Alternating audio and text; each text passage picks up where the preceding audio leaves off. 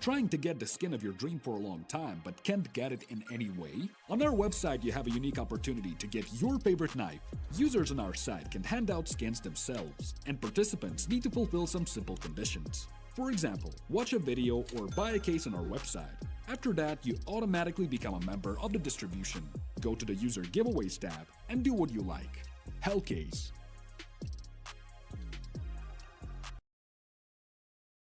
Do you have any unnecessary skins or want to sell them? Try SkinPlace.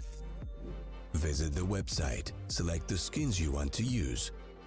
Easily fill your Steam trade link. Make sure we offer good prices and choose a payment method. Hit the button and boom! Instant cash. Safety. Low commissions. Instant payouts. SkinPlace.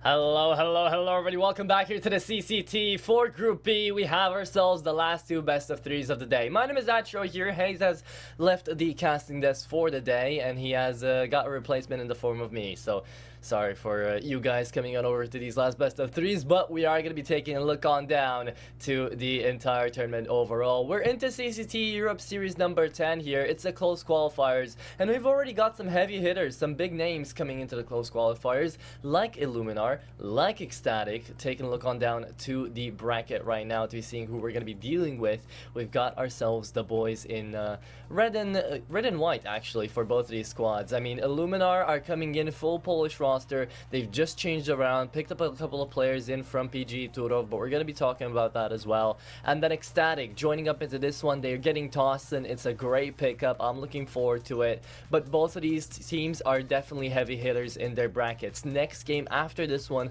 is going to be Young Ninjas versus Gen 1. And the French squad there on Gen 1 hasn't been looking the greatest as of late, as Young Ninjas have managed to take down some pretty impressive teams. But we're going to be talking about that when we get there as well. Until then, taking a look on down, do you guys want to break this tournament down? I mean, I'd say we could. We got a little bit of time out here before we actually start up the match and we go into the rosters. So here it is, right? We're taking a look on down. It's the play-ins right now. It's going to be going all the way until the 24th of August. I mean, this is the literal first day out here of CCT Europe Series number 10 into the second season. And we've got 10 more of these, right? So we're barely halfway through, and it's already felt like such an intense season too. It's been amazing.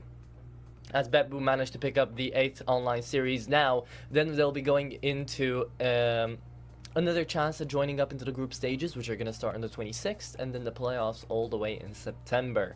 But until then, we got a long way to go, and to get there, we should be moving in through to these play-ins. So let's take a look on over to the teams. Let's check out who these two teams are fielding in the roster, starting off with the left side, Illuminar to be taking up the stage first up. And these boys, they're ready to shoot. I mean, Marcos Bielani coming into this one, I used to love the name Bielani. Whenever I saw him on the server, I knew he would perform.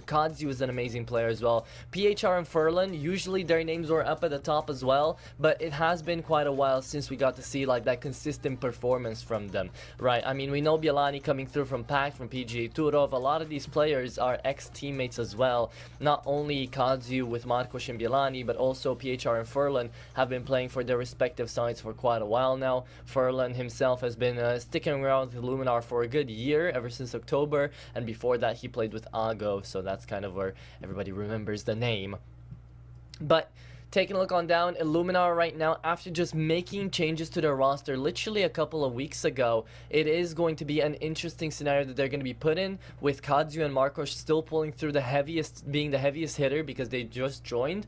It's going to be interesting to see how Sploik, their coach, is actually going to be managing to run them around, to actually get them to communicate and to just be that unit that they need right now, because they don't have a lot of firepower, but they need to put their good comms and their good unity on board to win this game. And to try to do that, you're going up against a team of Danish real big prospects coming into this one. I want to say superstars, but they're not superstars, definitely. Anlele, Nutnut, Nixon, they've been around for a while. Christo as well, joining on up. That's the biggest name we've got out here. Christo has definitely had a legacy up until now, and he's only 22, right? He's played for North, he's played for AGF, Astralis Talent, Masonic, right? That's where we know this name. And speaking of someone that has a little bit of a legacy themselves, it's not as prestigious as North, but it is down there from Sprout and from Masonic as well.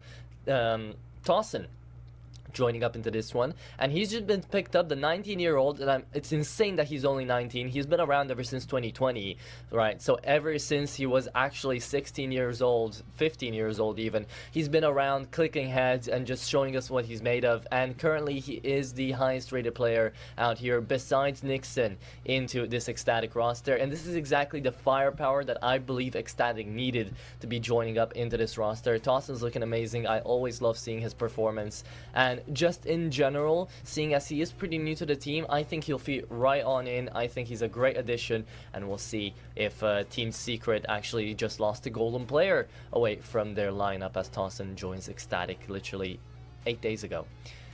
So, with that said, 8 days and a month ago. With that said, taking a look on down to this best of 3, we need a battlefield, right, to see where these teams are going to be heading on down. So, taking a look on over to the veto, what have we got to work with out here into the best of 3?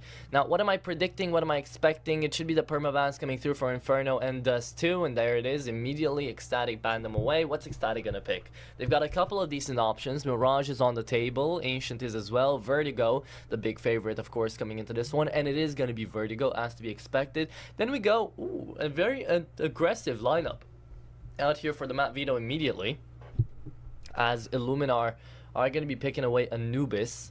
T-side starting off for ECSTATIC, so they could end this one off on a 2-0 fashion if they're really, really good on that Vertigo. And then we go to Ancient, a really nice decider. Both of these teams struggle a little bit onto it, but they've played it more than enough to be able to be consistent on the jungle. So, coming through with big wins out here, both Illuminar and ECSTATIC. Illuminar have managed to win up against Alternate Adex 2-0, and ECSTATIC have managed to beat Team Space. So, two very good opponents coming into this one. It looks like both of these teams are going to be ready to duke it on out, and the first map being Vertigo, it is going to be quite aggressive, it is going to be quite fun, and I'm pretty sure that we're going to get a run for our money joining up into this one. And before we even start, speaking of money, and why I want you guys to be responsible with it, is because we also have a good old partner called Hellcase. Use code CCT for 10% bonus on your first few deposits if you want to check them out. But remember, on Hellcase, you open up cases, you try to get skins, so that is still considered a form of gambling. I tell you to be pretty careful with your money, because no one else will be with your money. So better watch out for that, and do not go on Hellcase or any other betting websites if you're under the age of 18, please and thank you. With that said, we're going to be jumping straight into the first map out here. Vertigo's waiting, the Skyrises await. And how high can this ceiling get for ECSTATIC versus Illuminar? We're jumping straight into it. For anyone that just tuned in, welcome back here to the CCT. It is the 10th online series. We just did the pregame. It's Illuminar versus ECSTATIC. And into this one, I'd say ECSTATIC are coming in as big favorites. Illuminar have been on a bit of a downward spiral as of late in the past week, but they have just managed to win against alternate addicts. Let's see. Nut, the name of the greats. Can you deny this B push? It doesn't look like it. He finds one onto Furlan. Kazu already down onto server side. Nut finds two. Still not taken down. Finally, PHR gets him, and that is an insane second tap coming through from PHR, winning out the pistol round. It's only Tossin left in 1v3, and he doesn't have a defuse kit to work with either. Dooley's looking on in, being Molotov away, stays in the fire and the flames, gets one still. Bialani pushes past his stations. Now, oh my goodness, Tossin needs one more frag as he finds a nasty tap onto PHR as well, just as he did on his teammate. Time is still there, Marcos. There's no need to push onto this one, mate, but Tossin's still going for it. Tossin finds the third headshot, and Tossin wins the clutch 1v3. And there, I thought Illuminar would have been taking the first round. Instead, it is going to be ECSTATIC taking this one away. My goodness. That was aggressive, to say the least. Intense, and Tossin pulls it off, shows what he's made of, and shows why he's the best pickup ECSTATIC could have done here into their player bracket. That's amazing. Okay. So, with that being said, they take away pistol. Now we move into the force buy. Out here from the T side, as they get that bomb planted, everyone was happy with it. So round number 2, Tossin, the only one with an A1S. We've already got an AK there onto PHR. A little bit of util down on Furlan and Marcos, and everybody else is on Galils. A Tech 9 sure onto Furlan. The IGL just trying to play support a little bit. Marcos trying to peek on in, finds good damage onto Tossin, and will shut him down as well. Down to 1 HP. Marcos, better watch out for the smokes, mate. Could come down right on your head. But he's still going for more. He's still taking these fights, and Bialani is actually going to be winning them. Already a 2-man advantage. Nixon needs to deny big time if he wants to make this A hold work. ECSTATIC, they're holding off on the rotates. You get to see 2 players still sticking around there for Heaven and B, thinking it's going to be an all-round rotate, and that's exactly what it's going to be.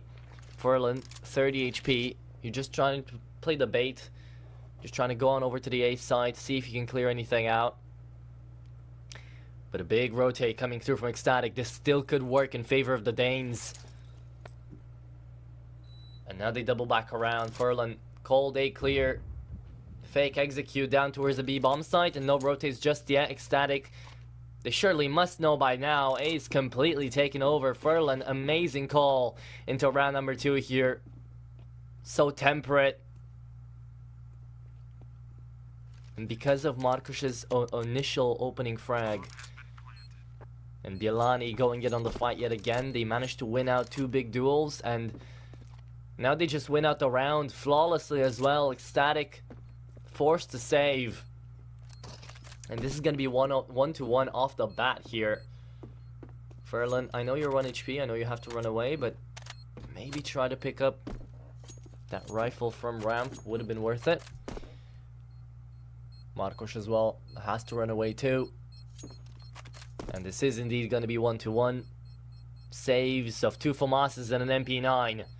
Would have rather seen 3 MP9s, honestly, but it is what it is.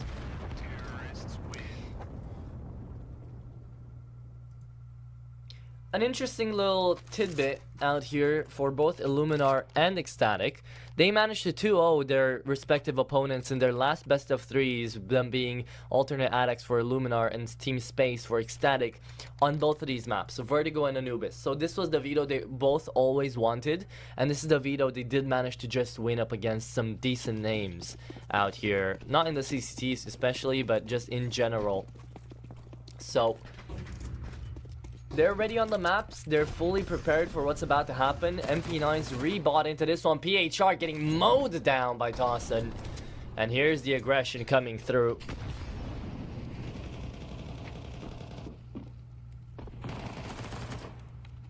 And there we go. Nixon finds another on Bialani. Easy frag here for Cristo for sure. AK can be picked up, but it wasn't. Cristo goes in for the second. Kazu was right then and there. Kazu! Weapon pickup from the last round, secures himself a double, and the FAMAS looks on down to the bomb, gets a dink and a kill as well. Nut.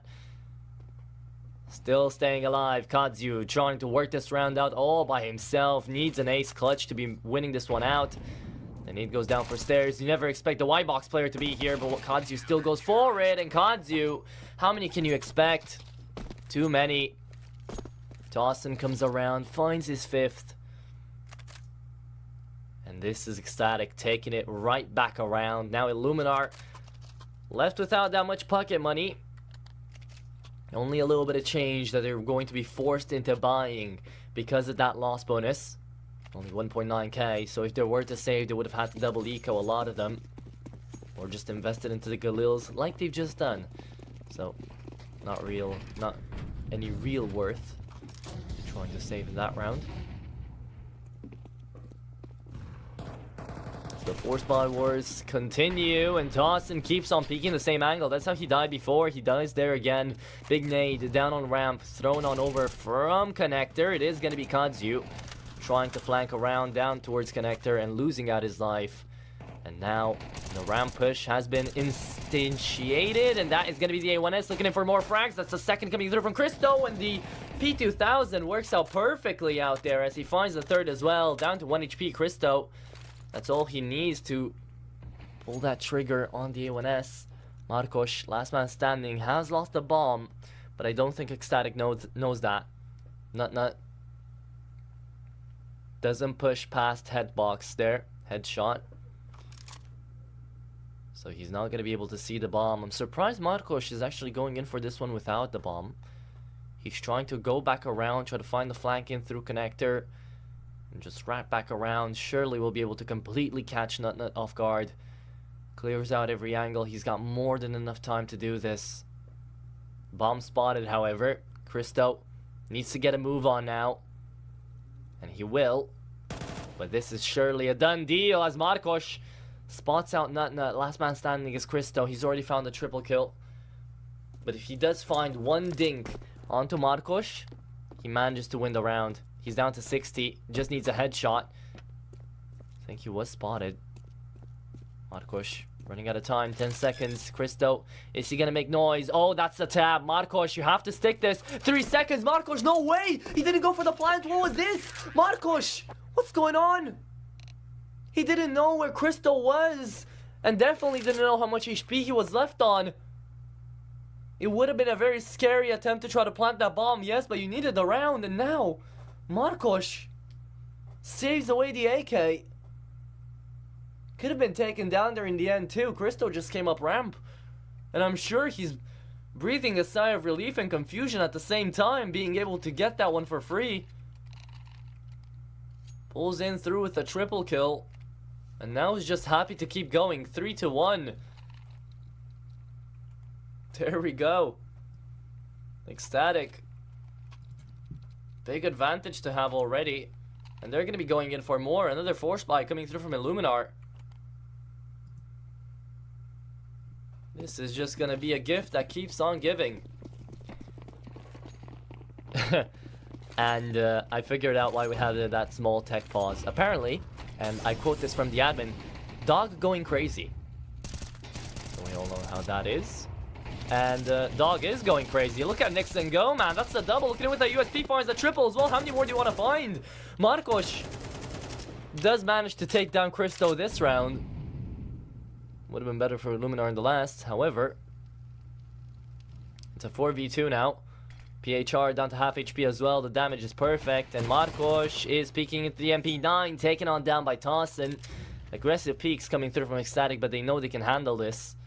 PHR, dead man walking for sure. Dawson just gray screened, walks through and connects on a double kill himself with the MP9s. Lots of cash picked up in that round for him. And overall, Ecstatic finally force Illuminar not to buy again. It's going to be an eco coming through from the T side, and it's going to be a 5-1 scoreline here for the Danish squad. It's on their own map pick, and they're already easing their way into the map really, really nicely.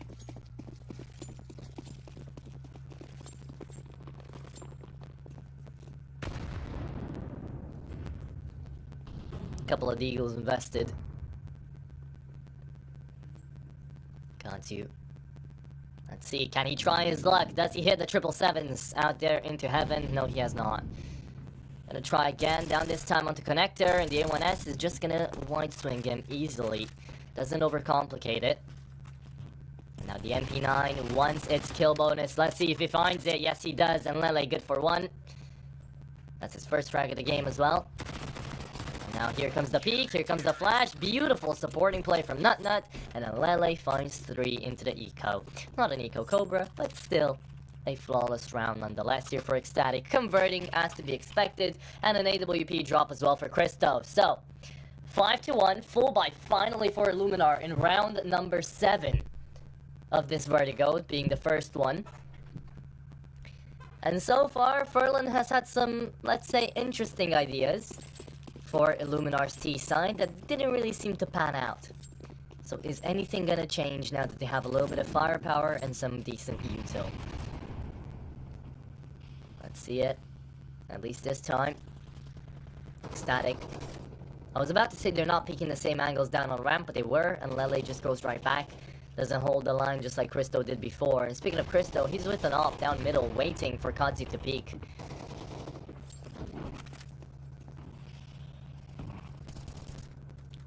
Three-man stack out there into the A side. No, and Kazu actually, he's messing around the map here. Just checking behind. Down on ladder. We'll have a Molotov there for Ivy. It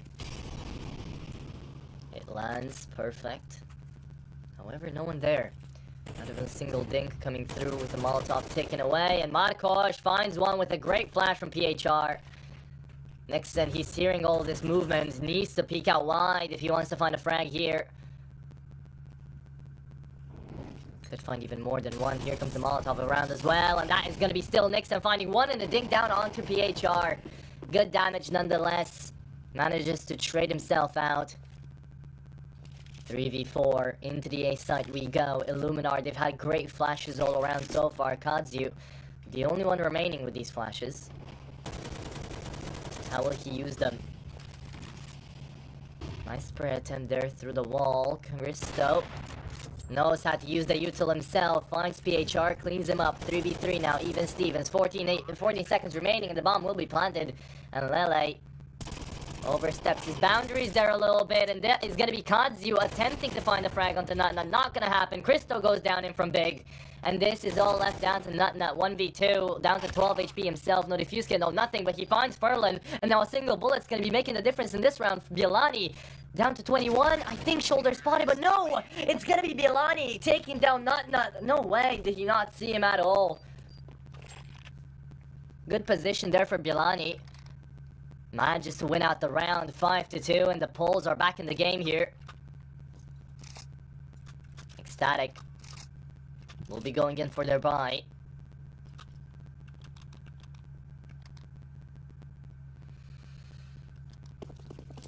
Nice, close round, but that did just work out in the favor of PHR at the end of the day. He had an amazing flash to open up the round with the help of Markosh, and then he manages to trade out Nixon too.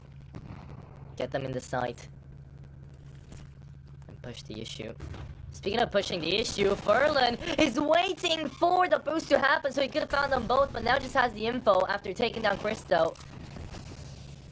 Another AWP invested into that round. Twice now it's gone down without a kill.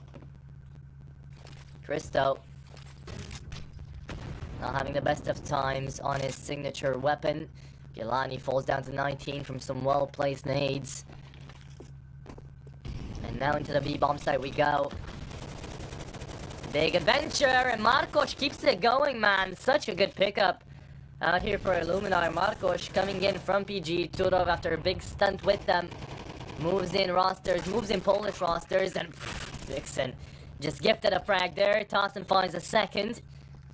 Trying to retake this one, 2v5. No way they do this, right? No way they do this! Nixon shuts down the player, down on white boxes as well. Spots out the Heaven player, trying to peek on into him. PHR now needs to push in at the same time. And that is going to be PHR taking down Tossin. Last one remaining is going to be Nixon. Running out of bullets, needs to reload. No defuse kit either. Flash comes around. Furlan playing this one perfectly. He knows there's no time. He knows that he has to go in for this hunt. And that is going to be Nixon attempting the tap, attempting the fake out, but it doesn't matter, as even though if the kill even is made, as it will be, there is not enough time to win out that round. He just picked up a defuse kit as well, but Nixon is still going to go down. So this is a great round for Illuminar. And Furlan, you could tell that the experience was talking there. He was put in that situation. And now because Illuminar win that round, ECSTATIC got their money broken. Decimated.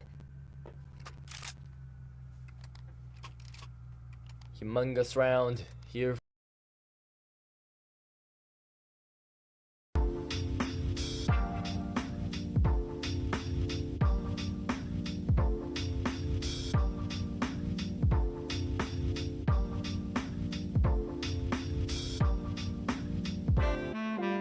Well, following their latest success up against alternate ADEX on the map.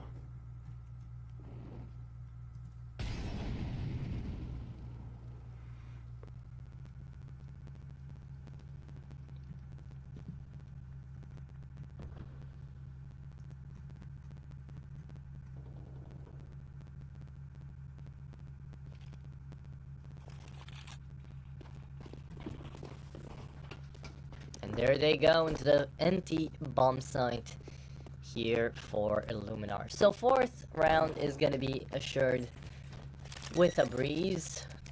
Nothing to be worried about. I'm curious if it's going to be one of those unicorn rounds where no one sees the other. They just leave peacefully. No, CS is definitely such a peaceful game.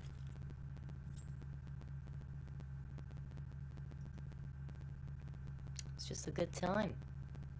Crystal.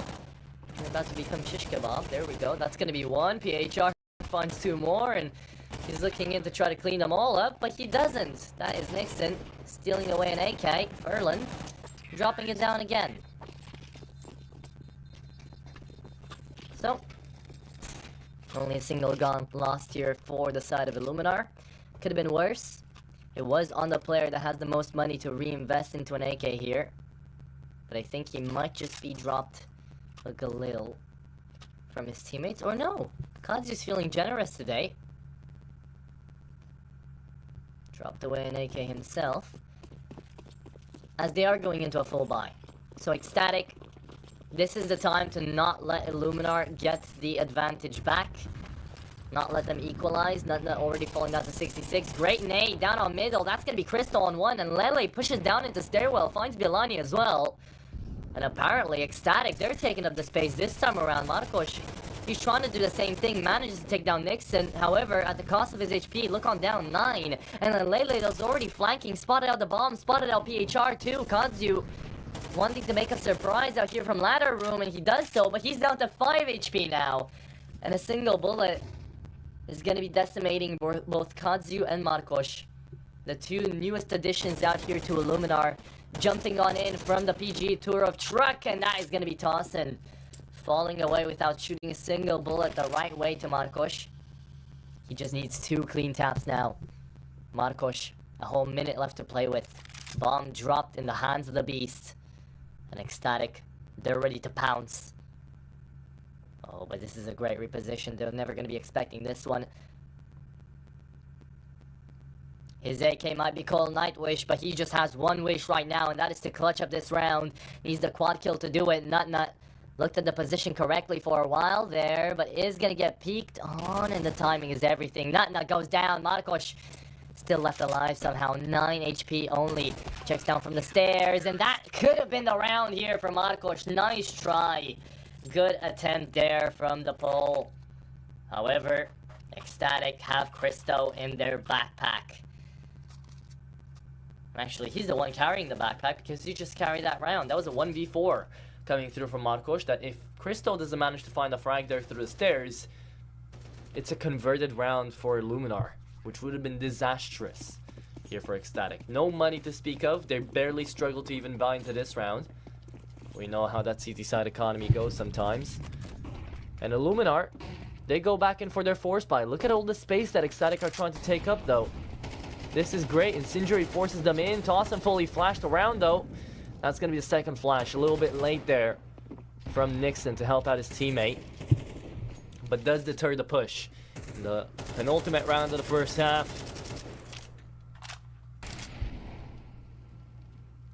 They're just going to be biding their time. The full-on gamble rotate from ECSTATIC. They probably saw the bomb onto Marcos, but it doesn't even matter. They have so much time to rotate here. Illuminar have basically got a free map. What do you want to do? And Lele gonna get checked from behind there. Illuminar, I love the passive play.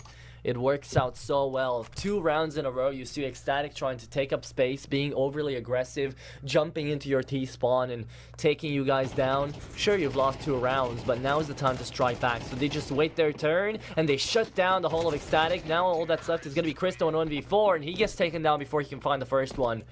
So Illuminar, 6-5. And they've already made this half competitive. Can they bring it to a 6-6?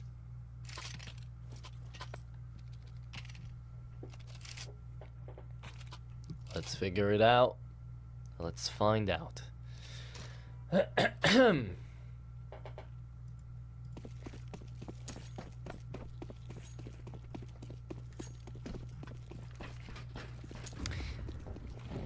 Okay.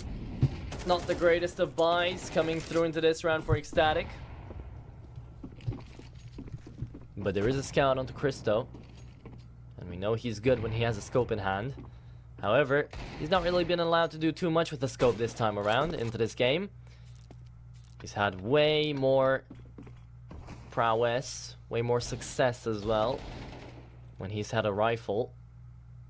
Not really allowed to do a lot with neither the big green or with the scout for now. PHR could be a dead man if he walks into the scope of Cristo.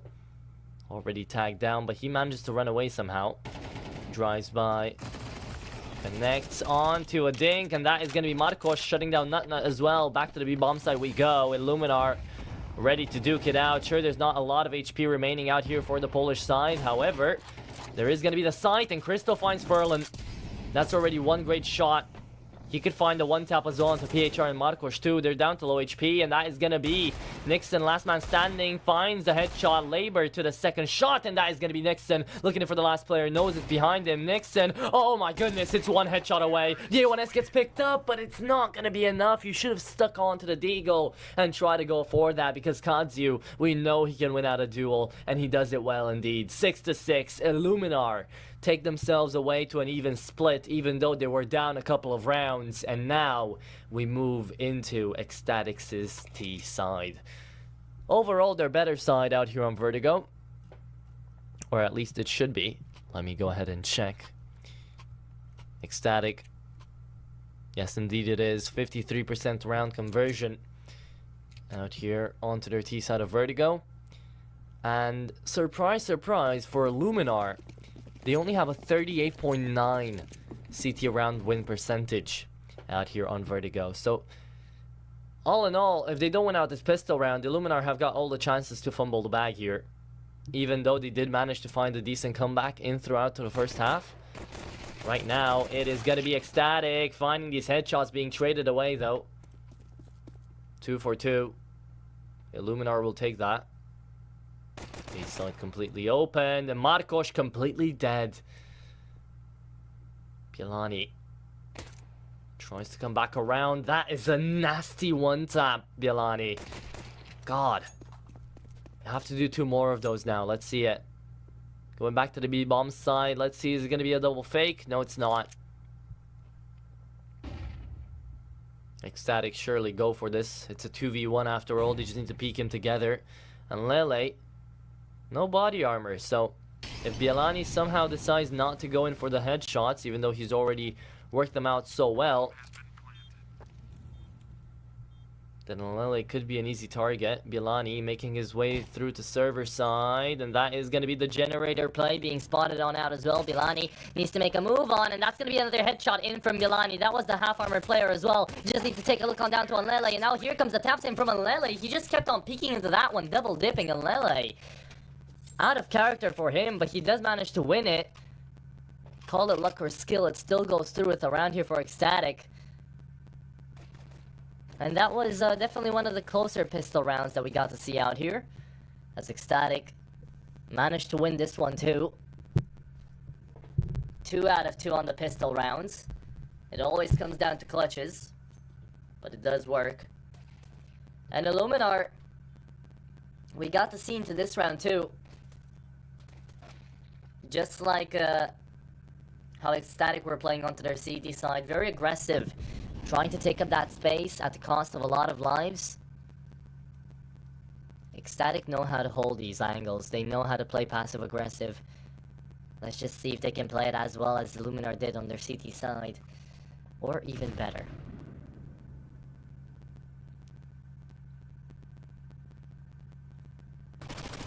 Walk up. Don't know why Christo is the first one peeking on it with that bomb, but it's gonna be tossing. Coming right back around there with that MAC-10, and the whole shutdown is here.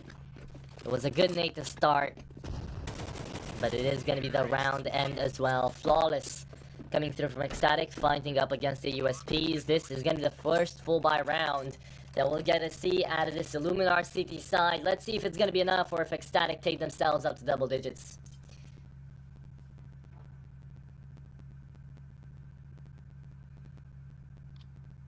Did you guys get to see the Cologne Major as well? The Major? God. The final as well. Broke my heart when I saw JL like that. Navi played well. A Vitality had Zaiwu. And we had the grand finals as well for the CCT into the 8th online series. BetBoom took that away up against Sinners in a 2-1 endeavorment that I did not think I would get to see. But I was the analyst for that one, and I did definitely enjoy it. Nixon, down to 7, mate. Big damage. Manages to take down Marcos. But Nutnut is down to 9. Nixon, if he wants to hold hands with Nutnut, they could barely string together 16 HP together. And oh, look at that flash. Perfect utility coming through onto the B-bomb side. Kazu still manages to find one somehow. And then Lele trying to hold down middle. Brings out the utility just at the wrong time. 2v1 again. Out here up against Illuminar. This time it's going to be PHR. It's not going to be Kazu anymore to try to hold it. Not Bielani either.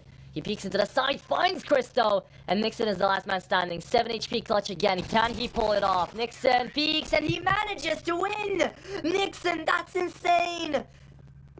And huge impact, too, for ECSTATIC. Now it's 9-6. And the money for Illuminar is not great at all. They're going to be forced into the eco at best. Oh my goodness, Nixon. We didn't have a head-to-head, but I'll give you guys the head-to-head right now. It was Nixon on a 1.14 rating in the past 3 months, up against Marcos on a 1.07. Right, so we were all expecting Nixon to be able to pull through big time. But this is just amazing impact that he's having. He's 17-8 right now. Nixon bringing in the big guns. And Lele will go down to 5-7. Will Tossin as well? No, probably not. Tossin, the second highest rated player out here into the server, 1.10. Just picked up as well a month ago. And he's already showing his worth. Mentioned that before. The Deco, out here for Illuminar, the Deagle Eco, has managed to find 1 casualty. But I don't know if they'll be able to find a second. As B-Ball on the site is going to be approached on, encroached upon here.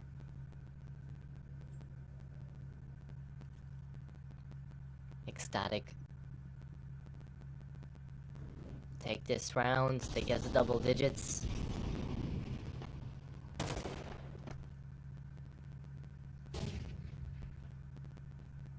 Pilani, this could be an easy frag. On to Nixon, he finds it, steals the AK, but loses his life because of it. And now, 3v3, Kazu down to low HP, he's gonna bait him first, going to go down. Let's see if the 5-7 can do more. That's the Deagle actually trying to pull out something, but Marcos doesn't get anything done. PHR, last man standing, needs to save away that AK. Not worth it, no defuse kit, only a single smoke. Time running out, and he's gonna go save indeed. So there we have it.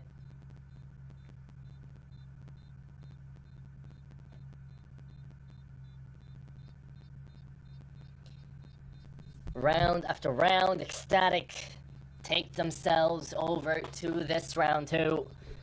PHR he was expecting this round not really to go through that big. It was only an eco. However, he saves away an AK. 2 kills going on over to the side of ECSTATIC. It could have been much, much worse. So, not the worst of scenarios out here for Illuminar, but the Polish side needs to have a big comeback now. Markos finally, for the first time this best of 3, for the first time this map, brings out his AWP. So, we all know that Illuminar just lost Ultimate. That went on over to Liquid, so it would be an understatement to call him a good player. He's great, he's amazing. But now they're getting in this new guy. They're getting in Markos. I haven't gotten to see too much out of PG Turov, at least not in recent times, and I'm not gonna get to see anything out of him this time around too, huh? Stayed out into Ivy and got burned alive by 2 Molotovs, and now Anlele finds his second frag, remaining onto 1 HP down on middle. Oof. Tough round here for Illuminar. Rado was always talking about him too. Just falls to his injuries. Don't know if he was flashed or not, but he just couldn't get away. But yeah, I was saying I didn't get to watch that much PG Turov out there for Markos and Kadziu, nor for Bielani really, so I don't really know how they've been in recent times, but I can tell you, those are some big shoes to fill out here for Ultimate Markos. So better give it your all. This whole round is breaking apart though. It's looking damn flawless out here for ECSTATIC, as into round number 17, they just managed to find skirmishes all across the map, duels, in which they are always coming out as the favorites, and they have won every single damn one of them. Even though Anlele wasn't supposed to be alive there, they still would have won the round. He was ready to be traded as well down from middle. Everything just worked out in favor of ECSTATIC. They pushed out players in throughout the entirety of the map, and their default just worked out perfectly. Illuminar falling by the wayside here big time. And I mean, yes, we knew that ECSTATIC were coming into this one as favorites. But this is just an entirely different margin. Illuminar so far have not picked up a single round on their CT side, and it's not looking likely. It's not looking like they will.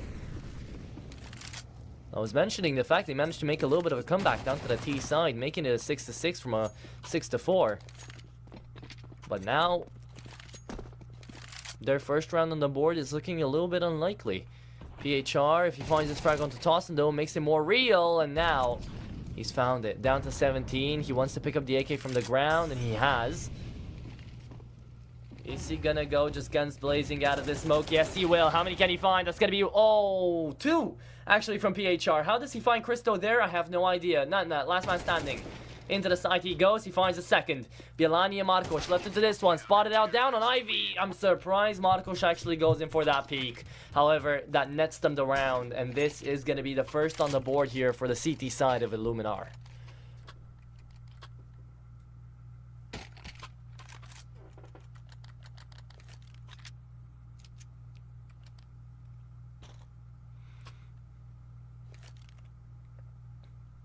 There we go.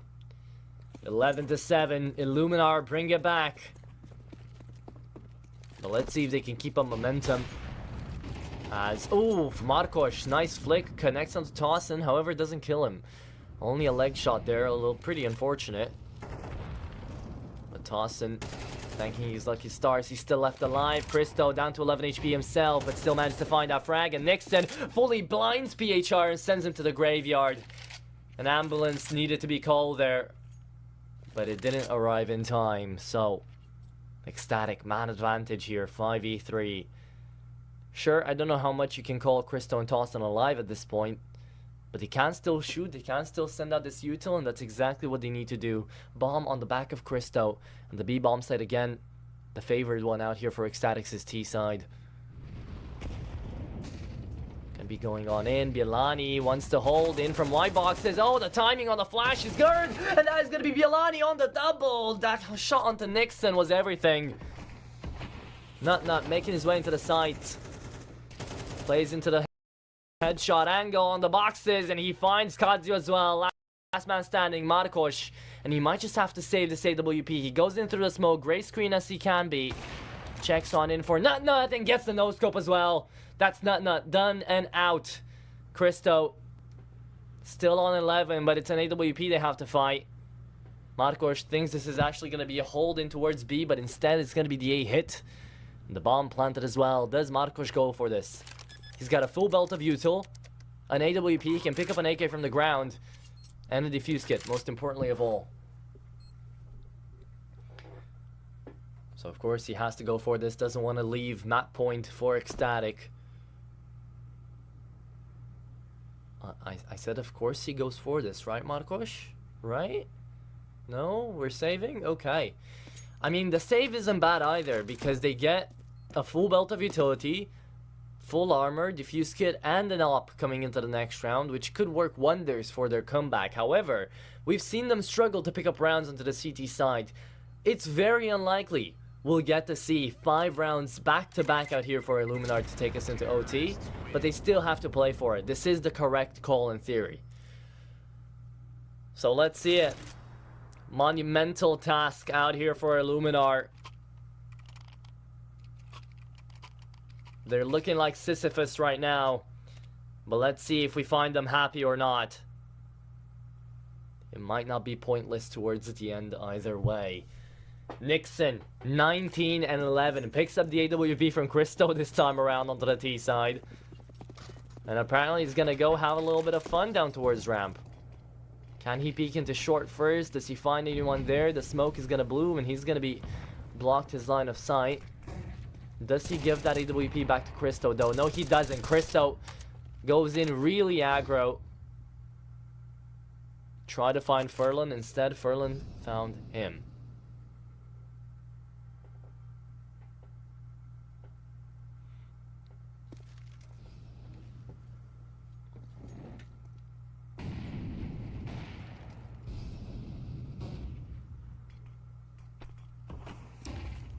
Two-1-2 setup now coming through from Illuminar. A little bit late, but it still could work. Here comes the boost, denied by Kadzu.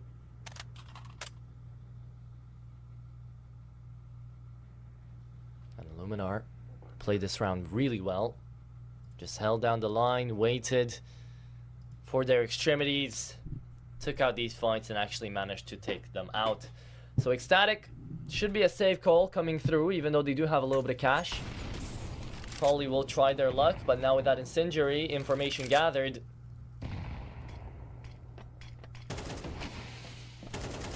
the headshot doesn't connect, and nothing's working out in the take attempt here for ECSTATIC.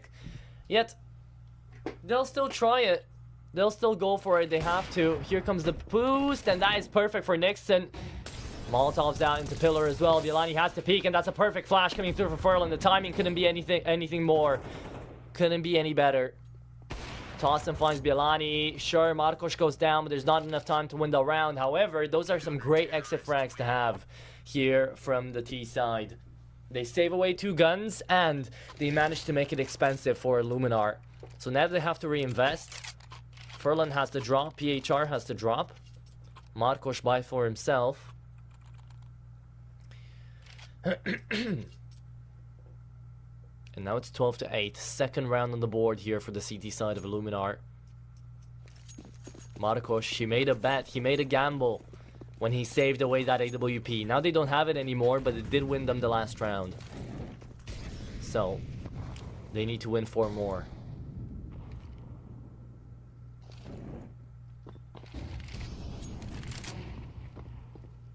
Flash is coming around. Kadzu.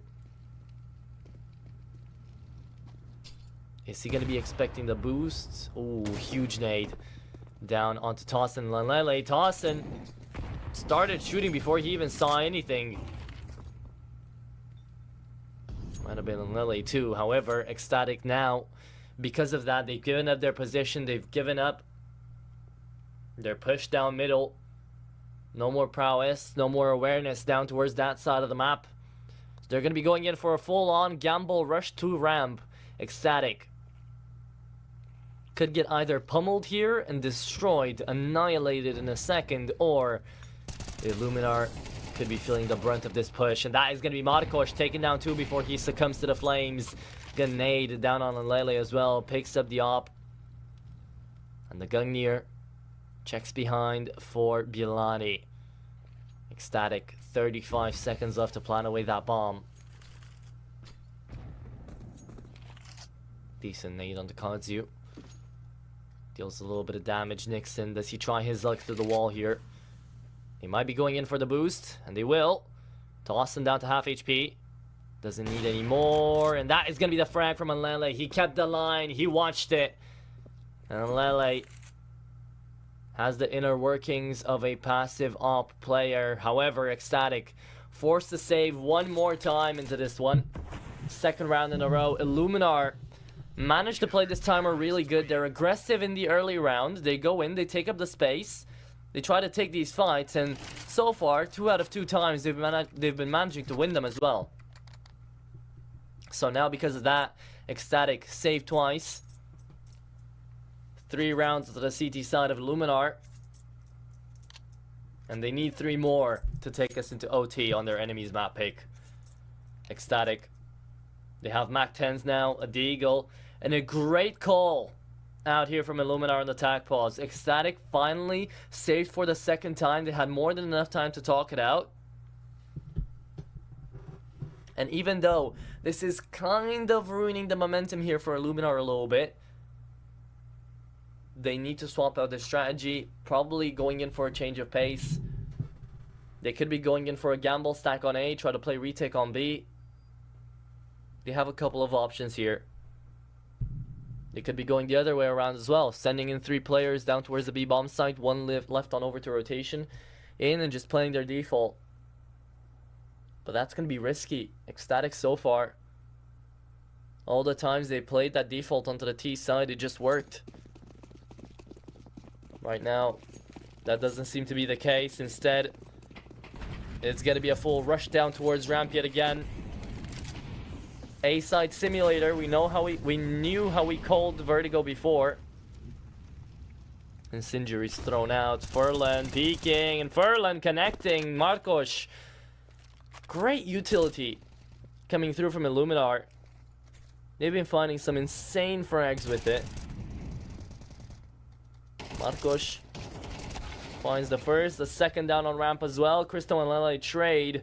However, the damage has been dealt. Cristo, just shoot through the wall. Let's see. Try your luck.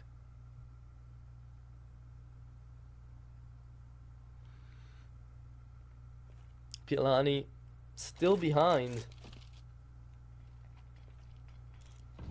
Trying to lurk around here. Cristo looks on down towards Khan. It's gonna have to be Anlele who brings about the big fight. He still checks behind though. It's gonna be both PHR and Bielani right now to be peeked on, and that is gonna be Anlele finding one. Kazi on headshot, not spotted. And Lele 1v2, last man standing. PHR shuts him down, and this is 12 to 10. There we go. ECSTATIC. They're fumbling the bag here, and they have to go in for an eco. Tech 9 rush somewhere on the map. Because after that, it's going to be round number 24. We're going to the end of regulation. And Illuminar are thanking their lucky stars that Marcos actually did save into that desperate scenario that he was in the 1v2. They made the right gamble. Now they're only 2 away from the overtime.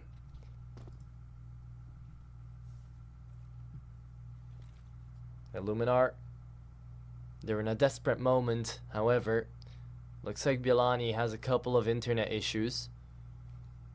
Shouldn't take too long, just a router restart.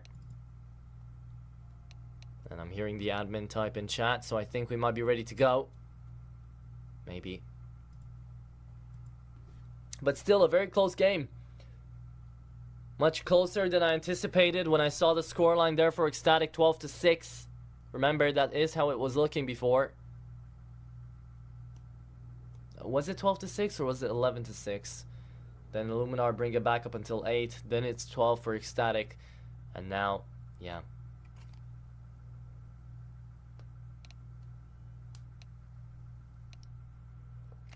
12-10 is the scoreline. Bielani's back in the server. Let's see it. Penultimate round. Tech 9 rush. Are the Keck 9s going to work out? Is Fnatic gonna be looking proud? Is Olofmeister gonna sneeze? Let's see.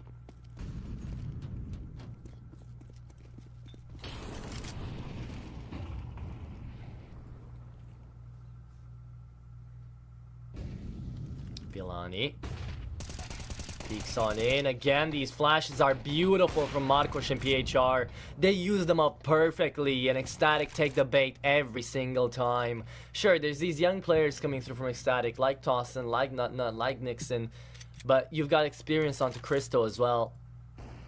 You've got experience on most of these players. I'm surprised that we haven't seen them play anti-flash once. But he can't really afford that.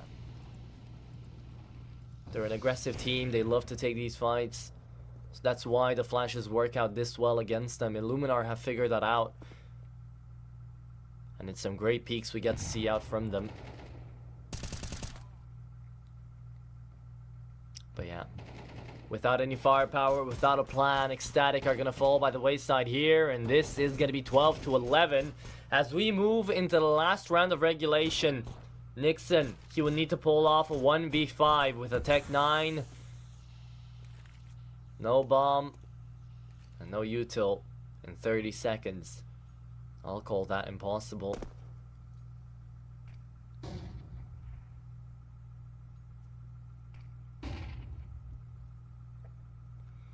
So there it is. Illuminar. Their gamble so far, it's worked out. Now comes in the real round. Round number 24. Cristo, I respect the attempt. PHR is not gonna let you do that. He would have liked to go in for the knife, but it would have been just too risky to let you plant. So now, maybe the plant wasn't even needed. Could have brought out an AWP because of it, and let Nut could have dropped one away. However, look at that. Everyone on full util. The only one missing a piece is Tossin and Nixon. But we know they can both shoot. Nut. Unsung hero here for ECSTATIC. 20 and 17. He's been having a great game as well on Vertigo.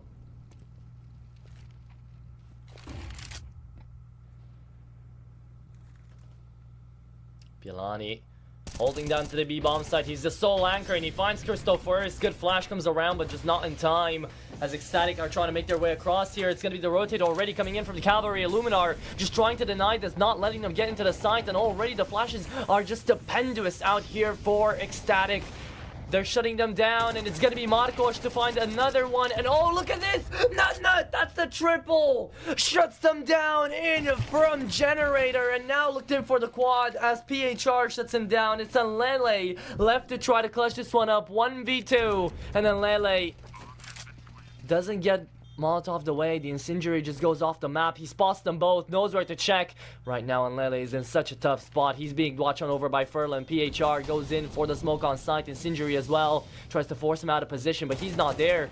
And PHR will get headshotted. Furlan is going to get checked, but Furlan wins it. And we go OT. Illuminar in this game win their gamble. And it was a 4-round win streak that gets them to this point. Saves them the first map. And now they have a real chance of trying to take their enemy's map pick down.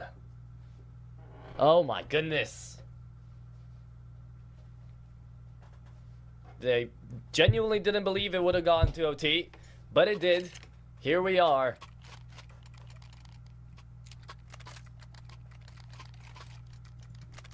So let's see where it's gonna take us. Marcos back up to his AWP. Cristo, we haven't seen it on him ever since the beginning half, where he struggled to actually do anything with it for like 3 rounds, and then just decided to not buy it anymore. Nixon attempted to pick it up once as well. I think he pulled in 1 kill, and then we never saw it again. That's the history of the op for this best of 3 for ECSTATIC so far. Double nades down onto sandbags, and it is going to be killing Marcos away. Furlan and PHR tag team ramp players and shut them down. PHR didn't even know where the enemy was, just pre-fired in through the wall. Hoped for the best, and the best happened.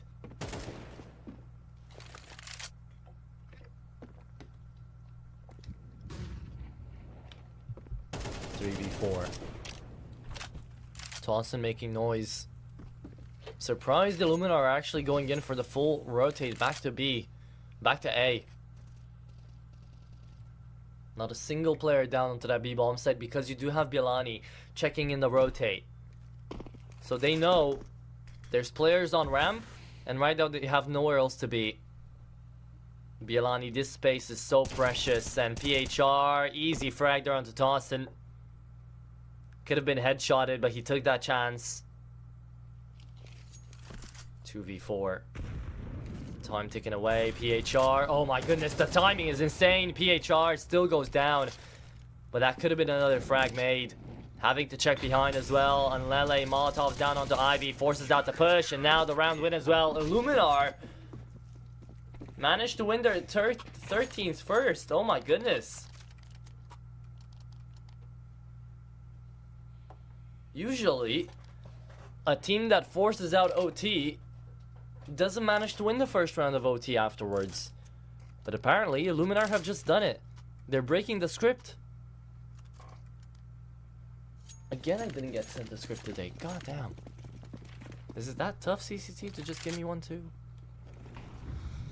Well. I'll ask the other casters if they will have one for this best of 3, because it is already very all over the place. Static. Trying to just get into this position to try to take over the B-bomb site. Well, that's just Nut doing Nut things.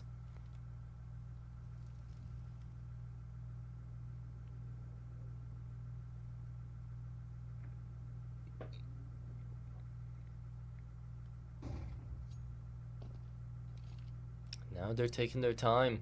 Illuminar forced to stay in their own heads. Is it A? Is it B? What are we doing? Furlan calls in for the B gamble. It's either going to be B and we deny them, or we have enough util to try attempt a retake into A. Godzu spots out one, and the spray transfer is there. Christo down to 1 HP is gonna get Kobe'd away by Marcos. So there you go, Illuminar immediately bring it back. They spot out the bomb as well, and now ECSTATIC have to be the ones that play retake. Retake the bomb, that is. Where's the flash? There it is. It's a little late. Tawson's still good for one, and that's Lele find the second. Spray transfer was there, but Nixon is going to be the one to find the last kill in the end. ECSTATIC bring it 13-13, and we continue OT here. Onto this T side of Vertigo for ECSTATIC.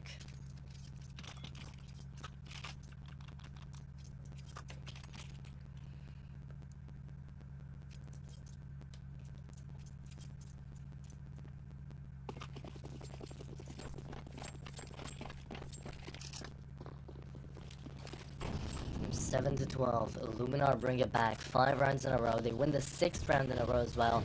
ECSTATIC this time, here and now, managed to put a stop to it. 13-13. It was a 6-6 split, by the way. So the game here in the first map couldn't have been closer. It goes out towards Ram. Christo takes a bit of damage. Left to half HP. He's not allowed to die here. He's got so much util in the bank. Spots out one jumping. Hoped there would be another jump for information. Doesn't get it. Checks down onto short. Furlan is just waiting without being seen.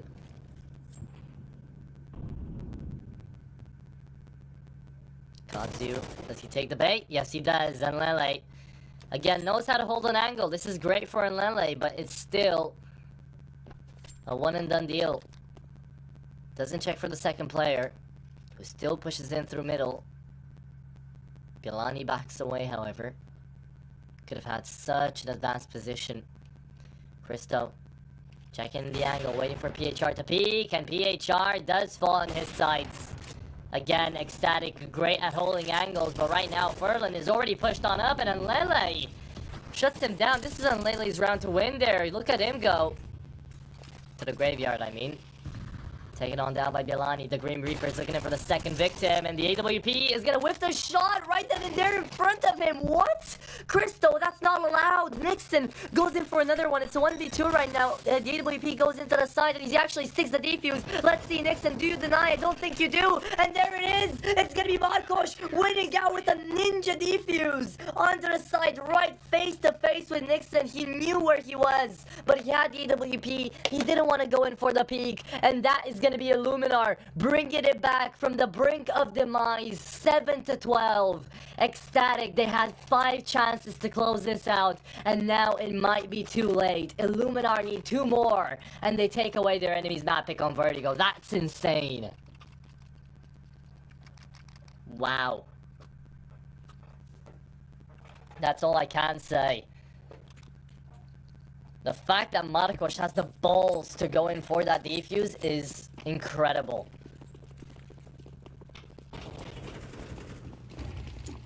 Double op setup now for Anlele and Christo. Finally bringing those back, but it doesn't matter. Triple nade onto Christo. Shoots him down, and he's not even allowed to play the game.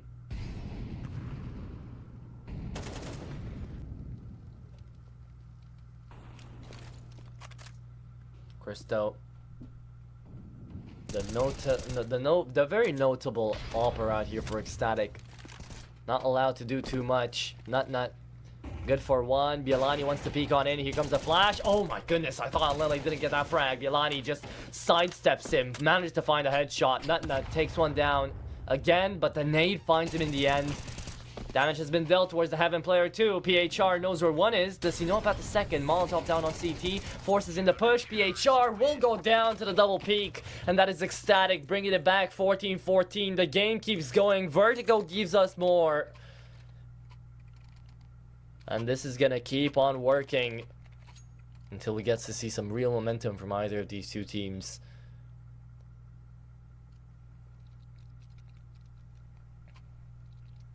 Furlan right now is having such a good time calling, but ECSTATIC, they have the individuals to bring it back. Nut, such a big name out here for ECSTATIC. He's managed to find 27 kills in this map.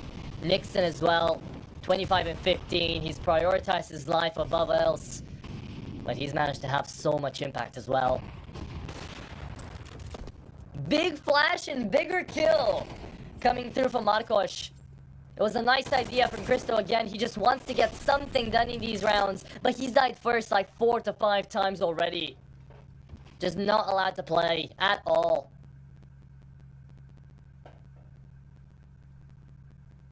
Four v 4.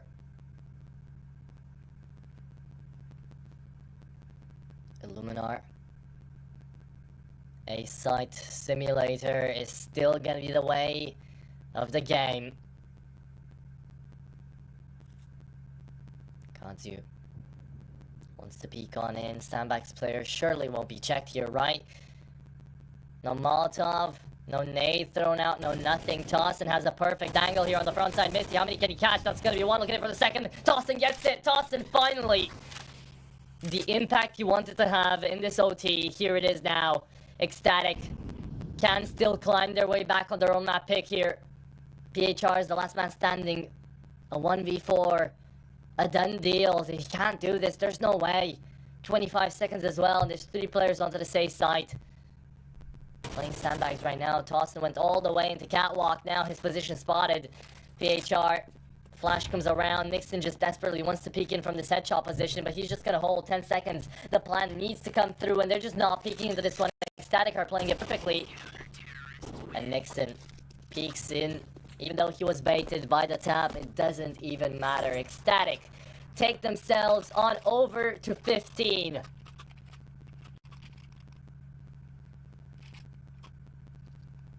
And now, it's map point once again. They've had 6 of these now. Can they close it out on the 7th? No, this is the 6th, actually. My bad. Can they close it out on 6th? Can they do this? Or will Illuminar send us into OT number 2? Not looking likely. Not with that opening from Nut. Already found his 28th frag. He could still drop a 30 bomb if he really wanted to. Illuminar. Better not go to this B bomb site anymore, huh? Nut is holding it with an iron fist.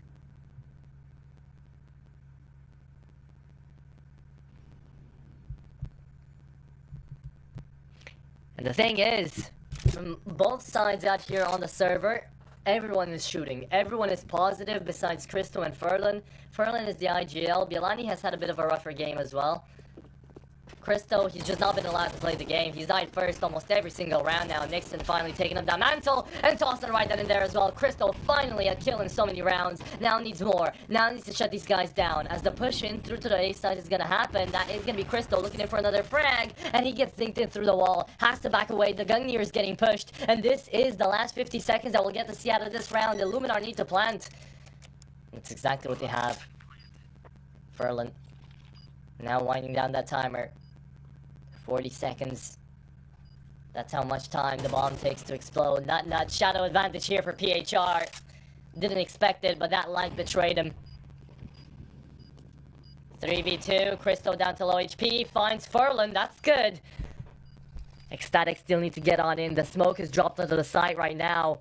And it's Marcos and PHR to just try to spray and pray for their lives. And might just catch up on Lele off guard. That's going to be the timing. That's going to be Cristo down. And this is second OT. Vertigo, indeed, will just keep giving this game to us. We continue. We keep going. And Illuminar are not ready to send it home yet. And neither are ECSTATIC. Whew. This is a close qualifier game. This is way closer than I anticipated it would be. By now, I thought we would start up Anubis, but apparently, Vertigo has more left in store. We need more than 30 rounds to close this one out. Most of the games back in CSGO didn't need that.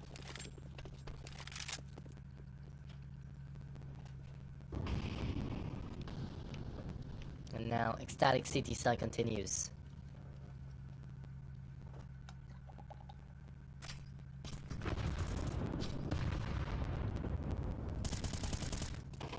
The peak, Nixon. That's Nixon for you. Tossing as well. Spams through the smokes. And Illuminar fumbled the first round here as they're just peeking on in. The first 2 kills, sure, couldn't have done too much about it. It was between the smokes. Just try to run away. But this is just running into the double op setup. Trying to slowly peek on in with no support. Just being taken down because of the dry peaks. Marcos. Last man standing is gonna fall as well. Flawless round to be continuing the momentum here for ECSTATIC. And they couldn't have done that in the last round. They didn't have the level up setup. They didn't have that aggressive nature. Illuminar weren't expecting ECSTATIC to just hold in their angles like that. But that's what they have been doing throughout the entirety of this first map. Just taking space and then holding angles. Being very patient until Illuminar peek into them, and once they have that man advantage, they just overwhelm. They played their advantages really well here, ECSTATIC. Huge nade. Down on ramp. PHR, Furlan, and Bielani gonna be feeling the brunt of it.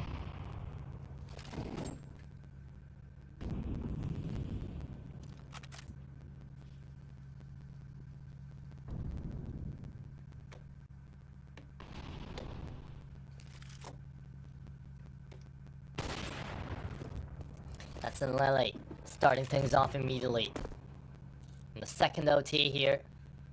ECSTATIC are looking great onto the CT side. He's waiting for the boost to happen.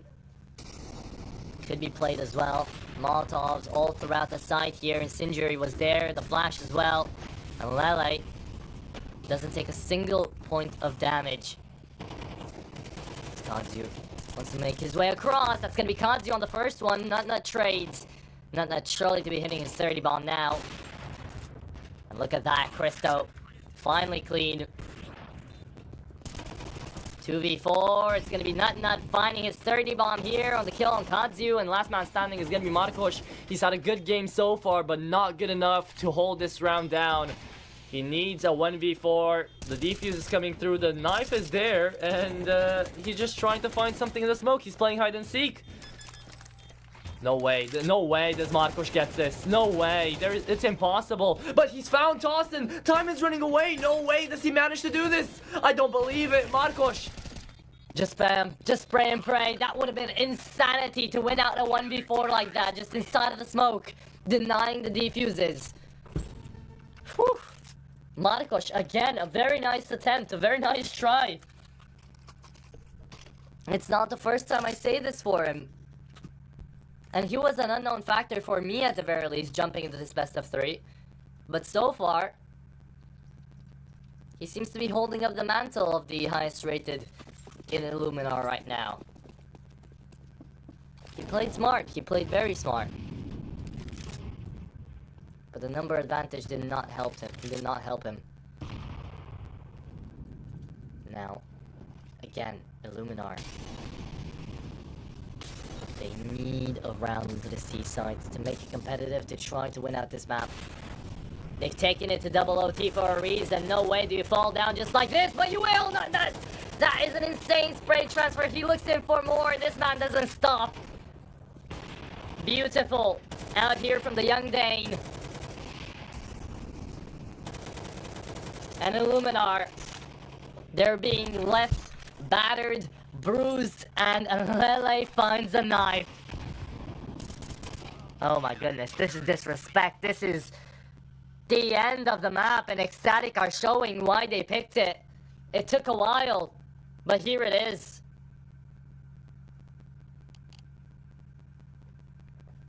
Oh my goodness. One more round needed here for ECSTATIC, and the Danes will be taking us into Anubis once and for all. With this performance as well.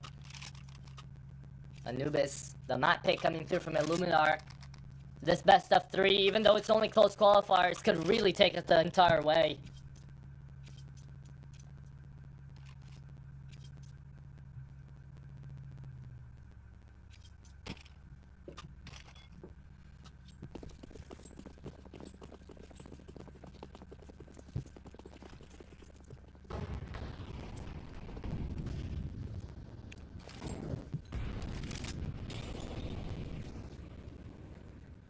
Okay, let's see it.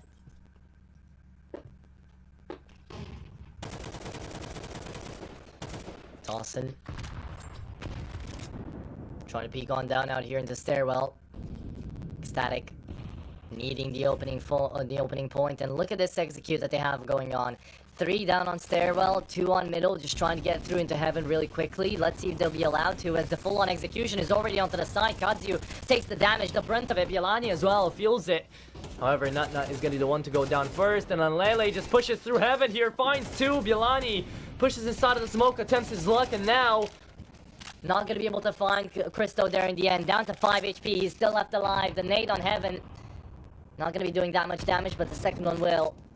71 remaining on Marcos. Furlan's gonna be the one to pick up the AWP instead. Checks on down for Pillar and does find Lele. Big kill coming through, but Nixon has a bigger one. Marcos taken on down, and all that's left is a 1v2. Cristo can definitely do this by himself, but still, Nixon, the biggest problem out here. Furlan just needs to clutch up, needs to deny, or else it's ECSTATIC on 19. Ending off this game, that was way too close, but it's still gonna be Cristo to win the last one. That is ECSTATIC taking us 19 to 16, the whole 9 yards, the whole mile. 19 to 15. The Danish side take their own map pick in a very, very labored affair. And now they go up 1-0 in the best of 3 in the series. That could take us the distance. That was already insanity coming through from the first, and we'll be talking about it after the break before we get to the second map of Anubis. Stay tuned to see how that one goes too.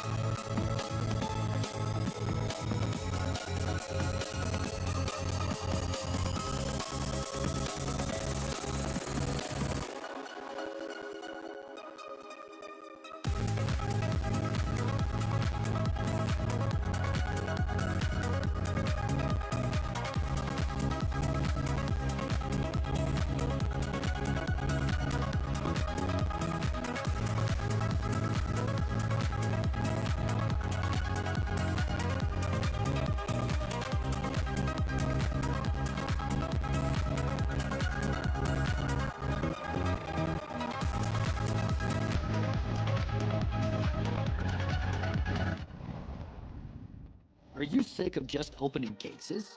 Join the events. At each event, you can find special cases from which tokens fall. Tokens are your ticket into a world of unique awards. For tokens, you can buy a skin, premium, or special balance.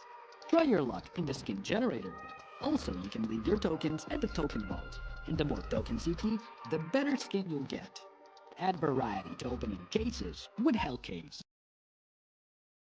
Do you have any unnecessary skins or want to sell them? Try SkinPlace. Visit the website, select the skins you want to use. Easily fill your Steam trade link. Make sure we offer good prices and choose a payment method. Hit the button and boom! Instant cash. Safety. Low commissions. Instant payouts. SkinPlace.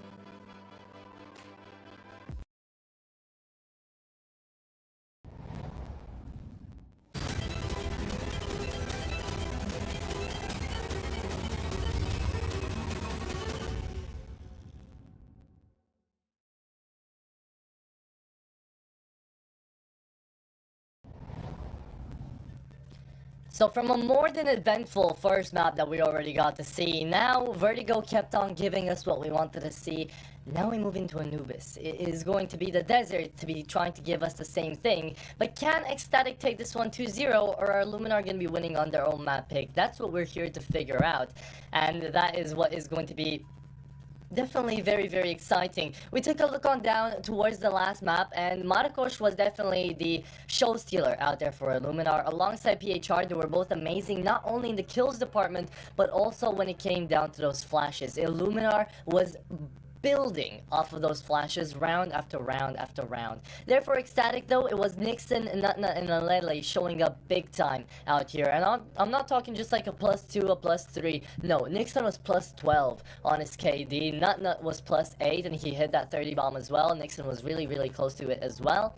But just in general, I feel like Nutnut and Nixon played such a good game together that out of Nixon, everybody was expecting it. Nutnut is one of those players that he has a good game sometimes, but when he does, you can tell he does. And that was definitely a great performance. The happy part for me was in Lele, right? Because he used to hold so many angles, he used to be so passive, and he was throughout the entirety of the map, but he still worked it out in his own way, and he still managed to pull out across here for ECSTATIC in a big, big way itself. So I'm very happy to be seeing Lele on the server, and just in general, I feel like ECSTATIC overall played a really good game of Counter-Strike. Now, moving on into their enemies map pick, this was a 2-0 before for ECSTATIC on Vertigo and Anubis, but it wasn't up against Illuminar. This is the first they meet up in the last 3 months, and Illuminar are going to be trying to head on over to the desert to, you know, actually make this one competitive and send us over to Ancient as well.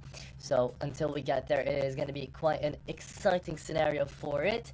So let's just jump straight into it and see what we got out here into the desert.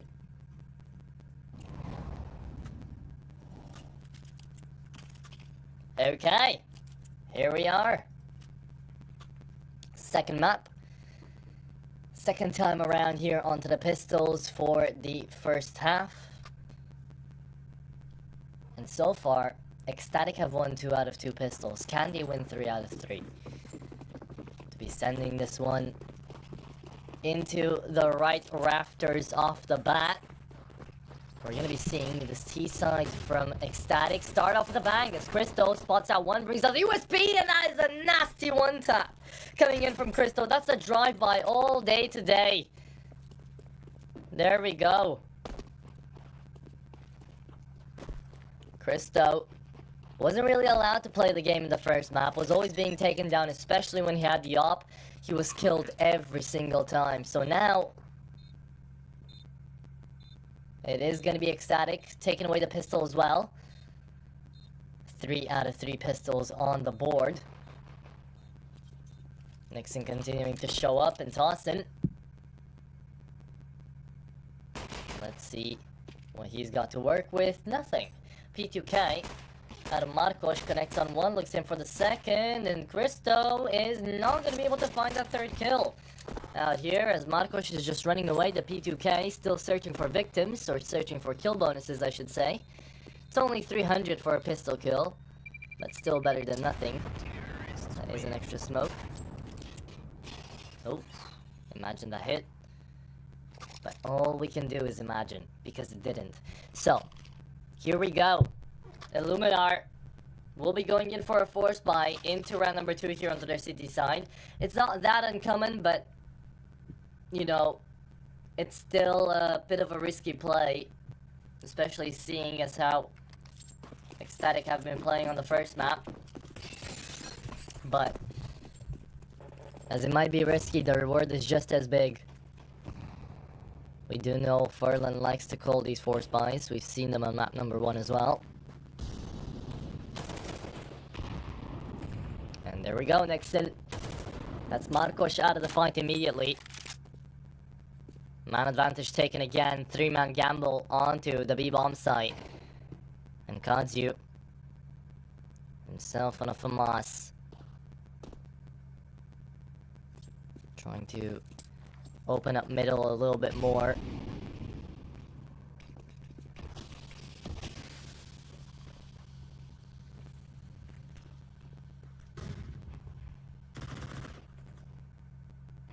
Furlan trying out his luck. Christo should have an easy kill here. And yes, he does. Checked in, the timing was perfect. They're still going on to B though. It's the full stack. And ECSTATIC. They're not shying away from a fight. And Lele not too healthy. Smokes all across the side here. Nixon trying out his luck, seeing if your lucky shot connects on a headshot. It won't, but the bomb will be planted. And now they're just falling back. Waiting, no defuse kit for sure out here from Illuminar. The 5-7 connects onto Nut. That's gonna be one. Looking on in for CT first. Christo does manage to find Bialani, and the spray transfer doesn't know who to choose first. So he will be a little confused, but he's got spirit. ECSTATIC 2-0 should be turning into 3-0 here, and it's another opening game here for ECSTATIC. As the early game works out just wonders here for the pistol winners and the capitalizers too. And again, off of that momentum, the fact that ECSTATIC were the ones to pick away the first map of Vertigo, winning it 19-15, and with that momentum going into the T side of Anubis, they could really be ending things off here in the 2-0, for sure. Especially with Christo being this surgical. Really clean on the headshots right now, even though he hasn't really been fighting real weapons. The players have still peeked into him. And yet he's 5-1, he's finally allowed to play the game. So I bet he's feeling much, much better.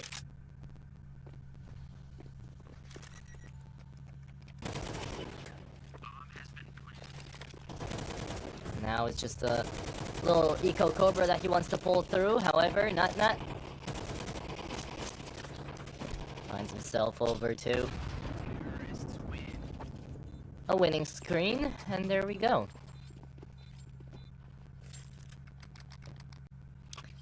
3-0 indeed. Here comes the buy. Furlan drops an op. Marcos gonna be happy with that pickup. And there we are. Christo on an op himself. Really early on, round number 4, and we get to see this head-to-head. And Lele, he hasn't even played yet. 0 kills, 0 deaths. He's just here, on for the show, just like us. And no need to when you have Christo playing this well. PHR just went in for a little bit of information. He's not even allowed that. Oh my goodness, Christo. This is gonna be his map, we can already tell. 9-2 off the bat of the first 4 rounds. That is insanity. Completely bonkers as Furlan steals away the AWP from Marcos, who already fell down onto long. ECSTATIC just taking their time on the defaults again. It always works out, these defaults from ECSTATIC up against Illuminar. Just slow and steady wins the race here for the Danes.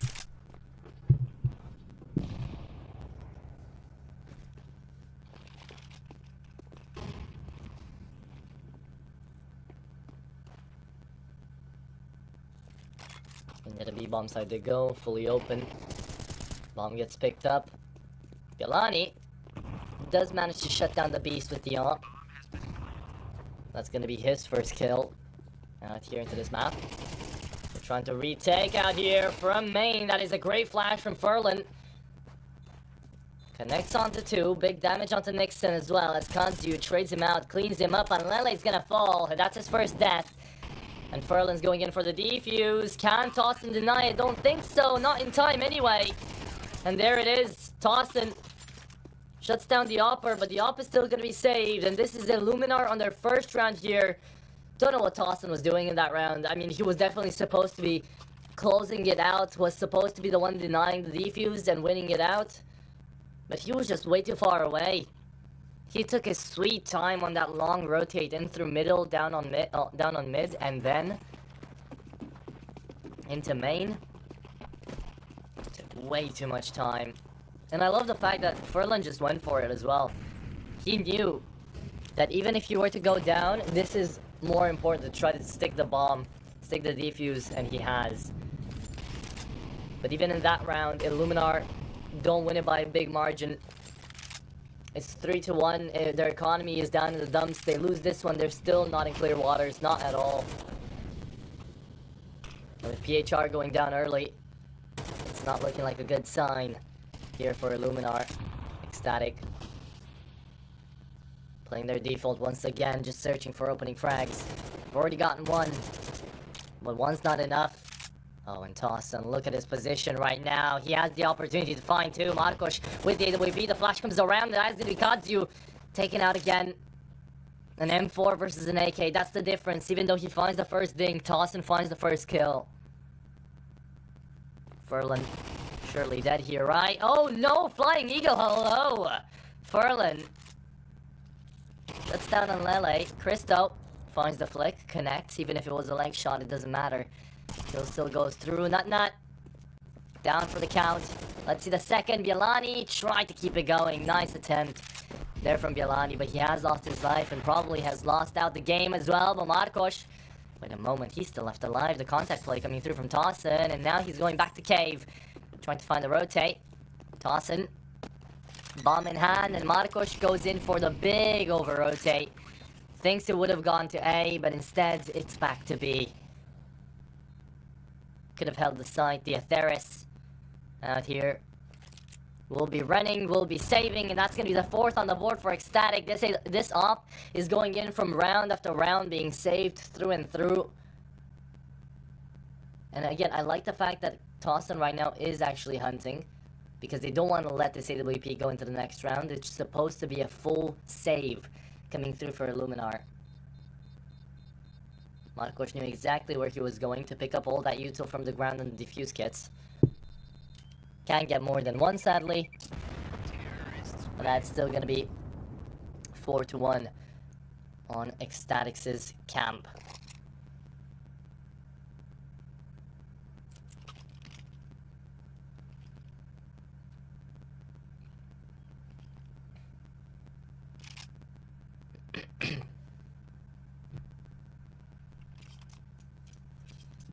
Now round number 6. Do they force buy around the AWP? It looks like it. PHR drops an A1S to Furlan.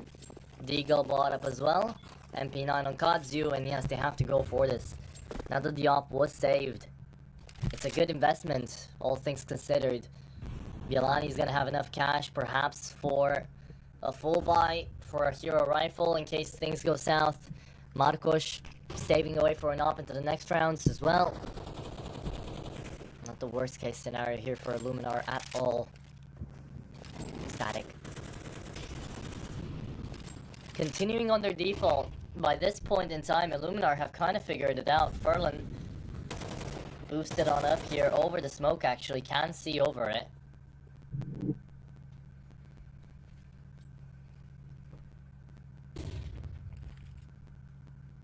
And Illuminar, 2-man hold onto the B-bomb site. You've got Kadzu on the MP9 on middle as well if he wants to push. Down onto dark, shut down Tossin perhaps. Will be hurt if he makes quick steps.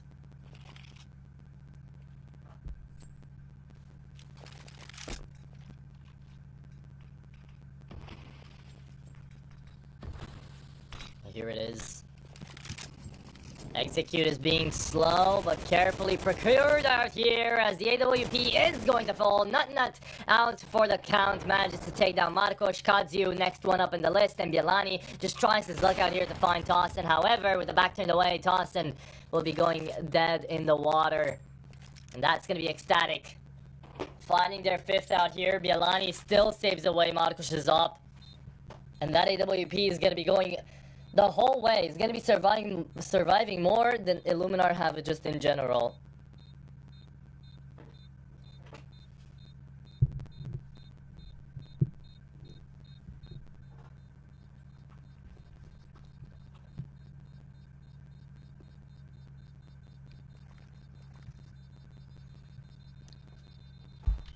ECSTATIC. Great T-side so far. They just play it slow and steady, and that's not what you expect out of Anubis, right? You expect a much quicker play, you expect those executes to come through, but especially after managing to beat Team Space onto it yesterday, they know exactly how to approach this. Illuminar, a team that likes to take space, a team that likes to have the advantage and play with it, always going to be going out of their stations, and because of that, ECSTATIC's playstyle works so well. Even in this round, no one actually overpeaked, no one was overbearing. But the moment they got into the site, rotates started to happen and Illuminar weren't checking enough. Weren't cautious enough to be denying these positions from ECSTATIC, and they were just holding in the off angle. Every time, denying everything in their path.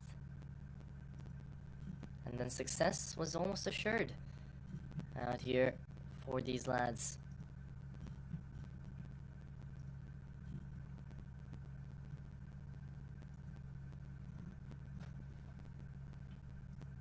Five to 1, great start already.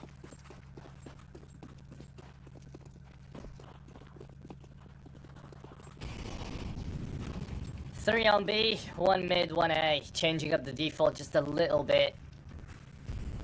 Seeing as the B-bomb site has been hit every single time.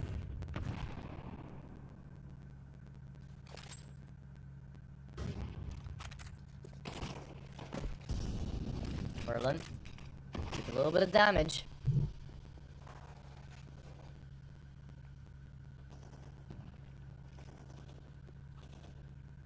He is still deciding to peek. He's waiting for the smoke to dissipate, and Lele should be expecting this one, but again, look at the way that they are holding ECSTATIC.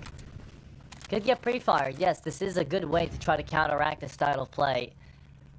If you still want to be aggressive, just pre-fire all the smokes, pre-fire all the angles. Give out your position, because your position doesn't matter anyway. Out here, Illuminar, you may be on the CT side, but you're not the ones defending right now. ECSTATIC are taking their sweet time. And into the bomb site we go finally. Cristo looking in for his opening frag, and he whiffs out the first shot. Goes in for more. How much greedier can he get? Cristo! He's having an amazing game. 11-3 right now. He's pulling through from Lele as well. And speaking of Lele, that is going to be a great shot to make onto Furlan. The IGL goes down. Marcos being pushed from both sides right now. Can he find one before he dies? No, he cannot. The nade would have gotten him anyways. But just no amount of patience out here for ECSTATIC at all towards the latter stage of the round. Because they can't have it. The timer's running out. They planted the bomb again, and Lele finds a second. Went from 0 to hero in this round. And Illuminar need more tackle pauses, because at this point, this momentum is just not going to be broken from ECSTATIC at all whatsoever. Great overall team play here from ECSTATIC. Their communication is off the charts. Cristo is finding opening frags left and right. Nixon, this time he's going a little bit under the radar, but he is still insane. 7-2. We don't get to see him in our eyes as much in the spotlight. But he's there, working his magic.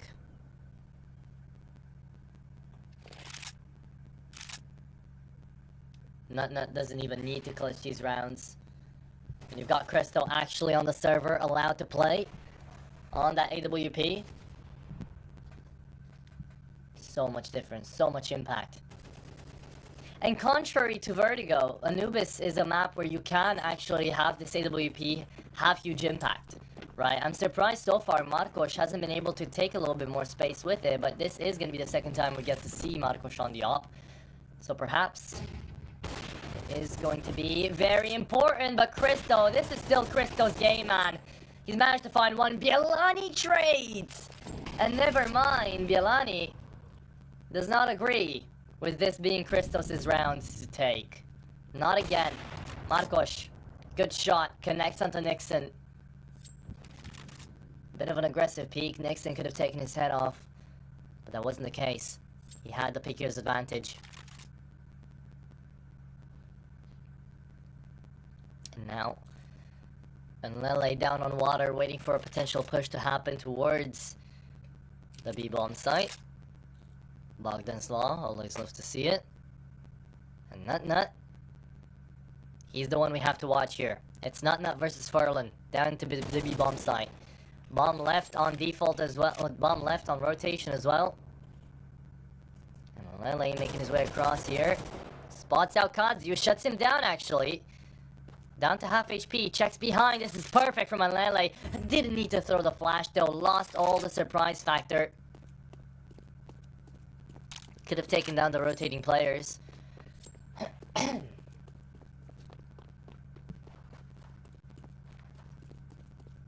20 seconds, back to the B-bomb site we go. Furlan still holding. Unwavering statue. Here's Furlan. Just needs to find one, that's all he needs. Bielani coming in through dark. 7 seconds to plant, you don't have enough time. Nut's dead, that's the round. There you have it. 6-2. Illuminar managed to find themselves over to their second round out of the CT side. Neither on the first map nor here on the second is their CT side too good. But that might be a good thing, because there's only 4 more rounds remaining of this first half, and then Illuminar move into their T side, their favorite side of the map.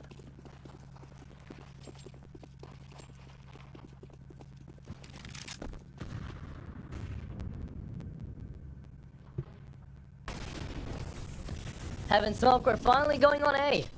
For the first time in 9 rounds, ECSTATIC have decided, you know what, let's just press W into A, let's see how it goes. And it goes wonderfully. Kazu already taken out of the fight. Bielani wants to push in through the gray screen, and that's exactly what he's gonna do. Bielani! Another double kill in the round here for Bielani. And the last time he's done that, he's managed to win the round out here for his team. So let's see if it's enough for Illuminar to win it, as Furlan, aggressive tap and peek into the site, and Lele's gonna fall. Tossin wants to push, but he's down to 26 HP. Cristo, oh, he pushes as well. Furlan, this is beautiful from the IGL. But is it enough? Toss is still left alive, and PHR shuts him down. Indeed, Bielani, when he has that 2K potential, he has the potential to get his team the round as well. Illuminar, 2 in a row. They break the momentum, they break the streak here for the Danes. And it could be another 6-6 half. But they would need to win this full buy round as well. And look, the idea was good, right? ECSTATIC, just press W into A. They haven't done that a single time into this map so far. They haven't gone A once in these 9 rounds. So why the hell not? Just pushed, Tossin found the first, and if Bielani didn't find the second player out there into the side, the bomb would have been planted. They could have played a little bit more passively, and it would have been different. Marcos ready for that peek and connects onto Tossin. That's PHR on another, and Marcos is just cleaning them up alongside PHR. Great duel. Well, actually, great duo out into middle here for Illuminar.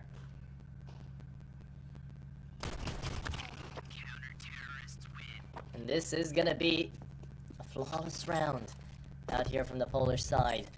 The Danes, ECSTATIC, they can force buy 2.9k loss bonus as well. It's the penultimate round of the first half, and they are putting their eggs into this one basket. Are they making it 8-4, or are they making it 6-6? Let's figure it out.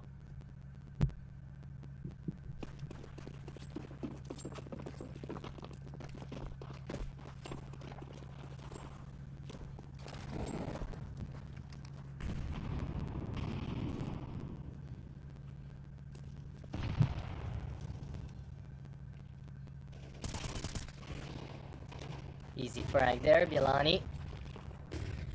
Happy to take it, happy to receive it. Marcos shut down. Incendiary still there on Nixon, but he doesn't care. Not enough finds Kanzu still on camera side, and all that's left is gonna be Bielani. And again, it's the Clutchmeister, Bielani. He's not done it once, he's done it twice. Can he do it the third time? Oh, he might just be able to. That's one, and Crystal finally puts a stop to his shenanigans. His semantics have been rused. And ECSTATIC take their 7th here. Or maybe they don't yet. PHR attempting it. There's no reason not to. Full belt of util. PHR flashes on in, but the smoke dissipates, and he had the util in hand, so the round still goes the way of Christo. Saves away the op. And really saved away that round, because it would have come down to a 1v1 if he wouldn't have been able to actually find that kill. A 1v2 actually. So 7-4. ECSTATIC still the ones with the advantage. And they need 8-4 here to make it convincing. Otherwise, Illuminar, a 5-round split, not the worst case scenario for your CT side, genuinely. Could still make a really good comeback on your own map pick, T-side Anubis. Could definitely happen. Not. Again, uncontested. Gets so much space. Bielani. The shining the shining ray of hope. Out here for Illuminar taken down. Furlan knocked into the face. Hello, good sir. It's gonna be a 5v3. ECSTATIC should indeed be finding their 8th here. Let's see how they do it. Kanzu pushes up through CT. B is still clear, but here comes the rotate, and Lele is fully ready for this, as ECSTATIC could be going on over to that A-bomb side. Look on over, you've got PHR trying to flank around as well, and Marcos and Kanzu right now, they're being pushed behind and taken down as well. There it is, 8-4. Indeed, the scoreline, PHR has to go for this. It's the last round of the first half.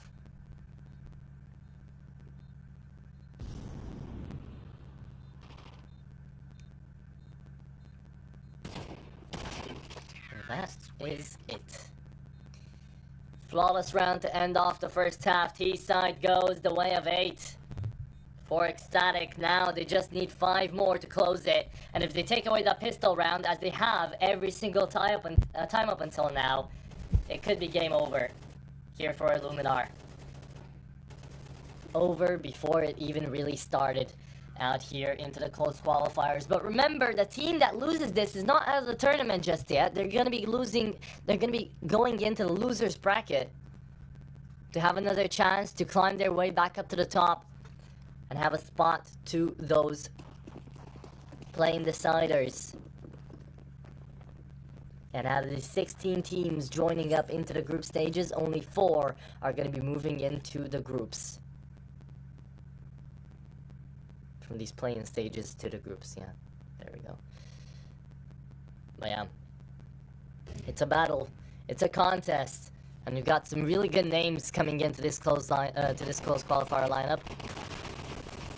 So it's not going to be easy. Tossin finds another, but it's going to be the Glock from PHR that finally does them in. It could be the first round out here on the pistol for Illuminar.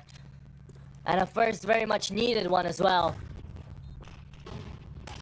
Can they continue? Nixon, great flash in. That is going to be Nixon finding a little bit of damage more onto Furlan. As PHR sees them as well. Nixon finds another time taken away. They don't have the defuse kit, but maybe they don't need it. They just need to move, get a move on. Let's see, PHR, he's already found 3. Wants the ace as well, and he can definitely find it here. As he looks on over for Nixon, that's the ace in the pistol for PHR. And he's the day. He solo manhandles this round, and Illuminar have to thank him for their breath of fresh air into this game. There it is. 2 of the heaviest hitters out here into this whole close qualifiers. Illuminar and ECSTATIC, their namesake alone rips you apart when you're trying to best them.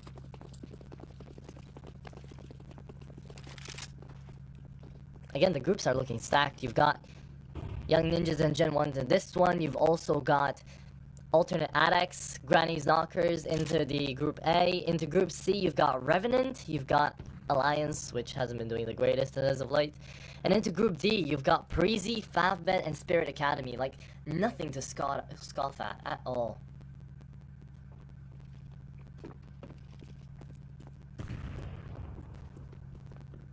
So it's gonna be tough competition, but they're still gonna be going in for it.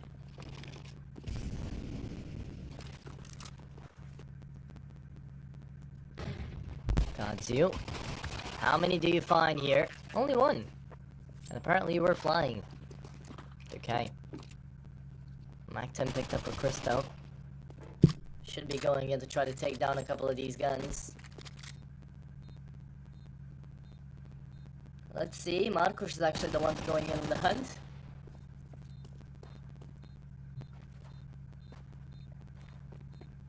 Nothing converged upon just yet. And there it is. Marcos is also gonna fall. So that can be a Mac 10 and a Galil saved in the next round. Don't fully know if you really want that or not, but, you know, why not pick it up? Why not try to find even more kills into this round? And already into the eco, ECSTATIC managed to shut down 3, and they save away Mac 10. Really good scenario out here for ECSTATIC, actually.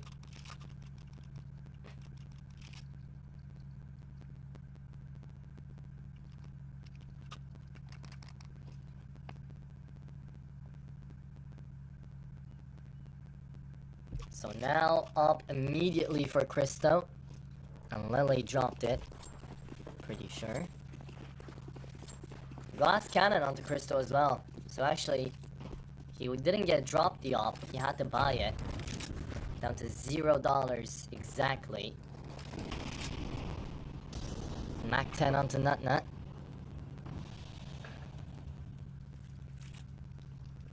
And Kadzu wants to peek on in. Illuminar have managed to win out the pistol. Their first one in this BO3, and they converted upon a second round. Now, things are going to be looking tougher, but the Mac 10 finds one before he falls. The nade was blown open onto the smoke, and that's Nixon finding one, but one's not enough. Joining up into the safe side, it's Lele trying to defend. How many can he find before he inevitably falls? That is going to be one onto Furlan. The second shoots him down. Bielani just too good. Out from that gray screen is tossed and left in a 1v2 to try to make this one happen. Marcos not spotted just yet. Bielani has been though. And Marcos spotted out on the jump as well. So much util out here for Tossin. He flashes on in and now wants to peek. Can he find Marcos in the back of the side? 92 HP versus 45, and Marcos doesn't even need to take out all of that HP because he finds a headshot anyways. Would have been the kill any day of the week. Marcos, amazing clutch coming through. Tossin, really nice attempt. But ECSTATIC, they're not able to bring it back here on the city side, and it's still Illuminar finding 3 in a row, back-to-back, to be taking the Danes down to equal scorelines.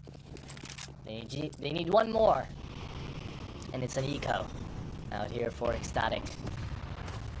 Nade comes through. Ooh, Christo. That's clean, that's clean. Goes in through the nade, finds it on the first shot on Bielani. Did only have a Mac 10, however, that's still a life taken down. Never underestimate the hand cannons. The ecos can always be very scary out here. We've seen it before in the CCT plenty of times. Nixon, long range with a Mac 10. Don't think it's the best idea, but let's see what you've got. Nade comes through, he backs away at the perfect time. Smoke is there now. The question is, will they save? No reason to. It's a full buy into the next round anyways. But it looks like it. The armor is always welcomed, but you have to go in for the Zexa frags. You have to make it expensive for Illuminar.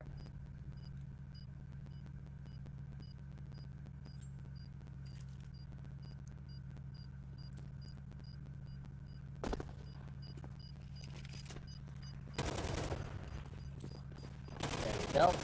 Lele staying out for kill frags, doesn't find anything for exit frags.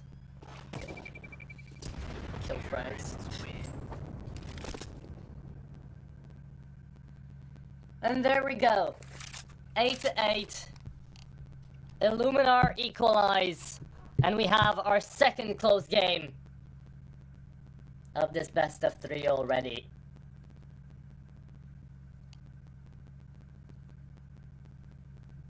Illuminar just raining in the fire and the flames when it comes to these comebacks. ECSTATIC always starting off with an advantage. Yet, last time around they needed double overtime to shut Illuminar down. Is this gonna be the case here and now as well? Would be very surprised if it is.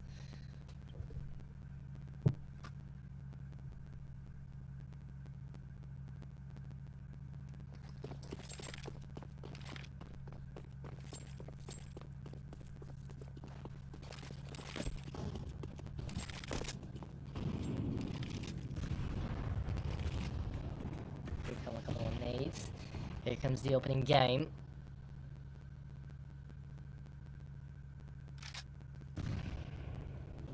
It's gonna be a very slow one. Out here, Illuminar have left the bomb, trying to play a bit more of a B-centric default. Taking their time, trying to see if they can find anyone off the bat. No opening is gone yet, but the information is here. Used up util. That smoke really well timed out there from Tawson. And Sinjuri down onto Dark as well. Look at Furlan and Kazu, 3 and 28 from the util. Molly down on Pillar.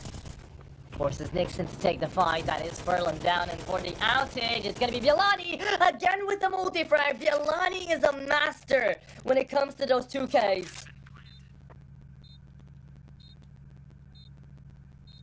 And it's a forced out save for Cristo and Nutnut. Immediately, ECSTATIC lose the round because of Bialani once more. This is the 3rd time Bialani has done this. Almost the 4th. Illuminar, not only have they won 4 in a row, but now they've won 5.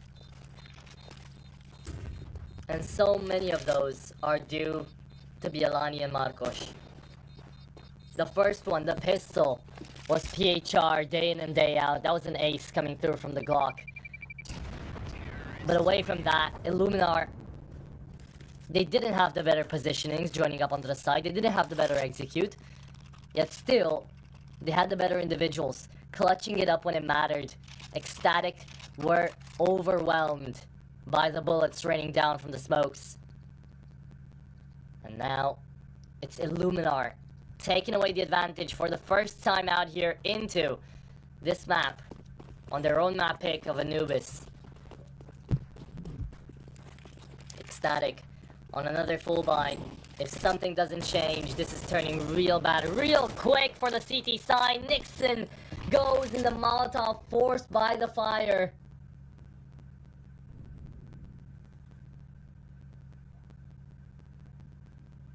That's already the man advantage, Illuminar.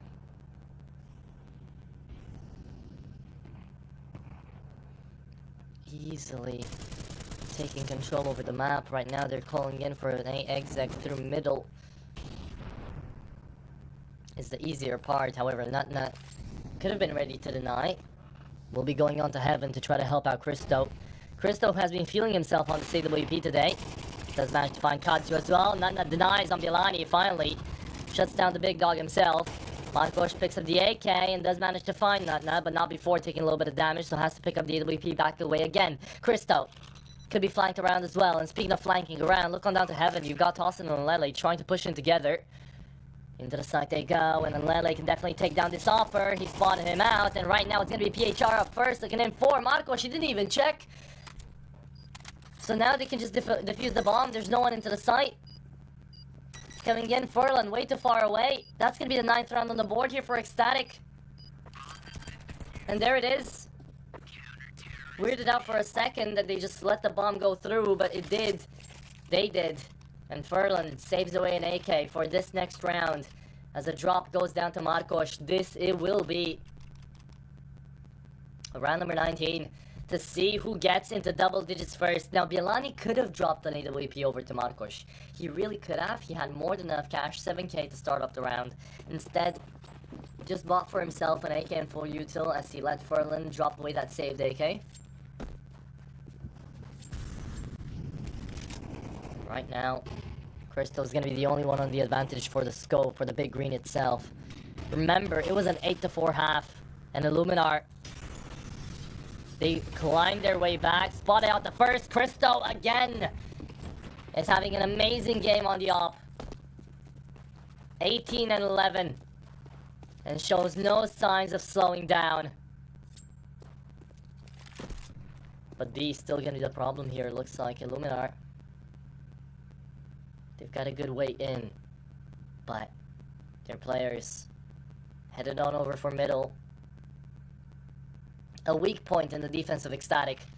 So far, they haven't been able to capitalize because of it too much, Illuminar. But they have figured out that mid is always left open.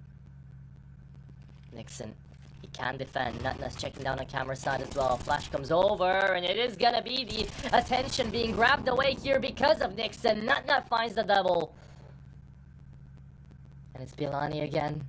It's the man himself, Cristo. He saw the peek go through. He spotted out the bomb as well. He's waiting for the push to happen. Cristo, no way! You find the flick there on the Kazu. Bielani just says the round is over. And it really is. Cristo, when do you ever do that, man? Cristo keeps it going.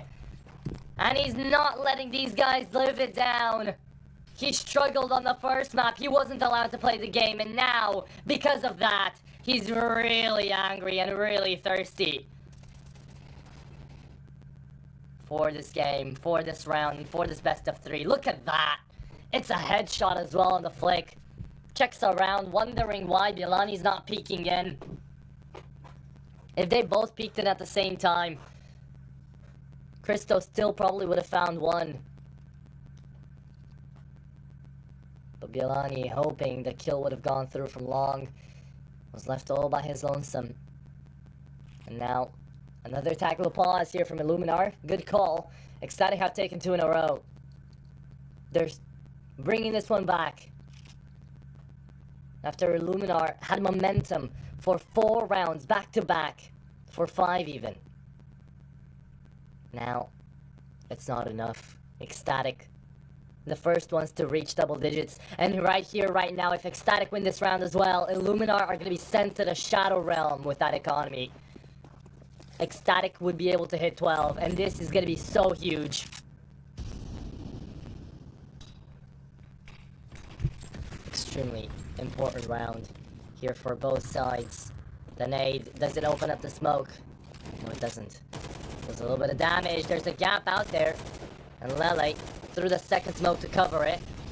Wish he had a smoke here, and he actually didn't throw the smoke, but he still finds Furlan through the double smoke. Bielani peeks on in, and the AK is going to be connecting from Tossin, however. The bomb dropped onto the side, and now on Pizza, Nixon finds another victim. Nixon ends off this round as quickly as it started. They tried to get into the side, but they just went in one by one. Illuminar fumbled the bag heavily onto this round number 20.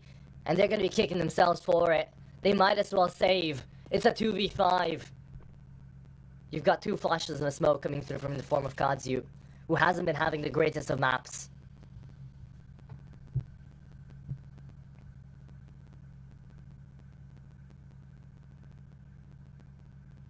And it all stems from Christu. Again, a single round makes the difference. ECSTATIC now managed to win this one too. And all that's left of Illuminar is going to be a Galil and an AK trying to be saved in the next round. Flash comes around. The peaks can still be made. 25 seconds. Cristo falls. Has more than enough money to go in for an AWP. Not denies the injury. Marcos can't even save that Galil. So it's going to be Kazu saving away his full armor, AK, and a little bit of util into the next round, as Illuminar are gonna have to wait for a hero play from Kazu, or from whoever gets the AK into the next round.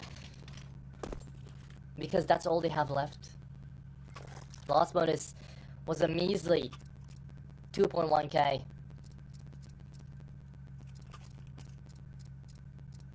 Actually, 1.9k, my bad. But yeah, here. And now,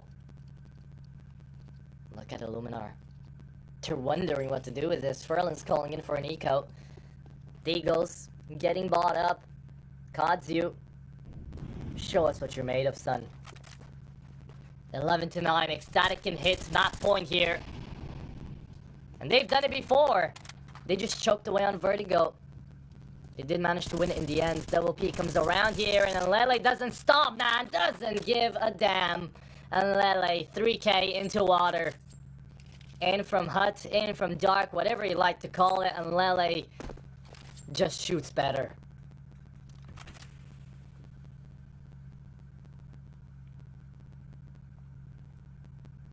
And so here it is.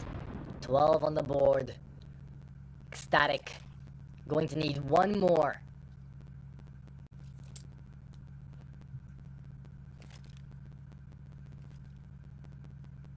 And then it's all gonna be over. However, Bilani and Marcos have to attempt this. No armor on Bilani, neither one on Marcos either. Nut, timing is everything, and he finds the first headshot and the second as well. Clean as it gets here for ECSTATIC. 3k for Nlele, 2 for Nut. Lost bonus maxed out, sure, but that's not gonna help you out, Illuminar, because you're not allowed to lose any more rounds. Full-on AKs, and they need 3 in a row here to take us into OT again. Remember, first map, we needed 2 overtimes to end it. ECSTATIC won it 1916.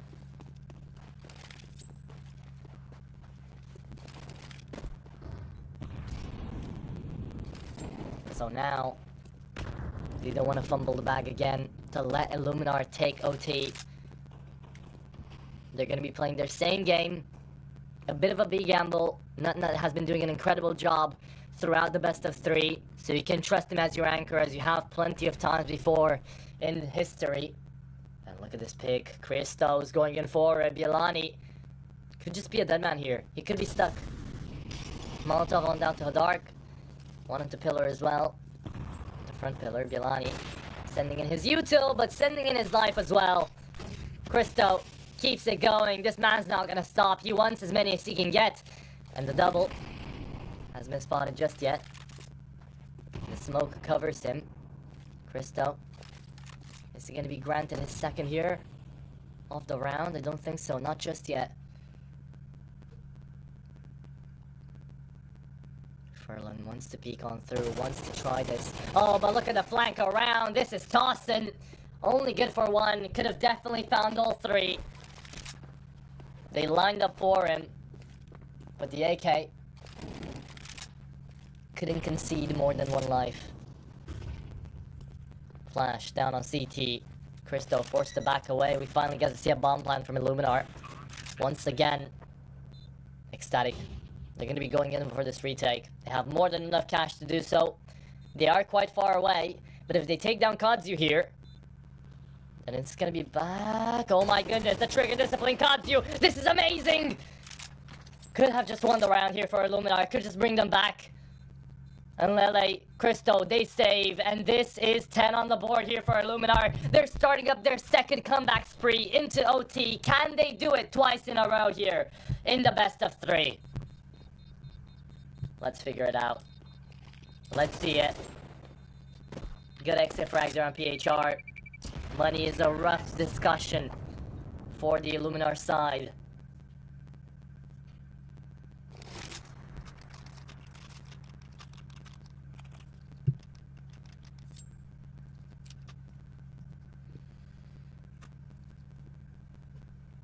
Christo.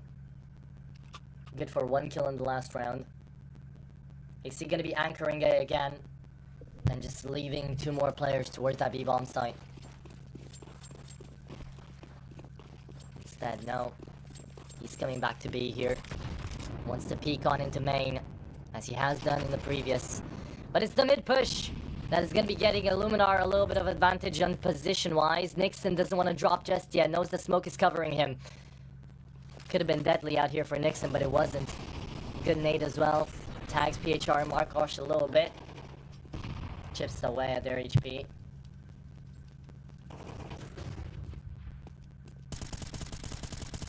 Peek out into the smoke. Nothing to be seen out here by Nixon. 2-1-2 setup, and Nixon's going on over to A. Illuminar still trying their luck on middle. It's a labored attempt, and Crystal might deny, but Illuminar, of course, they don't have that information.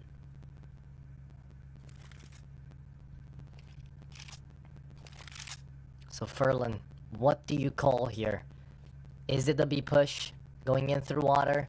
Is it the A setup that you're trying to make right now? It's looking like it. A flash out. If you wait 20 more seconds, it could seem like a fake. But no. Here comes the exec. Smokes on down. Molotov as well to the back of the site. Nut fully flashed on down as well. Wants to deny, but how many can he find with the limited bullets he's got left? Nut good for Furlan. Finds one. Crystal keeps it going. This is Crystal we're talking about. And Nixon as well brings out the USP. The sidearm saves the day. And ECSTATIC are 1 kill away as they manage to win the best of 3. ECSTATIC are going to be your first winners out of Group B here. Wonderfully done from the Danish side.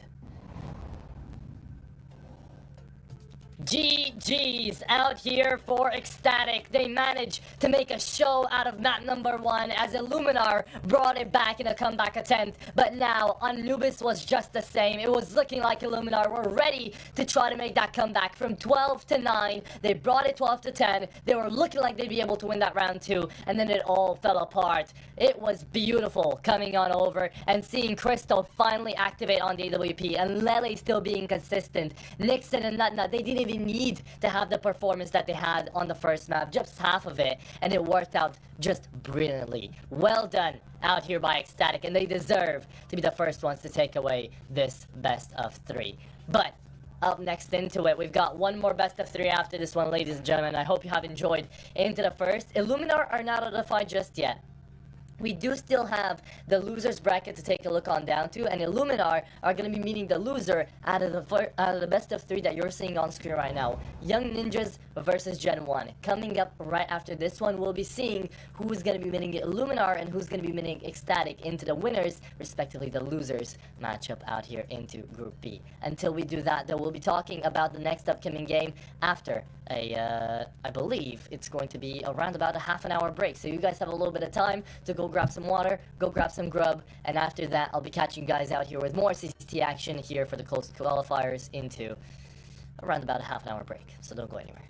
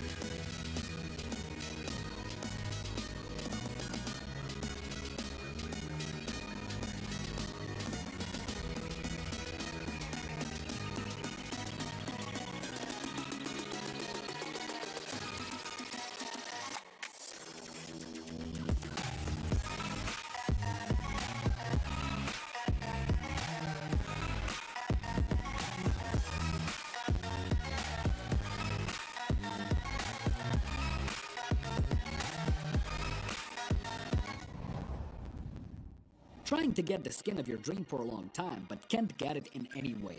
On our website you have a unique opportunity to get your favorite knife. Users on our site can hand out skins themselves, and participants need to fulfill some simple conditions. For example, watch a video or buy a case on our website. After that, you automatically become a member of the distribution. Go to the user giveaways tab and do what you like. Hellcase.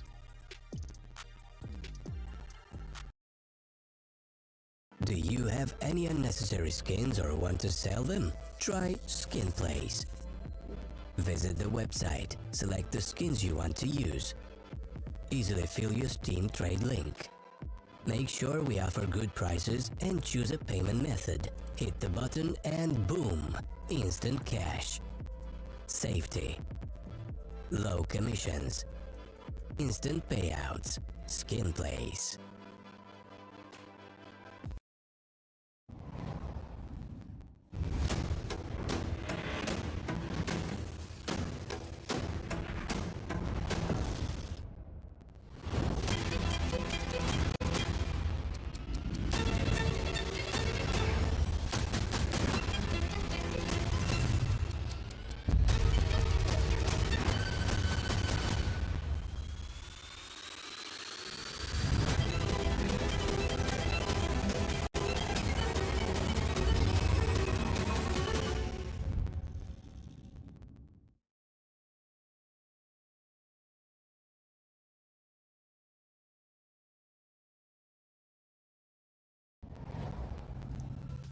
Hello, everybody. Welcome back here to the CCT last best of 3 of the day and our finale here for Group B on the opening matches. My name is Atro, joining you guys up into what is about to be the culmination of today's Group B. We've got Young Ninjas versus Gen 1. We just managed to see ourselves into this group, ECSTATIC finding a 2-0 finisher in a very competitive and close fashion out there on both Anubis and Vertigo. So now, how's it going to be going? It's the Young Guns versus the French team that is going to be going head to head here to try to figure out how things are going to be at play. But before we talk about that, let's take a look on first to the matchup screen, of course, but then to the tournament format to be catching you guys up if you didn't tune in to the pre-show of the last game, which is the play-ins right now that are happening, which are comprised of 4 different groups, Group A, B, C, and D. Then all the teams that are getting out of that, the 8 teams that are going to be getting out of these 4 groups, are going to be going into play-in deciders, and the ones that win the play-in deciders in the 26th of August will be joining in 12 more teams in the group stage to have a chance at the playoffs that are going to be happening from 5th of September until the 8th of September. So with that being said, let's take a look on down to the group itself and see what we are working with, because it is going to be Young Ninjas right now fighting up against the likes of Gen 1, and whoever manages to win is going to be going up against ECSTATIC. Whoever loses is going to be going up against Illuminar. None of those are going to be easy matchups, by the way, but there is a clear favorite joining up into this best of 3 as well. With that being said, the ones that are technically considered the favorites coming to this one, Young Ninjas, we can take a look on over to their roster and see what they're actually bringing on about here, because they are quite the favorites out here, especially into the casters in the CCT. I know quite a few that are vying up for these lads, and one of them is actually casting on the other CCT channel right now. Definitely be sure to check that out as well. It's DMS versus Space, and it's Freddy and Tio taking that one over, so that's a lot of fun as well. But for the Young Ninja squad, we have Yokab, Silence, Blue Phoenix, Mistem, and Kaxpersky. Now, Blue Phoenix and Mistem are coming in with a lot of experience already. Kaxpersky has been looking insane as of the past 3 months. He's only 17, and this is his first ever actual team, but he's still pulling through big time when it comes to the numbers. 1.24 rating, this guy is the man to watch. His impact is through the roof. But with that being said, he's not the only one, right? Out of this roster, you've got Yokab as well, 1.17 rating, who is absolutely insane most of the days. And again, the casters usually like to root for these guys for a good reason. Young Ninjas have had some good upsets coming into the CCT as of recent. They managed to beat teams like Amcal, like Aurora Youngblood, so that was a big matchup as well, but they always take it to third map. Now, Gen 1, it's a different story. Taking a look at the French side, we haven't seen them play a best of 3 for a good while right now. the most they've played right now as a unit, as a team, ever since they joined up together 4 months ago. In 4 months only, guys, they have played 60 maps total. So, not a lot of performances at all, not a lot of showings at all in any of these tournaments, but they're ready to change that out here as they are joining up the close qualifiers here for the CCT in Season 10. And you've got Veto, which is possibly the biggest name out here, Drac, Kersey, Unshark, and Brucey as well. A lot of people might have heard about Unshark as well, and everybody out here on the team is definitely a staple for French CS, but Devo Duvec coming up into this one is going to be handling his teammates quite well, but let's see if he's going to be able to actually bring back his LDLC days and show us what he's made of.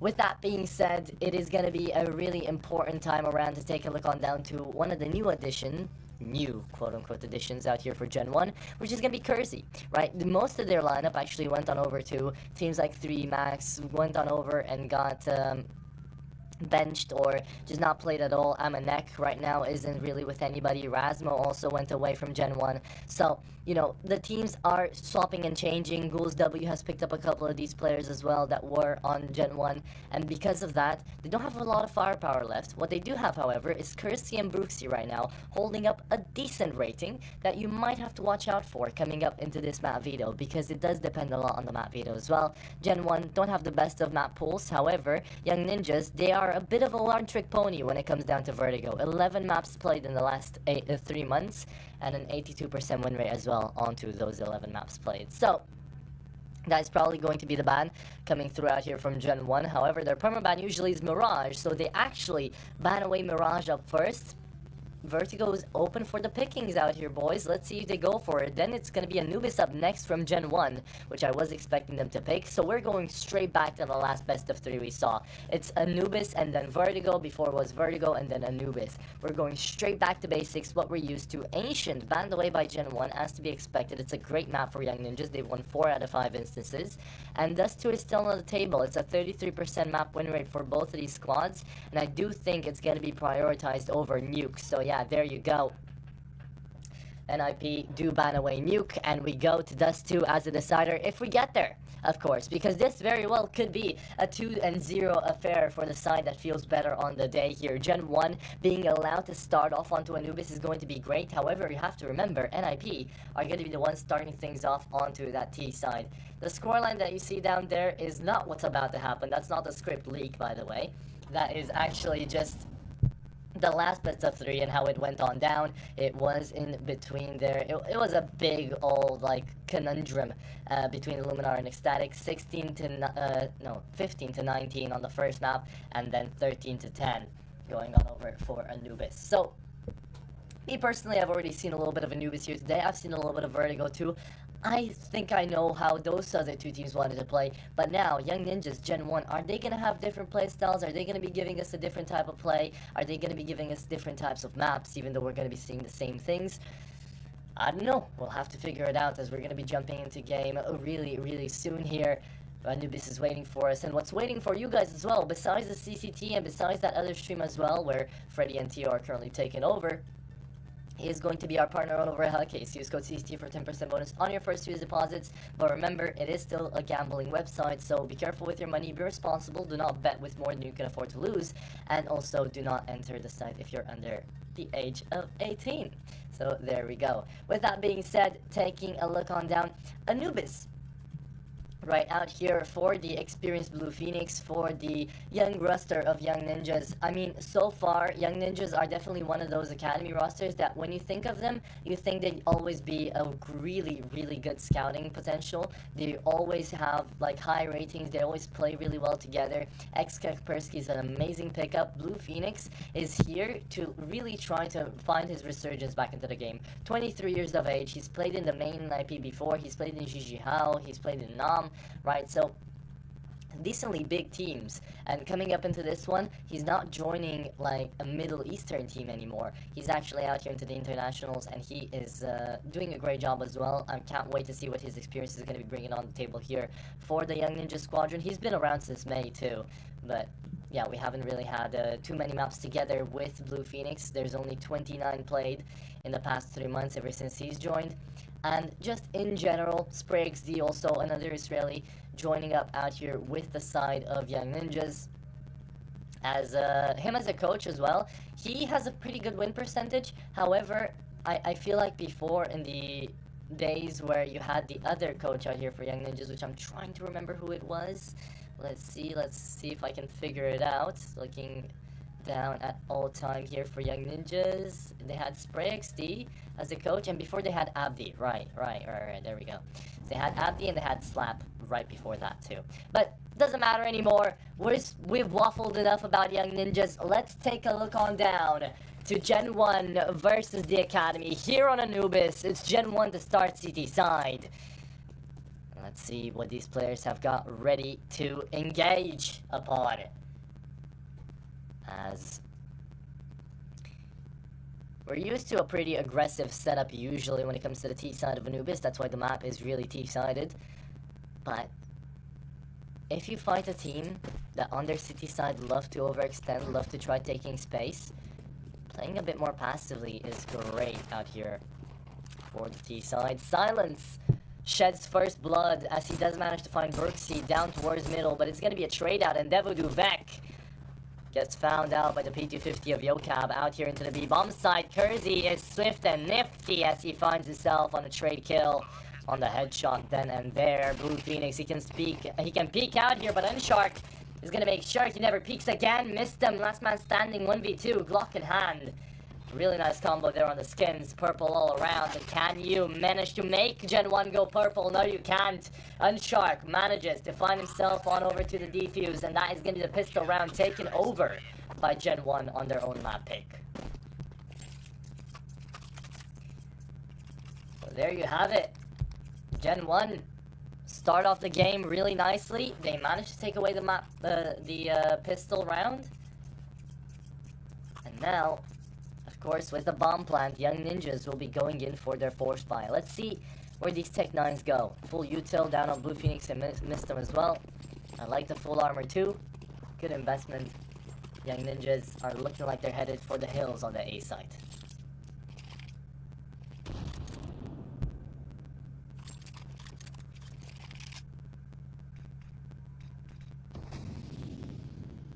Single man holding out here from Gen 1. That's gonna be Drac.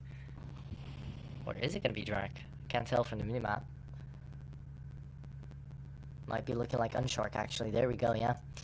Unshark holding things down as the A anchor. Two-man setup in through middle.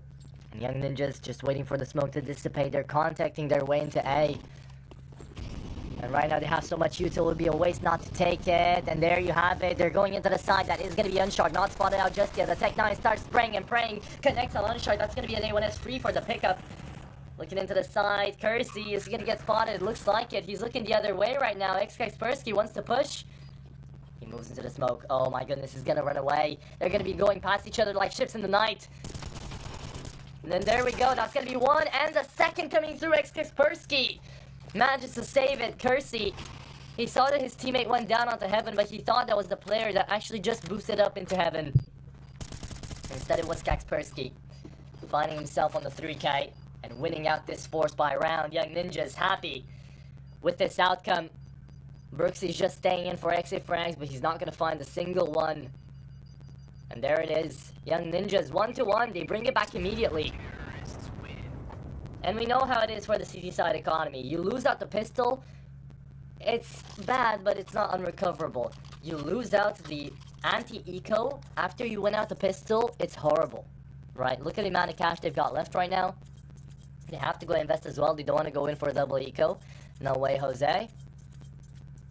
So it should be Young Ninjas 3-1 if those MP9s don't do something miraculous.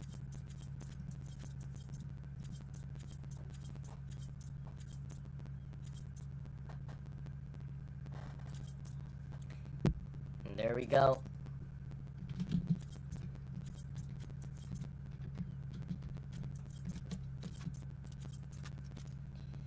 Attack pause coming through. A couple of internet issues from the Young Ninjas camp. Don't know if they're boot camping or not. I haven't seen their webcams in a while. We don't get webcams here for close qualifiers. I don't believe we get webcams for the group stages either, just for the playoffs. So if we want to figure it out if they're gonna be on bootcamp or not, we're gonna have to wait until they get to playoffs again. But we just got word from production that they are not on bootcamp right now, so there you go. Sometimes production is faster than just the process of Young Ninjas getting to playoffs. Too good out here. But round number 3 starts, and 5-7s all around, MP9s as well. Looks like an aggressive anti-eco. Well, looks like an aggressive force buy out here from Gen 1. They don't go for deagles. They invest into 5-7s and the util. As stacked as you can get this buy. Utility going through.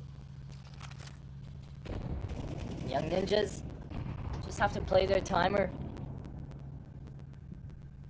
Figure out where these bodies are at right now. It's another 1-2-2 setup. Before it was a 2-2-1 setup. So you've left yourself Devil Duvek to try to anchor into that B-bomb side, but it's way too late, or maybe it's not, as the Molotovs go into dark. Kind of cuts off the point of entry here for Young Ninjas into the B-bomb side. Devil Duvek has made his way back in.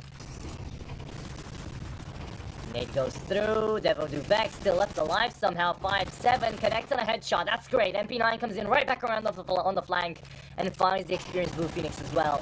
Oh, and there's the Galil falling down to 4 HP. Yo, Cab, not looking too healthy here, mate. The bomb needs to be planted. Kersey, Unshark, Drac. Full on HP, full on vitality, and silence. Silencing Drac then and there. Kaspersky with the AK, no question about it. Finds Kersey too. Bomb to be planted, and then Shark. If he finds one more frag here, at least he makes it expensive for the Academy. Tech 9 on the ground, don't think he's gonna pick that up. And the bursts coming through from Kaspersky are just wonderful to see. Multi-frags all around the board here. The AK doesn't get saved instead of the Galil. Yokab sticking on to the lesser rifle, but it's still a good one. I was talking about Kaspersky. He's 6-1 off the beginning 3 rounds. Multi-frags definitely looking good under his name.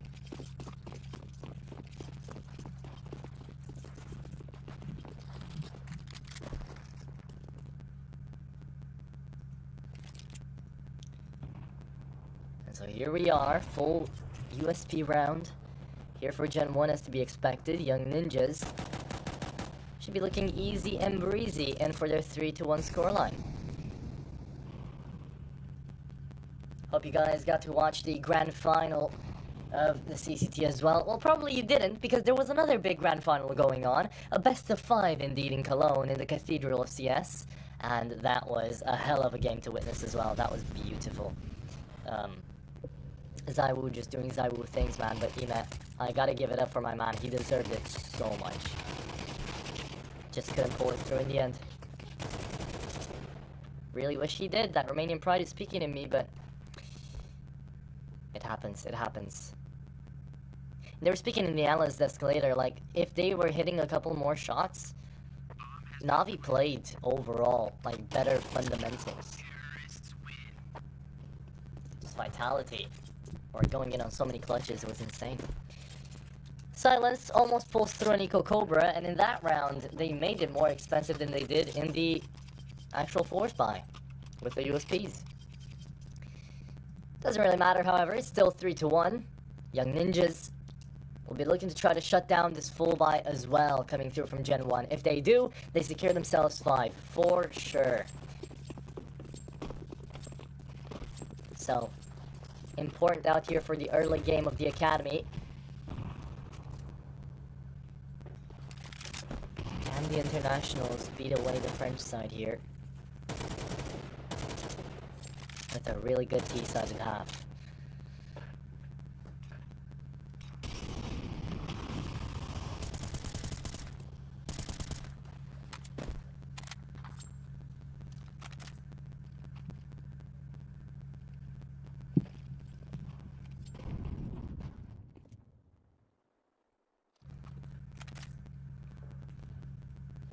Setting up for another B side execution. Couple of fake flashes in towards the A side, forces out a lot of utility there. Unshark peeks but sees no one. And missed him trying his luck through the smoke. Connects right as it faded onto Devo Duvek. Out here in from water though, it's gonna be Kersey finding one. Brooksy gets peeked out immediately from the gray screen. Blue Phoenix just goes for it. And will get rewarded as well. Flash is there, Unshark is not anymore. Kersey tries his luck, and that's gonna be Drak finding the kill, not Kersey. Still trying his luck though, 2v2 remaining to make it a 2v1. Drak playing the site so well. That's the double coming through, and that's Silence with the AWP. Looking in for the last one, 25 seconds. Why would you peek into him? Still found the dink. First up. But man, this is Silence having a game, having an amazing game right now. 9-1. And the AWP saves that round 2. If that was an AK instead of the A1S, Silence would not have lived. That would have been a round for Gen 1 and it would have put them back on the board. But instead, it's Young Ninjas taking 5 here for sure, as they're fighting only an Eco with an MP9 there on Drak. Everybody on upgraded pistols.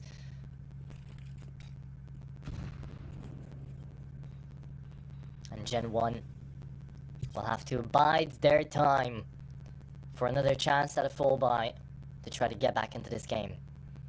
For now, their opening map pick, not going how they envisioned, but definitely not out of their grasp. Yet. Yet is an important word in that sentence, because you don't know how Young Ninjas are just going to take this advantage and roll through with it. And man, Unshark, he does not want to peek into this one, but he does not want to stop moving either. Oh, and all that strafing, all that peeking for nothing. Getting headshotted in the end. Anyways, and Kaspersky, that is a 3K to have for an entry. Imagine all of those players had guns. If he found that 3K, that would have been just the end of the round, as it is right now, the end of the round. But still, that's insane from Kaspersky. A single flash to entry, and then in a single mag, in a single clip, he shuts them all down. Beautiful entry, beautiful shutdown, and 5-1 is indeed going to be the scoreline for Young Ninjas without a single thought of rejection, without a single thought of denial.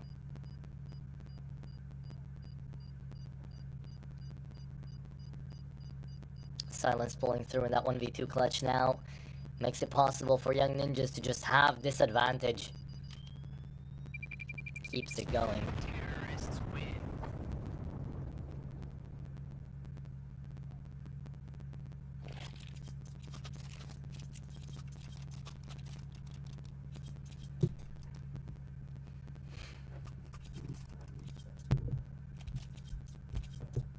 And here we go.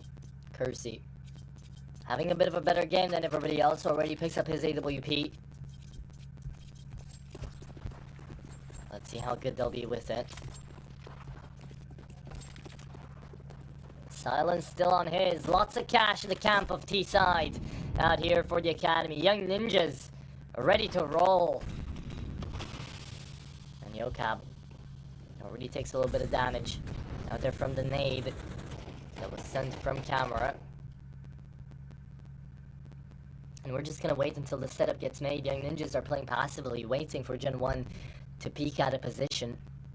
And if they don't, well, they'll just get together on a single site and execute it. Really old Navi strats that, hey, they worked for a reason.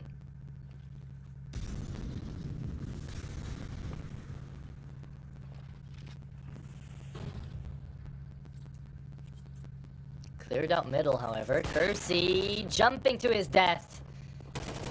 As Silence keeps it going, Kaspersky continues, opens up this A site one more time, and he did it in the eco. Now he's going to be doing it in the full buy as well. This is wonderful for Young Ninjas. And it's an absolute shutdown. Gen 1 doesn't look like you're fighting on Anubis. It looks like you're fighting on Inferno with the amount of saves you're forced onto. But this is just how Young Ninjas play. They play it slow and steady. They're winning out the race with that opening frag, and then Kaspersky just starts going in, presses W, and shuts them all down on drive-bys. Wonderful so far. 10-3 on Kaspersky, 10-1 on Silence, a 10 KDA.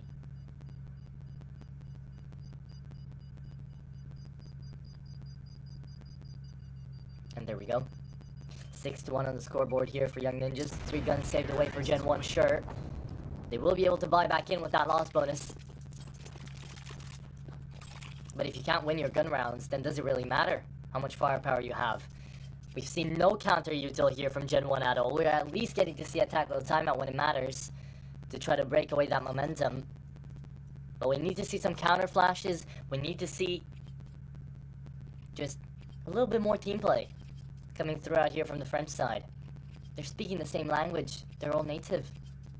Should be able to at least get a couple of 3-2-1s going, right?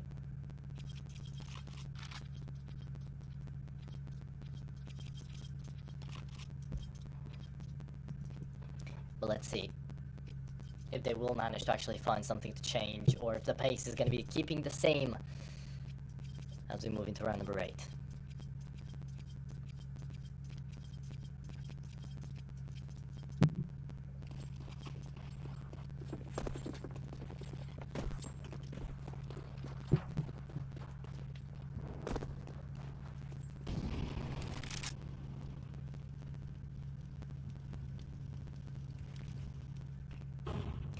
Again, still the same opening style here for Young Ninjas, just waiting down on their crosses, waiting to see if Gen 1 decide to be aggressive somewhere on the map, and it looks like that's the case. Flash comes through, Yocab wants to deny.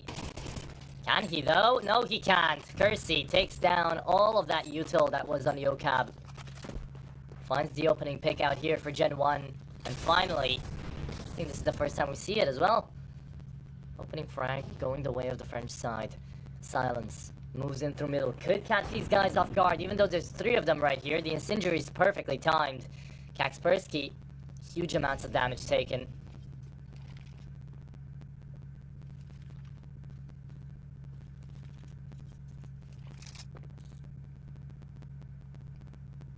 But Gen 1, they fade away at just the right time.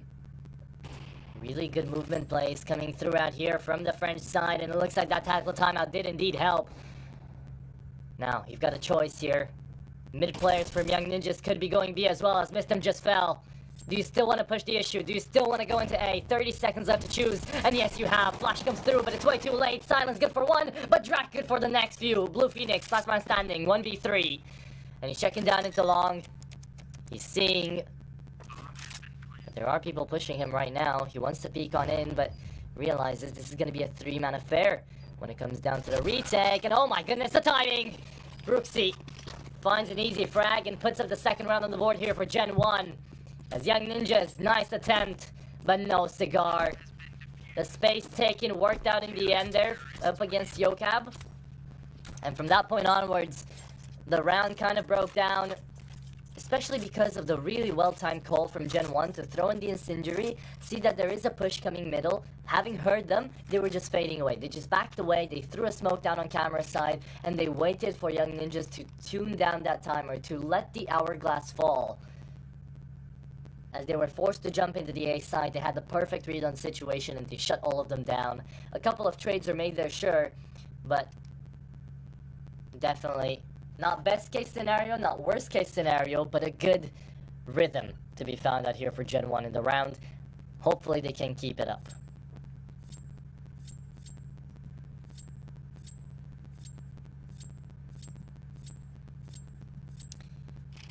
Another technical timeout. This time, Blue Phoenix timed out a little bit. Again, shouldn't be too long. Don't think it's any Acros issues or internet issues. Just one of those good old CS times you out issues. Yep, literally just a game reset. He's right back in. And after he gets his bearings, makes sure all of his settings are correct, we should be getting straight back in game with a full buy out here from both sides.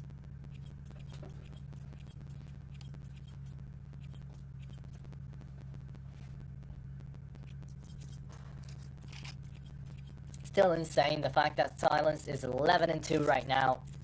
Kaspersky 10-4. Everybody else onto the T side of Young Ninjas doesn't even need to pull through.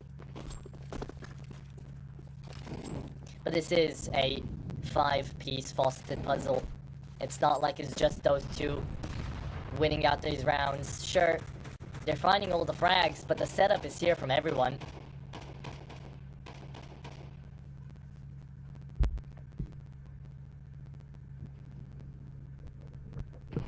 Whereas for Gen 1, they did play the utility well, but it was the call in the end coming in from their IGL that saved them in that round.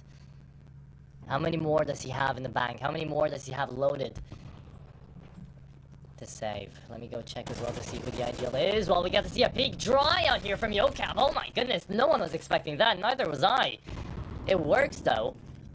They find him at advantage. Yocab doing his best Kaspersky impression there. And we'll take it. That's beautiful. Wins them the advantage.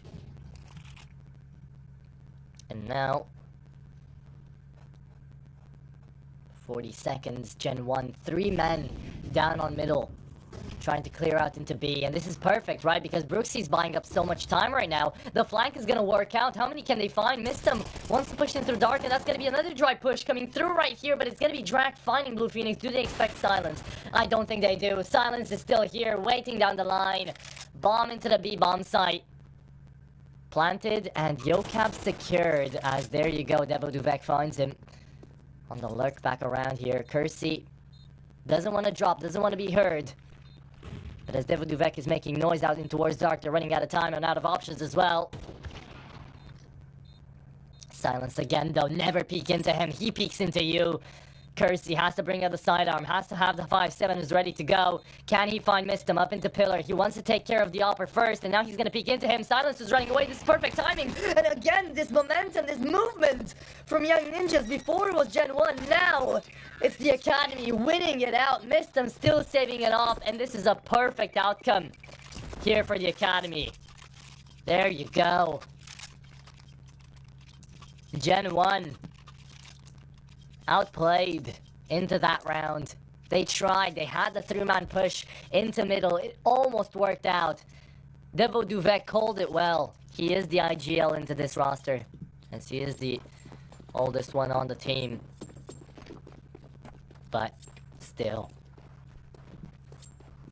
it's the individual shenanigans out here that pull through ahead for the Young Ninja squad.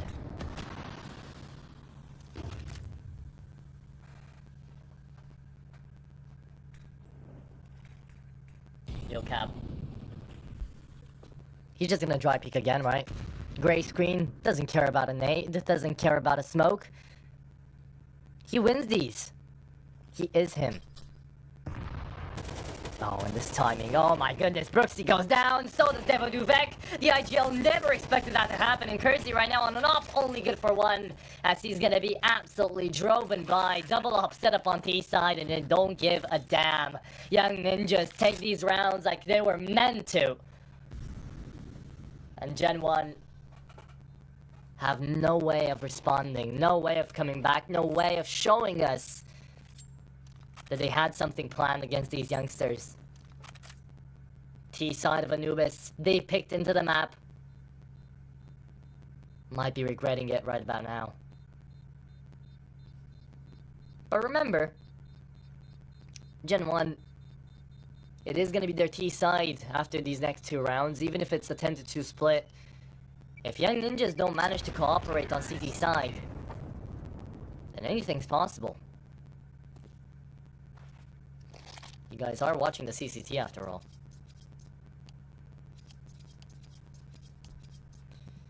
Right now, lots of internet issues coming through in the server, especially for Young Ninjas, but seems to be fine. Just a fake out, just a fake timeout. Nothing too serious. Oh, I spoke too soon, didn't I? You guys are gonna have to excuse me for that one. But again, hopefully it shouldn't take too long. Hopefully we'll just yap around a little bit more. And hope that by the time we're back, you guys aren't gonna get too bored of the whole yapping. So, what should we waffle on about? Because right now, ooh, thank you, production. We get to see some replays. And half of them are gonna be ECSTATIC, I bet you. Right, but still. Silence has been such an insane clutch maker out here for Young Ninjas. He's won like 3 rounds so far, just by himself. You got yourself ECSTATIC going strong too. Yokab is pulling through ahead himself. 7-4. And it's tough to see Kersey, like, really finding these openers, really finding these well-timed peaks.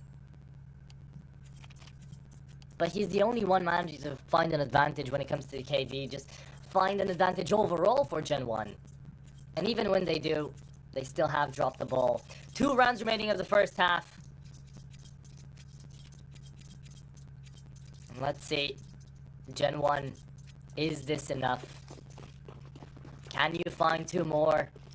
Or are you going to be left with 2.5? Maxed out loss bonus, of course. Molotov to deny the peak down into main. Yeah, ninjas. They are getting pushed back by the counter util. That's exactly what I want to see Gen 1 do. Have a little bit of aggression, have a little bit of that counter utility ready to go. And after that, see where it can take you. Invested quite a lot here in the early round. And Young Ninjas still have a lot to work with. Kaspersky always checks those angles, Drac. An off angle would have been a little bit better, but this is still Young Ninjas showing domination up against these guys. Entry into the A side too. Kaspersky doesn't stop, and he still once more will be caught with the Molotov in hand. However, Blue Phoenix right behind him wins out the round. Brooksy and Kersey have to go for this, but they don't have a defuse kit. There's one dropped onto heaven here, and if Kersey finds the frag, then he can pick it up. Brooksy with the smoke in hand too. Kersey only picked up the smoke and now is trying to run away as Brooksy's nowhere to be seen. Gen 1 forfeit. The 11th round as well. The 11th hour here goes the way of Young Ninjas.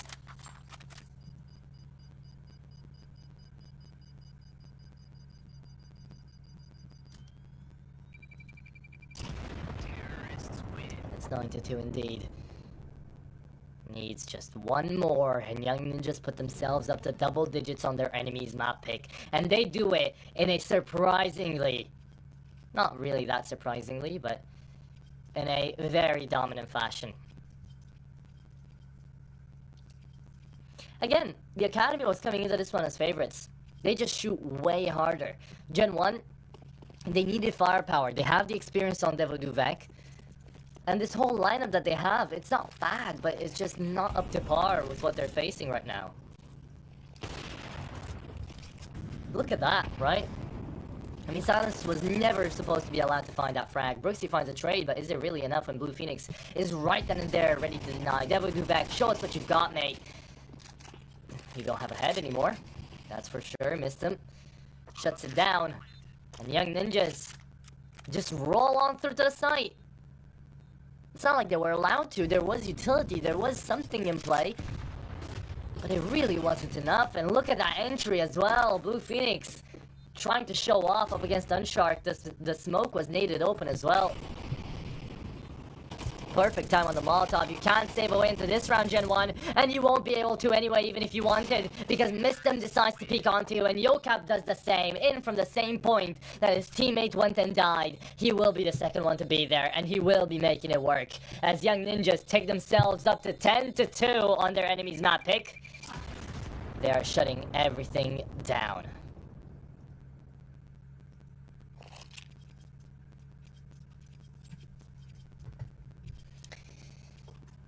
They need 3 more, and if they win the pistol, it's game over.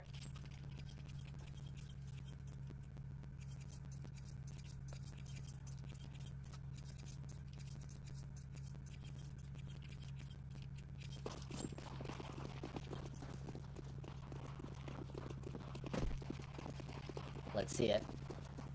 4-man B stack coming through from Young Ninjas. Gen 1.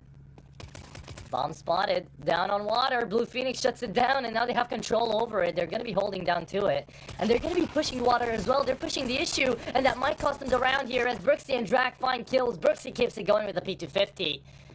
And that was the mistake coming through from Young Ninjas. They had the man advantage. They had the bomb as well. It was just a triple peak coming through from Gen 1. Now, Silence and Kaspersky, the two best players on the server right now, demolishing everything in their path, are both on dualies and on armor. How is this gonna work? How are they gonna be going about this? Gen 1, they have a single flash, 2 smokes, and a Molotov. They could go in for the full execution here. And yet still, if the initial flash doesn't find them both, that could be pandemonium into the A site.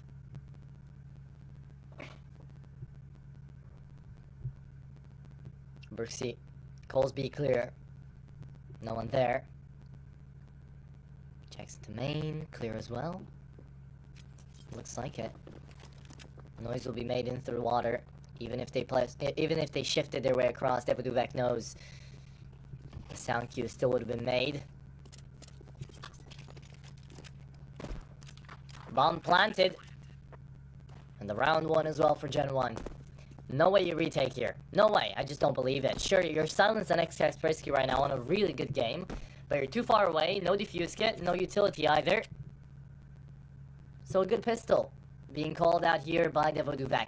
You saw how they had the lineup of players out here in towards water. They were ready for someone to peek out, to be aggressive. They were ready to trade. And at the same time, they sent in Brooksy down towards dark just to check if B is clear. Because if it wasn't, full-on execution towards the A side. A single player there, we can take a 1v3. However, they're realizing who the last 2 players are left alive, and they say, okay, we'll play this one slow. We see if B is clear. It was. And they just went there. So perfectly played mid-round call here from Devoduvek. And Gen 1 in general managed to shut down the mid-crunch. Well, the water crunch.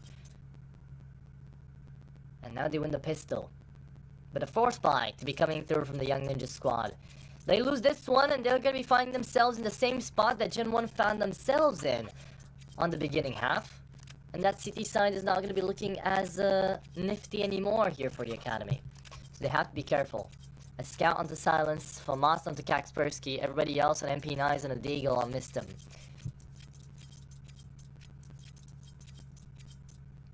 Young Ninja's really having issues with the internet as well. Imagine these guys right now winning 10-3 with ping. With loss. Not with ping, really, but still. French servers and Swedish servers aren't that far away, but you've got a South African, a Polishman, and an Israeli coming into the roster here for Young Ninjas too, so not the easiest of times, especially for Mistem and Blue Phoenix.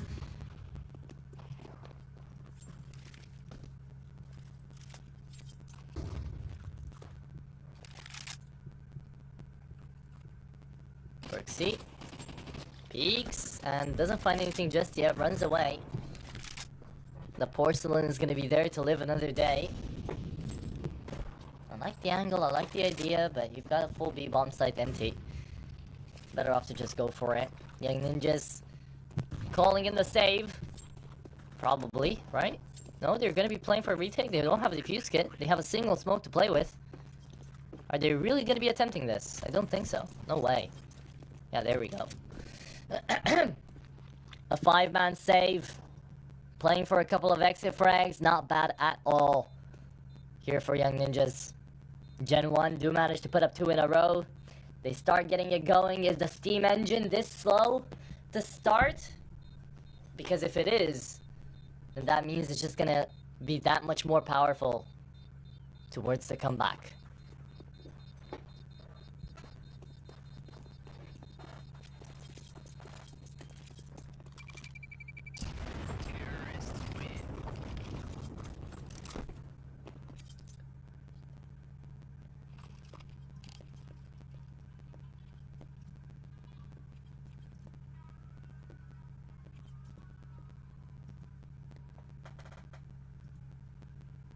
We're continuing to have loss issues here for the Young Ninja side. There have just been these micro pauses coming in though. So if we're gonna get micro pause and then round, micro pause and then round, and so on and so forth, I don't really mind it. But if we will have a longer one, then the yapping session must be stopped. Don't think so though. And overall, I mean, Young Ninjas managing to find a 10-2 split on that T side is wonderful.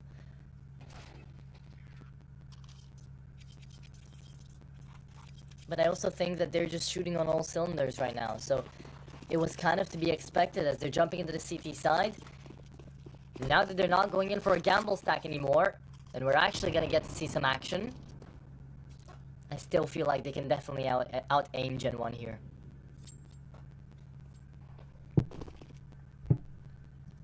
And ironically, it's looking like a bit of the case of the old versus the new out here between Young Ninjas and Gen 1. Their youngest player, I think, might be Unshark at 21 years of age. Checking in for Drac as well, 25.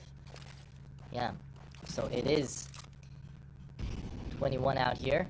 And their oldest player for Young Ninjas is 23. That's Blue Phoenix, but everybody else is still a prospect and academy player coming through. And believe it or not, Xcaxpersky is 17 years of age. And he's shooting this well.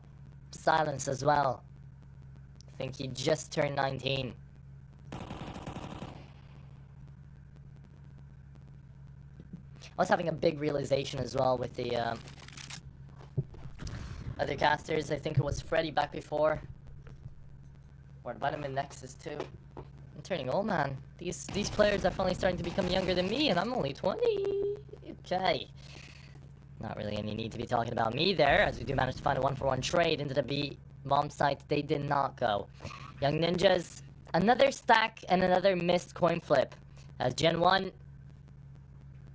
go in and win out yet another round to make this one 10-5.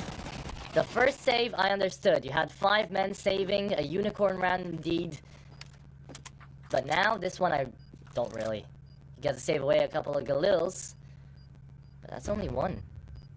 You need to go in for that AK, dropped on over in towards long, if you want to make this round count, the save count.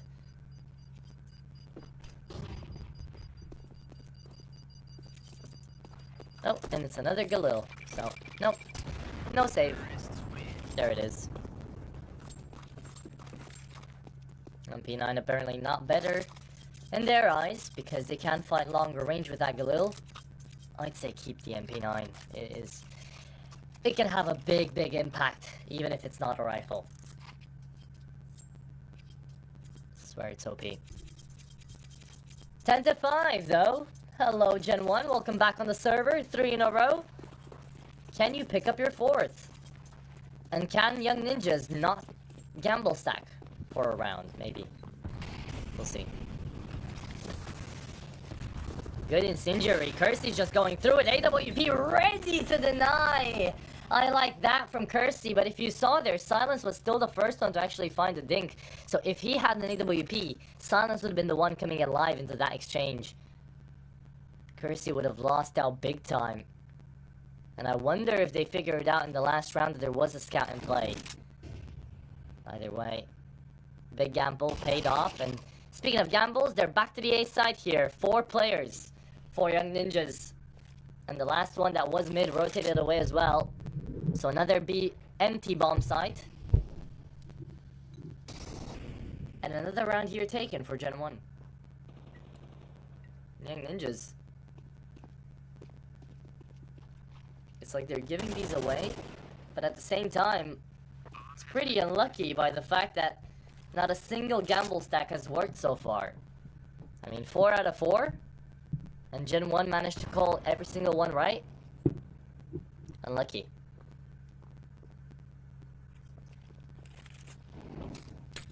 But this has allowed Gen 1 to get back into this round, back into this game.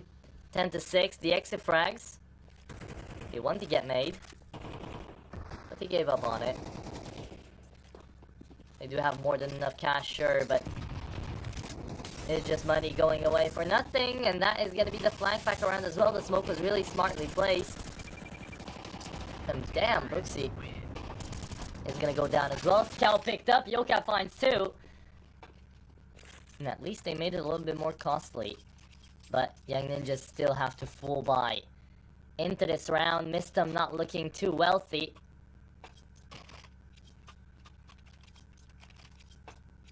And from 10 to 2, we go 10 to 4. 10 to 6. God. My eyes are deceiving me.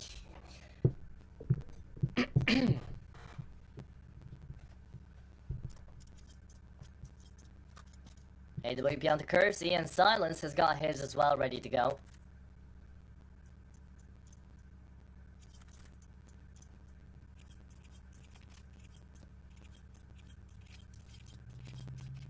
And we go into round number 17 after a tactical timeout here from Young Ninjas. I like to call it out as well.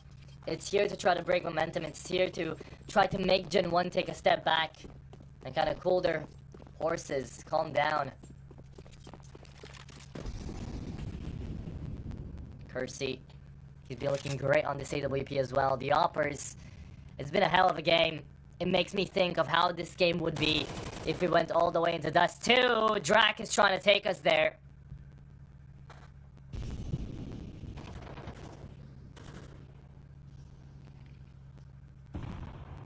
With how well Silence and Kersey are playing, that would be a show to watch. But Anubis is quite a good map for the Op as well.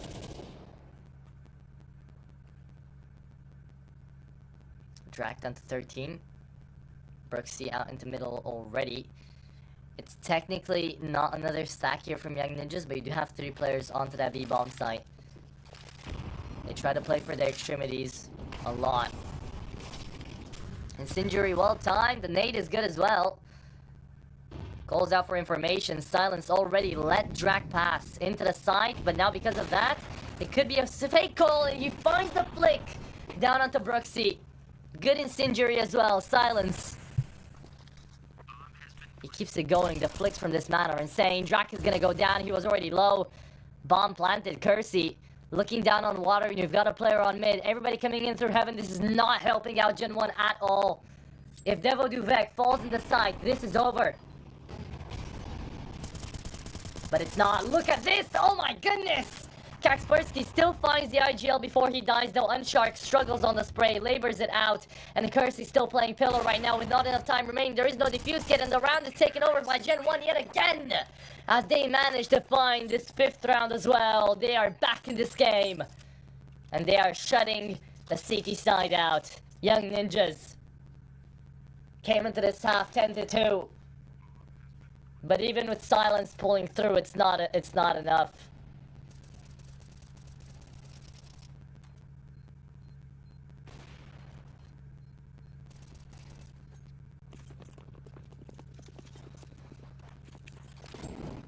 Here we have it.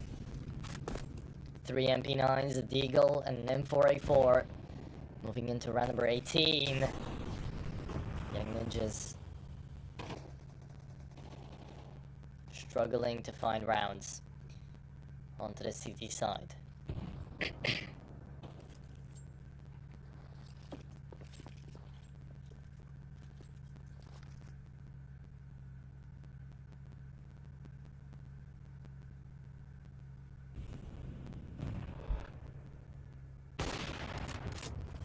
Kaspersky out of the fight. Yocap. Oh my goodness, Drac finds another 2, and that is Yocap to fall onto this B-bomb site. It's like I'm watching Young Ninjas on the T side all over again. Gen 1, they're just jumping into these sites, they're finding the openings, and they're allowed to take the round from there. Huge comeback. And it's materializing into something very real right now. Only 2 rounds away from equalizing, 10 to 10.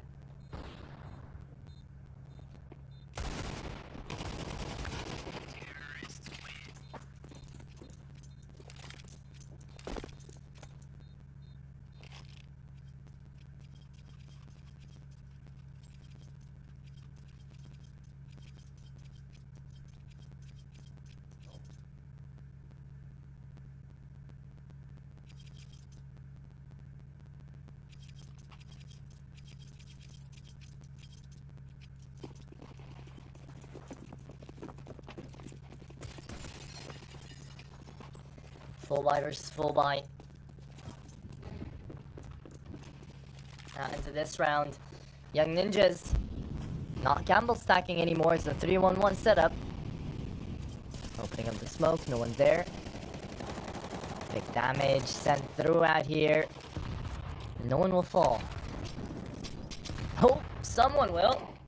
There it is. Kobe. Away here from Kaspersky and missed them checking into long here. Shadow advantage was there, but only good for one. Missed them. Missed them. And now the bomb's gonna be planted again. Let's see this retake. Will they finally attempt a retake? Young Ninjas. They need this one. And that's Kersey again. Showing up when it matters most. Molotov on down, right onto pillar. He's staying into it. And Kersey's gonna fall. I'm sure Young Ninjas are happy about that, but again, no defuse kit, and that is gonna be the death of them. Blue Phoenix flanked, destroyed, and Gen 1 not dropping a single round onto the C side. From 10 to 2, it is now 10 to 9. And of course you need a tactical timeout. Young Ninjas have completely dropped the ball.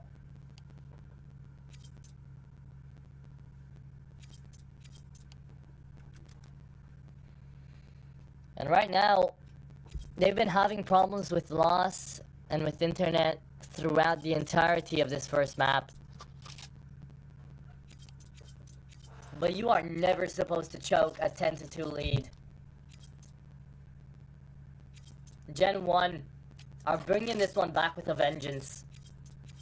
And it's gonna be the eco from Young Ninjas.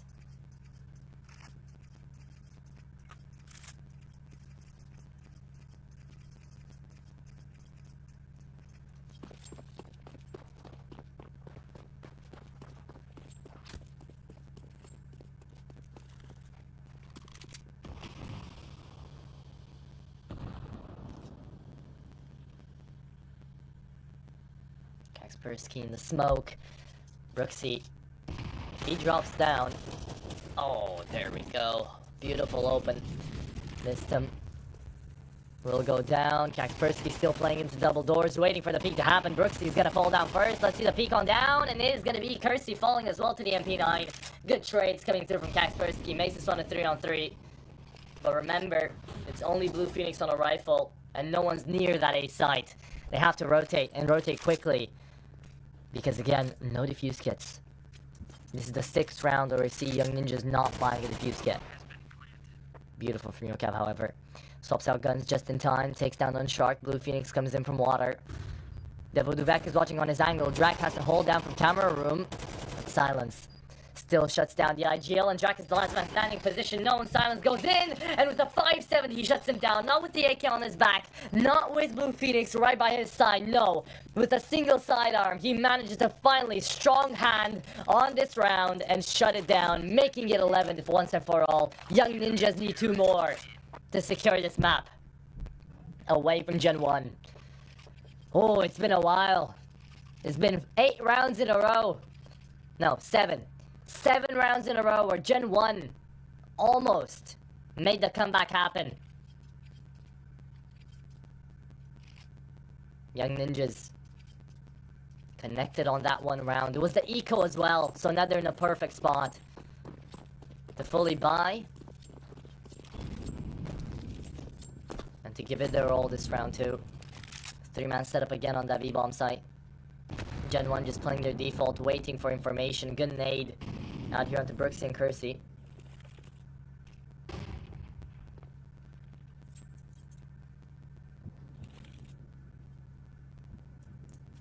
Track. Pushing up into Mistum. He's just playing the smoke right now. He's just playing for info, so the flash is going to be coming through and the smoke is going to be right there. He requests backup, yet no one moves an inch. It's just Silence trying to peek, and oh, that timing again! Silence wants to re-peek into this one, but he misses out the first shot. Devo Duvek on the entry. All that's left on the side is Mistum. And they know he's here. Someone had to drop the smoke. Drak shuts him down. And this is Gen 1 on another round. Really quickly, they take it over. Young Ninja's forced into yet another save, and I swear to God, I'm watching Inferno and not Anubis with the amount of saves we've gotten.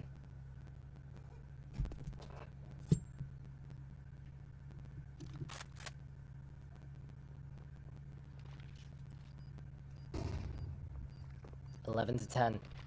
From a 10-2 split that Young Ninjas had in favor. Now, it is double digits on both sides, and it's not even map point here for the Academy.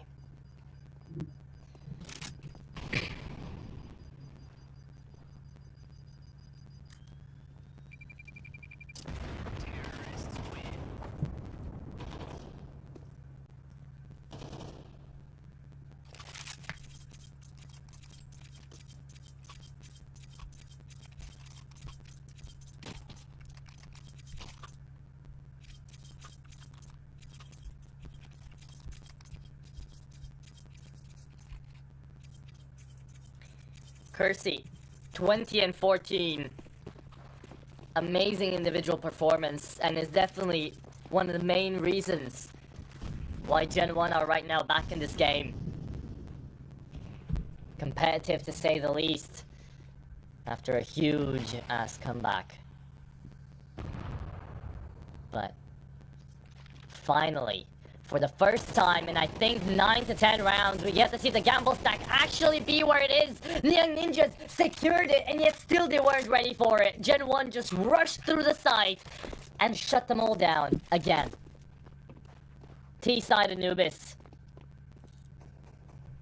Young Ninjas didn't expect it when they were playing T-side. They just ran through and found all the kills. Now Gen 1 are doing the exact same thing. And from, again, a huge split, a huge difference, a huge advantage for Young Ninjas. It is an equal scoreline of 11-11.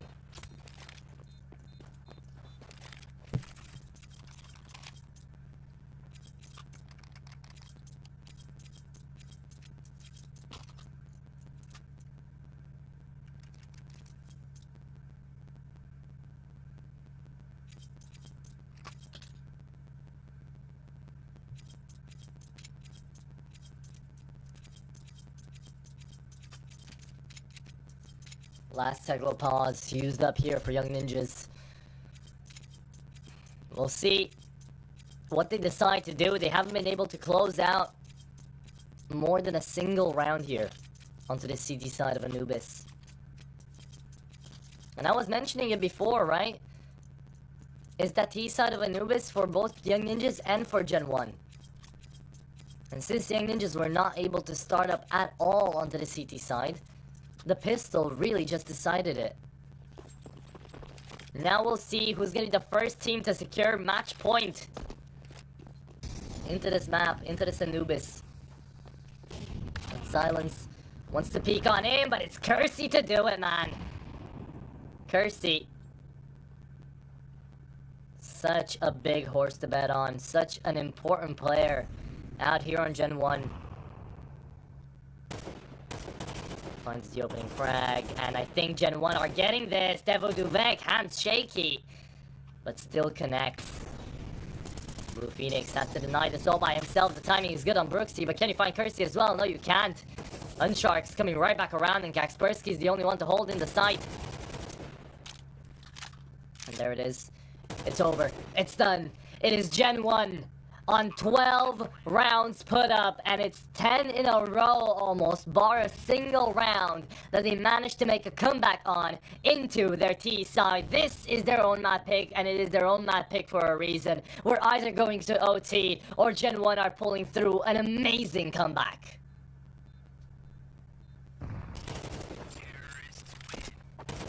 There it is.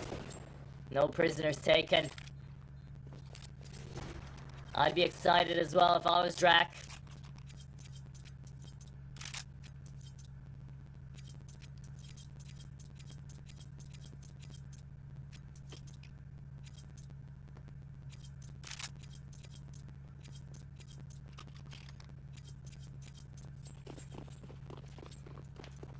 And Young Ninjas are going to try to push this into OT with 2 MP9s.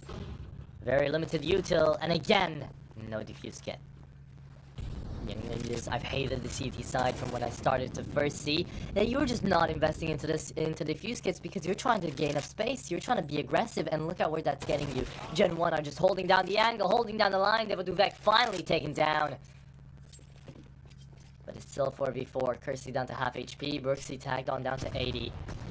Nades coming through, dealing a decent amount of damage, but with that opening, it is Young Ninjas actually to be allowing not the rifles, but the SMG to pull out ahead. Unshark chase behind, Unshark!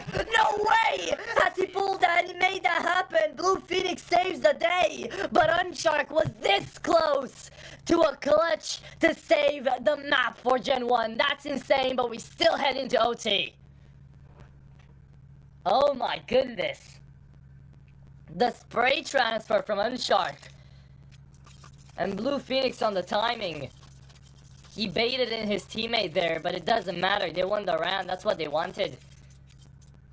Holy, 10-2 and now 12-12. What am I looking at? Gen 1. Keep going on their T side.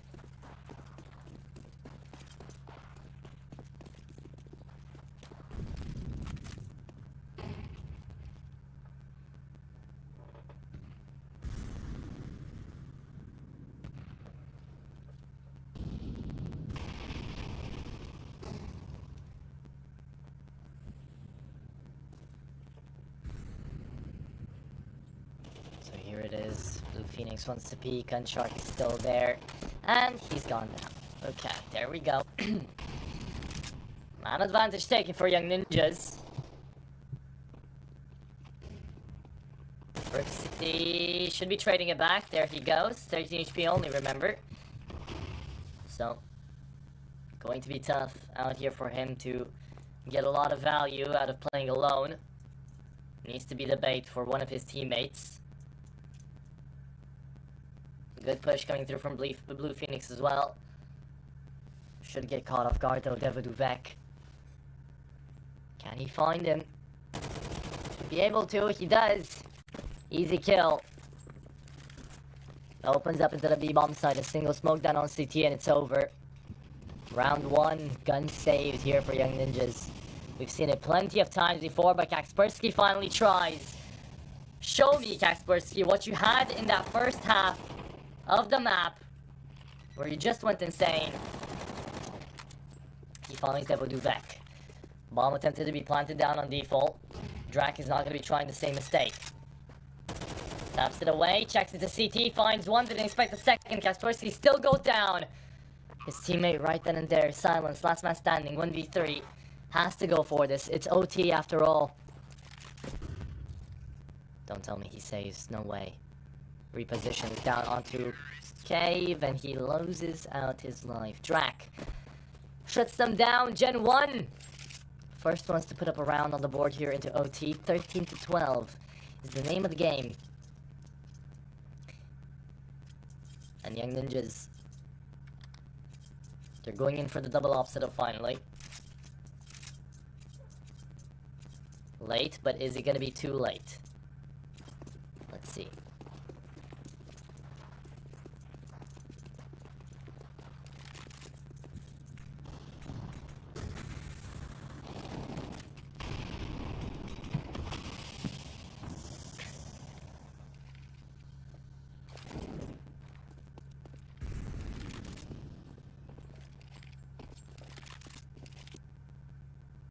$23-15. Main reason they're back in this game, alongside Drac, Kersey has been looking insane.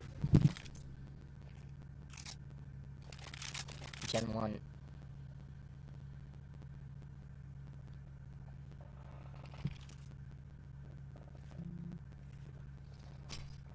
Trying to just entry up into this B-bomb side once again.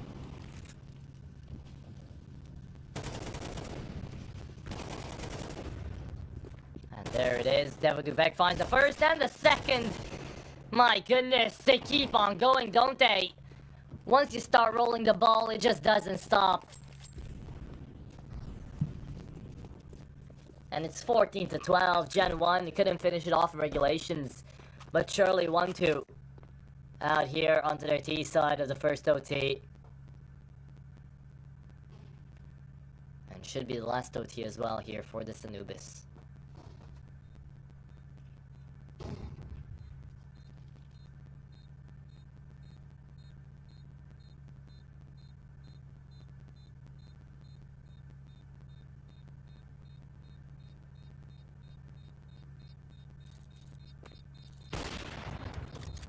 Oh, and we do have Misto attempting the ninja. I respect it. But it is OT. They're gonna die with the bomb then and there. They don't care. They have more than enough cash.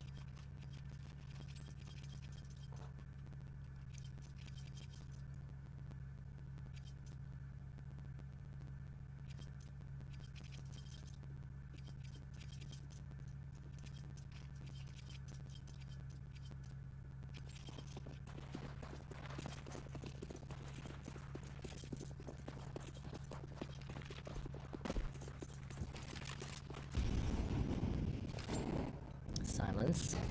Sun down in towards water. This is gonna be Mistem having to deny. Mistem hasn't been having a great game, but now in round number 27, he pulls ahead. He finds 2. Kaspersky, easy frag there onto Devo Duvek, waits for the second, shuts him down as well. Now it becomes an easier round here for Young Ninjas. A flawless one as well. You'd never think this would be possible. After the last 2 rounds you just saw from Gen 1, they just ran over the sites and they managed to win them. Now that Young Ninjas try to take up the space, they win it all out. And it was the pace change that did them in for this round, Gen 1. But now it is 2-1. Young Ninjas pull up around into the CT side. Now they need to go flawless on that T side. We know they're good. We know they can play that T side on Anubis. We've just seen a 10-2 from them in the first half. Do they still have it? Do they still get it? Let's see. Gen 1, CT side. It was looking horrible before, but now they're back online.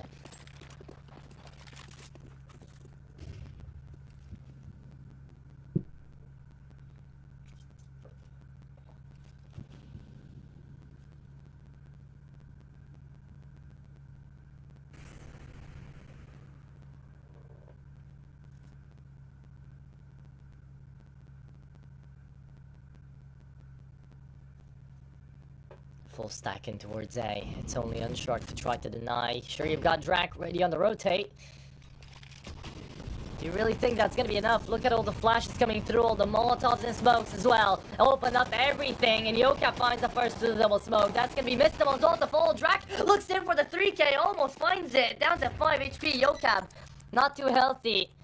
Bogdan's Law should be in play. However, Silence, too far away. Kersey cleans up the low HP member. And all that's left is a 2v3 into this one. And Sinjury down to Heaven. And they're all coming in from Heaven. Now they know, but Blue Phoenix can't shut a single one down. Silence is the last man standing. Time taken away, but you've got the fuse kits this time around. And the smoke coming through. You can't do it with an op, and you can't do it at all. It's Gen 1 on map and match point yet again here for Anubis. And it's not match point. It's only the first best of 3, by the way. But it's either double OT or Gen 1 take away their own map pick in a really competitive fashion.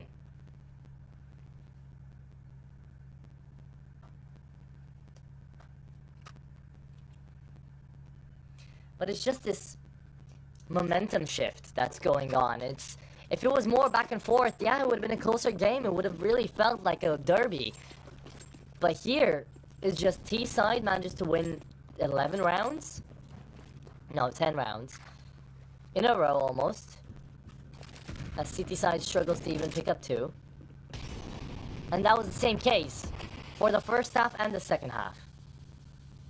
So it's just insane to really see here. But now into OT, Unshark was playing for Flash. Was looking at the wall. So he did get taken down, but now Young Ninjas, they're not going to be heading on over to A. They have the opening. They think Gen 1 already forced in the issue, already made the rotate happen, but instead it's players down middle here for Gen 1. Good flash, but not good enough. Kaspersky's still here to play. And he's found the double, looking in for the triple. Can he find it? No, he can't. Kersey, good for 2. Out into mid. Spots at the bomb as well. Kersey wants to go for more. Knows this should have been an A hit. But where are the A players? Devo Duvek. He's taking a lot of time to help out his opper here.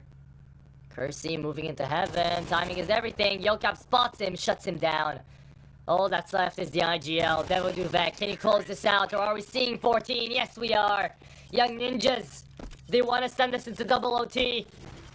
They want to make this first map just like the first map of the last best of 3. And by the way, that ended 1915. So let's see if this is a good old CSGO game. An RO30 to be finishing this one off. Or do we need even more rounds to be brought here?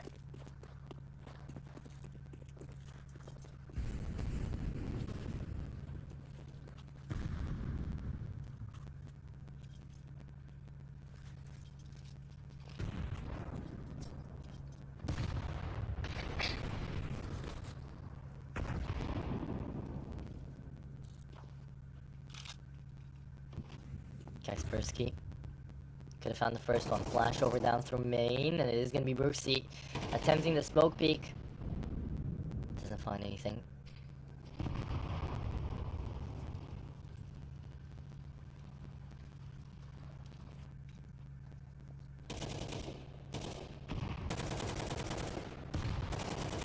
That's Kaspersky taking down Devo Duvek. Brooksy is also going to fall. Kersey has been looking great this map, but it doesn't matter. When Mistem finally comes online, finds 2 more, and into the side we go, as this has to be a retake from Draken Unshark. Otherwise, it's double OT, and we go again, boys. Out here into Anubis.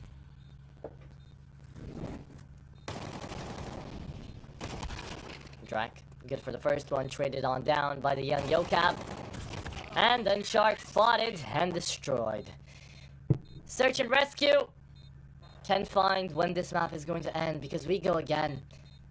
There we go.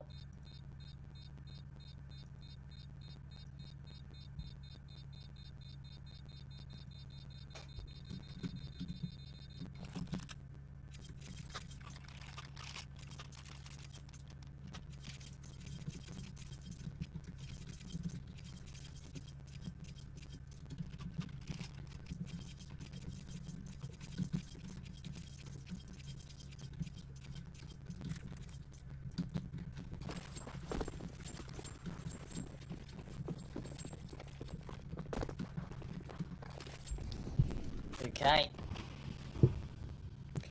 Another OT, another day in the CCT. Let's see, boys. How is this one going to be played on out? Gen 1 CT side continues, and Yokap has gone down, but Brooksy as well. 1-for-1 trade. Oh my goodness, missed him. There we go. Finally some aggression here from Young Ninjas. Looking like how they were before onto that east side. Devo Duvek shuts it down. The peaks are there. Mistem is here too, though. Devo Duvek down to half HP. Mistem down to 47 too. Oh my goodness, what was that, Mistem? The bomb is spotted. Devo Duvek running to the A side now, trying to flank around into middle.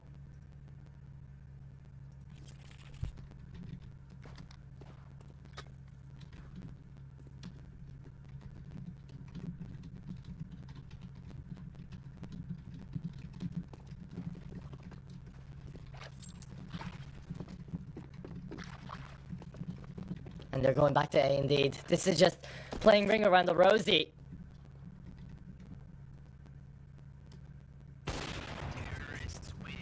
And there we go. Finally over. 16-15.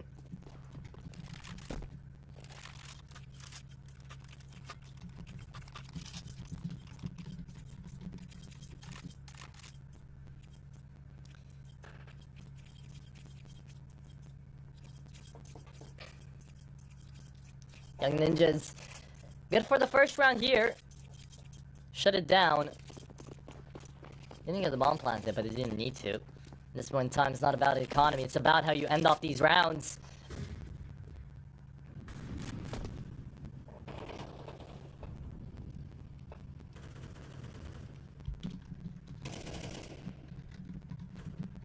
Oh, and Unshark is pushing again, isn't he? Kersey's trying out his luck too, but it just depends on when Yokap decides to just dry peek it, as always. And here it is. It's literally just a telegraphed call. Yokap knows when to go. He feels it in his bones. And Young Ninjas get the advantage again. And Sinjuri on down, 4 pillar. The Molotov doesn't go through just yet. Yokap thinks about it twice as the call for A has been thwarted. We're not going to the ancient bathhouse anymore. Instead, we're going back to the museum. And to B. The Temple of Ra. Devil Duvek trying to hold, finds the first one from Blue Phoenix. Already dead and now. Drac never checks this, however, still gets it. Even if he didn't check. A single bullet connected from the Galil. Don't know why he had a Galil, but there it is. Oh, 3 players coming in from cave. This is spelling doom and demise. Missed him. He's had the last round before. He made it work, and now should be getting this one too. Brooksy knows though that he shouldn't have hit the wall that early. Checks in, shuts down the player. 2v4 remaining, and timing is running away from them. 2 defuse kits as well for the CT side, and it does work out just as fine for Gen 1. Silence finds one, and now that he's left alive, he's denying the bomb defuse coming through right now. Silence doesn't manage to check it well enough. He had one chance and he missed it. So Gen 1 bring it back 16-16, and we keep on going here for this OT into Anubis.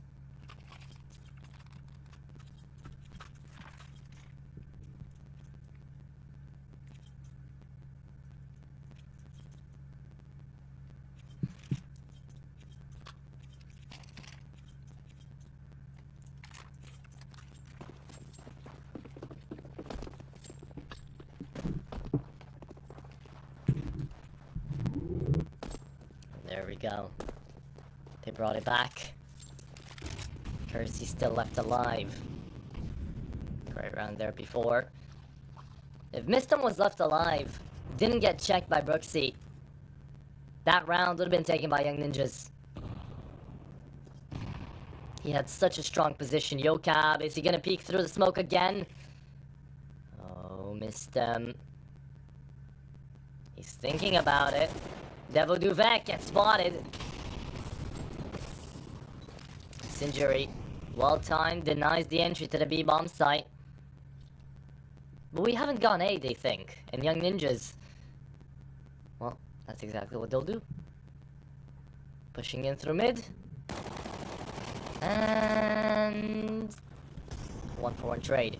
Out into heaven, Kersey tries to peek in yet again, but the op wasn't expecting 2 people to be out here for camera side, so he does go down.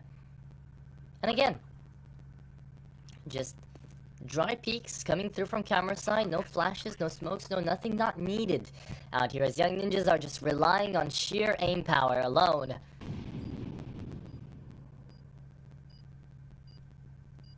Gen 1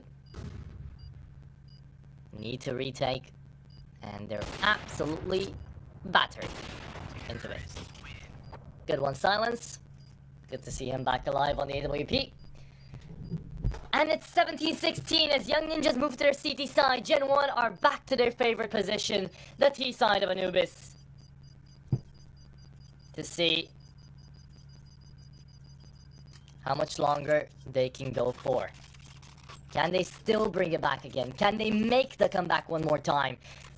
Can they close it, is the question too. Or do you want to give us triple OT? Let's see it.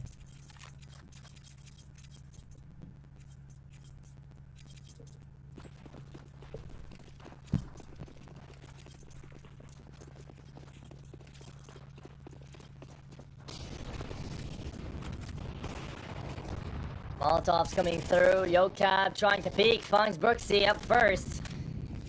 Right on the entries. Is Silence gonna try again? Doesn't look like it. Kersey. The fact he whiffs out the first shot is insanity. Because now, Young Ninjas.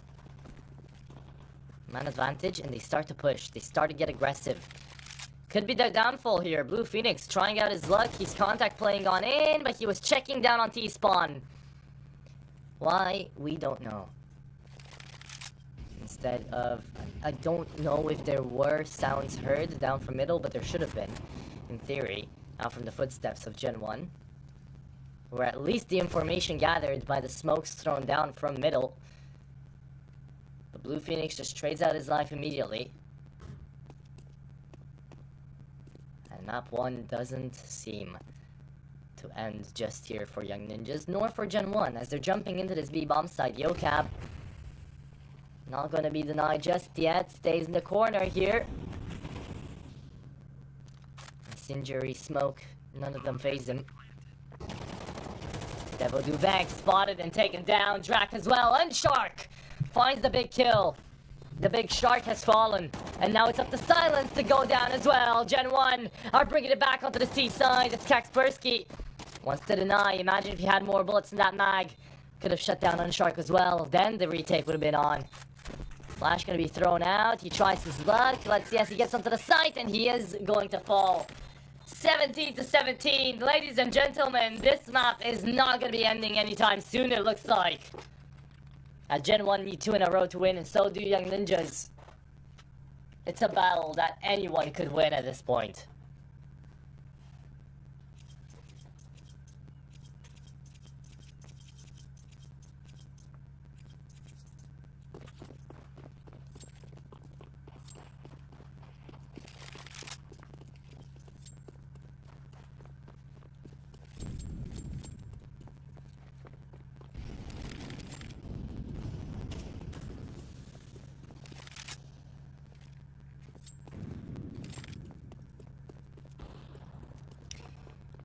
Okay, slow around to this one.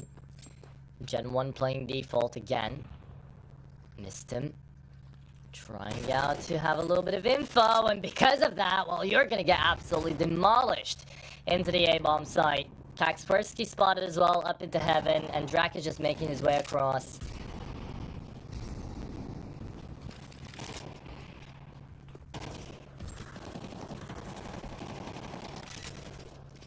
Nate goes through. Kaspersky not found just yet, but the bomb has been planted already. A single defuse kit onto Kaspersky. And he's not gonna fall first. He's gonna fall second. As that is going to be the lineup here for Brooksy. Picks up the M4A4 and connects on the headshots too. Silence goes to save. No more cash in the back remaining for him. So it's 18 to 17. Map point again for Gen 1. And this is like their third time already that they get a chance to close this game out. Can they do it? Or will we go to triple OT?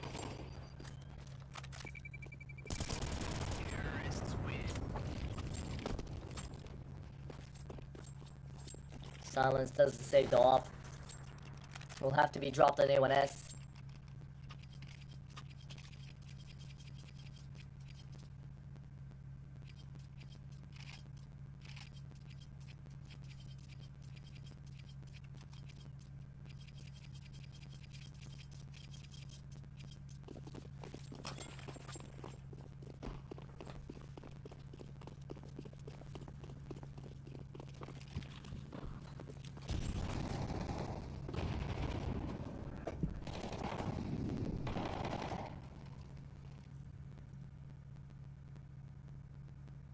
Okay, here we go. Could be the last round out here, and Kersey, he is gonna find it.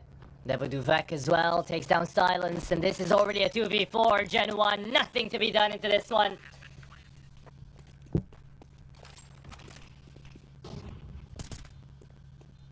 Missed him.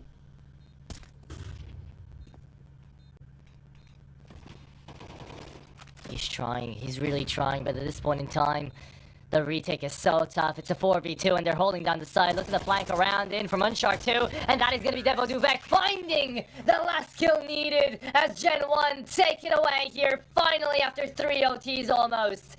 They do take us all the way. 1917, Young Ninjas played a hell of a map.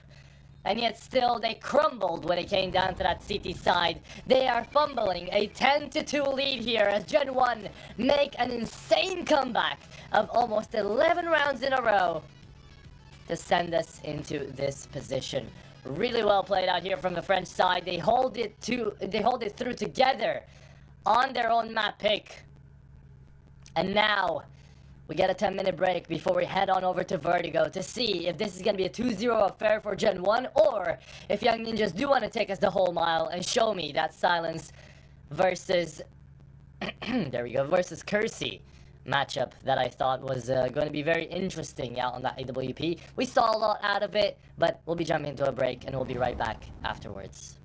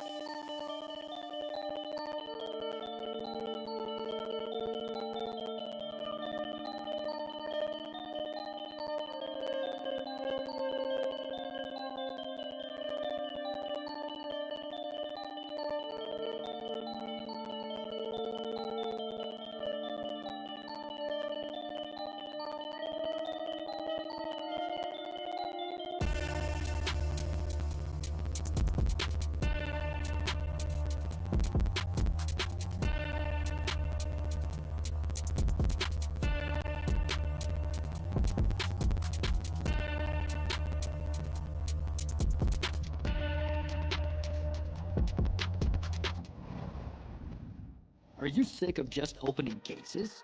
Join the events. At each event, you can find special cases from which tokens fall. Tokens are your ticket into a world of unique awards. For tokens, you can buy a skin, premium, or special balance. Try your luck in the skin generator. Also, you can leave your tokens at the token vault. And the more tokens you keep, the better skin you'll get. Add variety to opening cases with Hellcase. Do you have any unnecessary skins or want to sell them? Try Skin Place. Visit the website, select the skins you want to use. Easily fill your Steam trade link. Make sure we offer good prices and choose a payment method. Hit the button and boom! Instant cash. Safety. Low commissions. Instant payouts. Skin Place.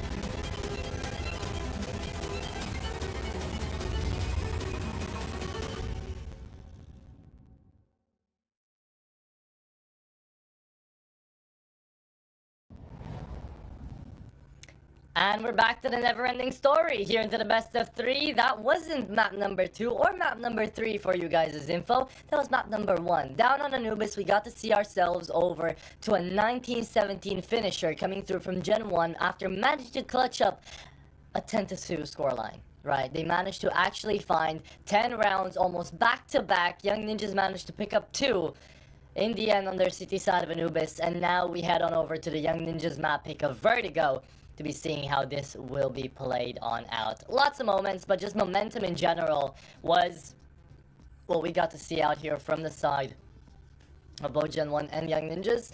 And now, as we're going to be moving into the map, we'll have to actually figure out what they want to do out here on the map, because Vertigo plays very much like Inferno, and if I know anything about that last map, is that we got way too many goddamn saves coming through from Anubis. So I don't want to see anything like that. I want to see much more action.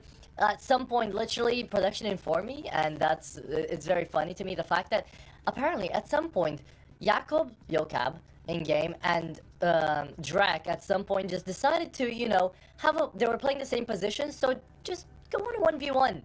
That's literally what the entire enemy team said, and that's literally what all the Young Ninjas said as well.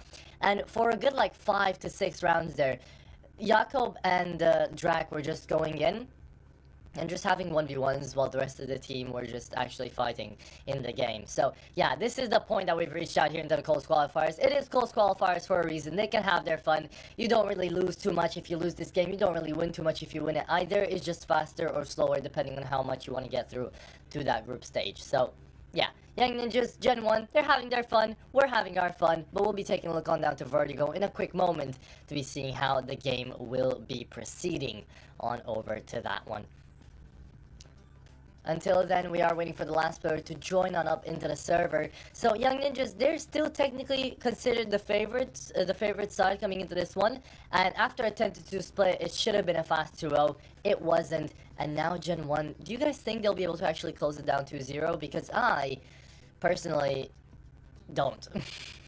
I think we're going to be jumping into the third map. So, let's jump into the second here to see if I'm right or wrong. We'll find it out here as we jump straight into the sky rises. We're back on Vertigo. If you guys watched the last best of 3 as well, it was Vertigo and Anubis as well. And the other Vertigo ended up in a 1915 as an OT. So let's see if this one's gonna be the same or not. So coming into this one, Vertigo, Young Ninjas map pick. Kaspersky on the lead onto CT side. Let's see where this takes them, as Gen 1 already are going to be sending in their MVP from last map into this one with a kill, and perhaps with the entry into the site as well.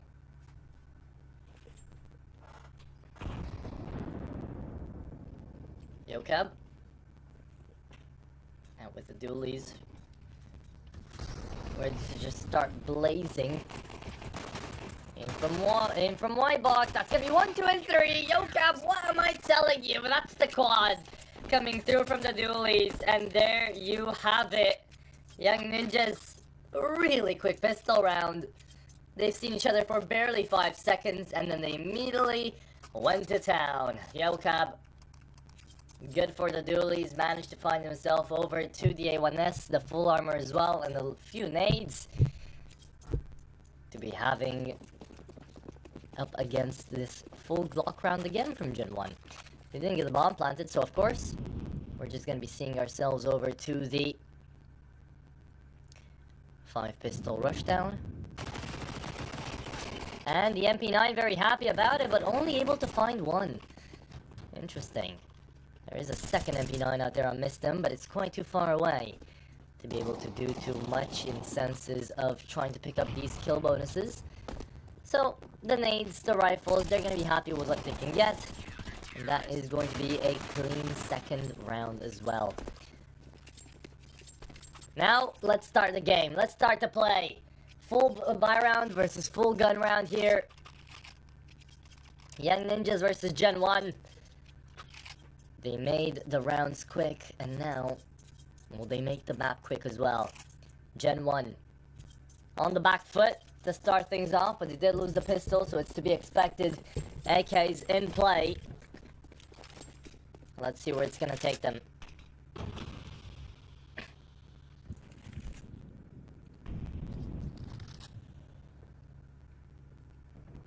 Blue Phoenix anchoring down onto the B-bomb site as there's 4 players down onto the A side for Young Ninjas. Again, the gamble calls are coming in consistently.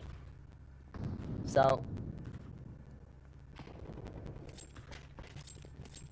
interesting to see what Young Ninjas have in mind for their strat book. They're very experimental. Devil Duvek already pushed in through middle, has found his way on over to Generator. And this is going to be Silence, actually finding Kersey somehow. Jumps in front of him. There was a flash behind from Mistem too. And the jump and the kill. Kaspersky looking great, and Kaspersky looking for more. Somehow didn't spot out Devil Duvek into the side. So Devil Duvek keeps it going with the AK, but isn't really going to be enough. 1v2 remaining from Drac, and he's looking down towards the bomb site. Right now, no defuse kit either for Yokab, and he's left in a 1v1. As he's gone down, Drac has managed to work out his 1v1 skills. After he struggled so much in the last map up against Yokab himself, he manages to shut him down with a headshot, a quick one, with a spray transfer too. Drac saves the round here for Gen 1 and manages to actually clutch up on the first full buy round. 1v2. So many 1v1s, Yokab. To be losing out against your arch nemesis, damn. Definitely he's not gonna live that one down.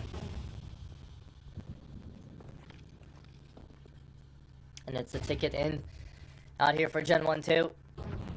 Young Ninjas, they lose out this round. Economy is going to be in the dumps. So wherever Gen 1 decide to go, if they find the entries, it's round over. It's going to be a forced out save from Young Ninjas. For sure. That's how they've been playing so far.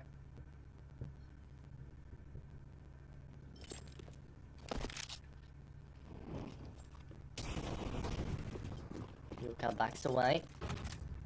Right when the Molotov went out. Boost over for Mistem, and Gen 1 are just rotating. So they heard the movement. But they're still contacting, so there's no way they heard the movement. Gonna be leaving one player. I think that is Drac. Out into the A site to try to find more duels. While Blue Phoenix, he's just waiting for the execute onto the B side to happen, but it might just be a double fake out. Blue Phoenix smoked away by his teammate. Stays on pillar. Sound heard probably on the info though.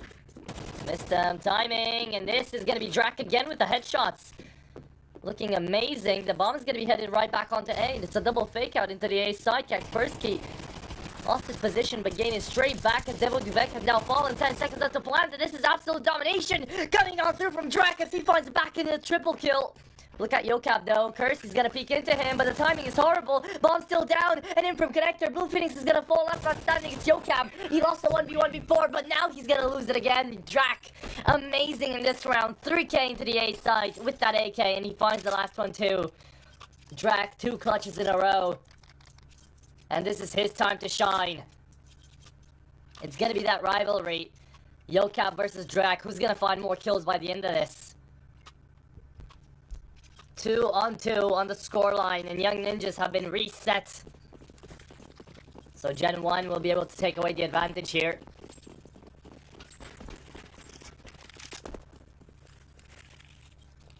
B250 onto Yocap.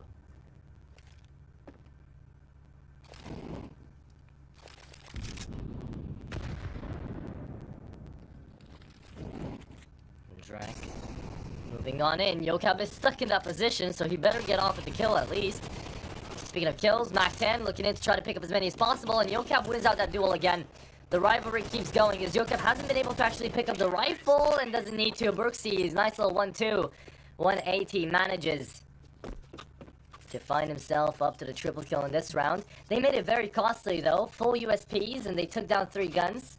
So now, Gen 1 forced to reinvest, and Young Ninjas on their full buy as well. So they should be good to try to take this round. Let's see where it'll take them.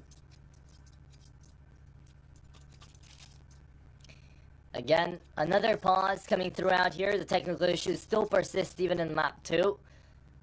The internet issues not looking good for Blue Phoenix.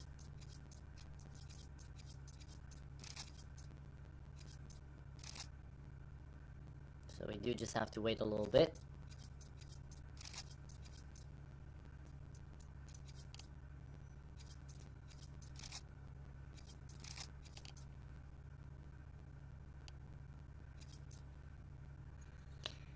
And here we go, straight into it again.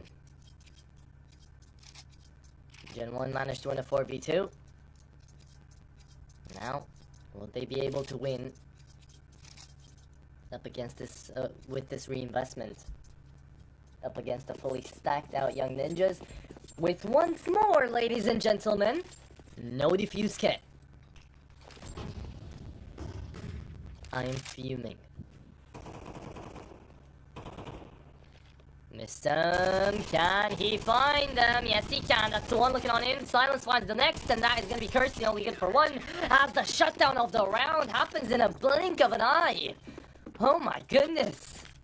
Young Ninjas, there you go. Missed them, just finds 3 in that round to take them out. And now they're getting the defuse kits out. Thank you.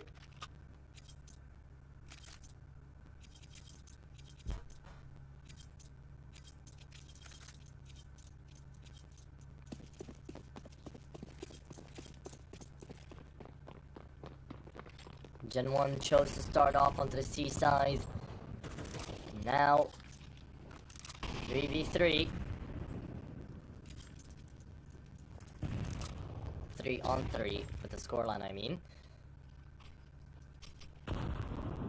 It's gonna be a close affair again.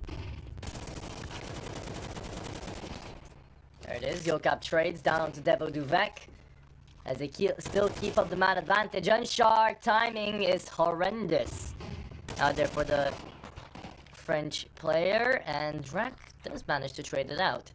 Yocap ran out of bullets there towards the end, and Silence finds 1, and only good for 1. Kersey left in a 1v2. Thinks he's being flanked, but instead, it's Young Ninjas playing with a man disadvantage. Kersey timing. Oh,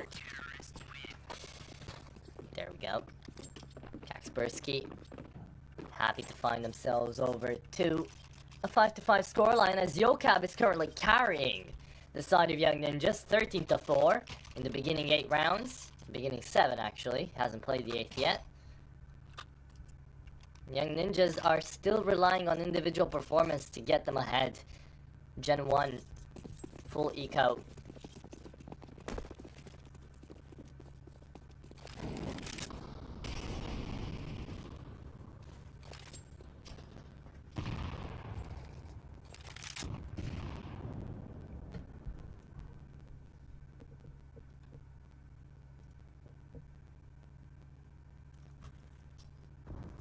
Let's see where the Glocks go, what they do.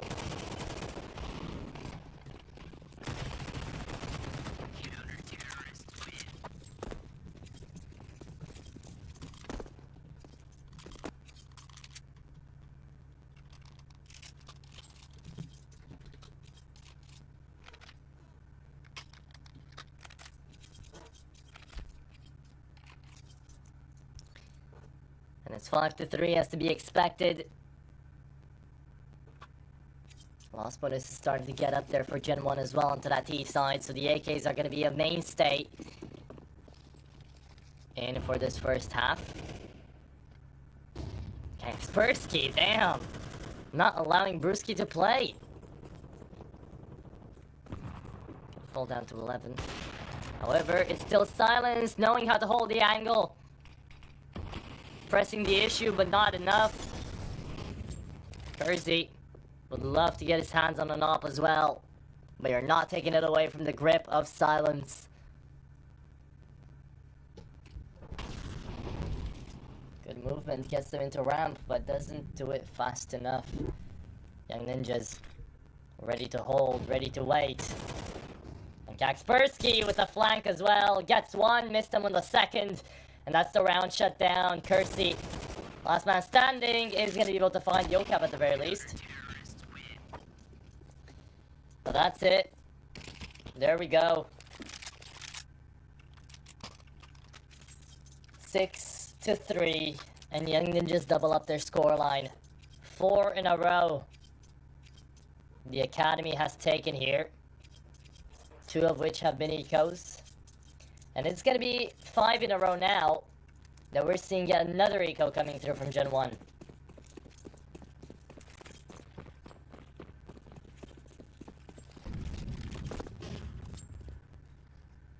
T-Side not too happy with their cash.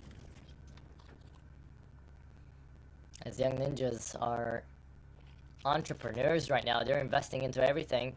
But they still got cash to spare. Oof, and there it is. That's going to be Drac on the first. Looking on in. Blue Phoenix has to deny. Hasn't been having the greatest of best of 3 so far, but now he's showing he can defend that B-bomb site. Yokab finds Drac as well. It has to be done, man. You have to let Yokab get that kill on Drac. 16-5 on Yokab. Missed him, brings it back as well. Silence 8-4. And Young Ninjas already 4 rounds above head of Gen 1.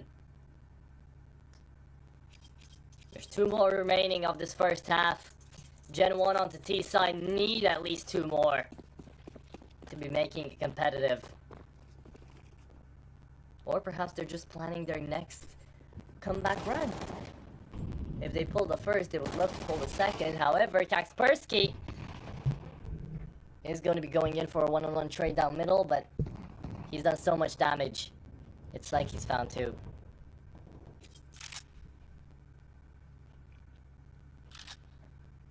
Here's the boost as well.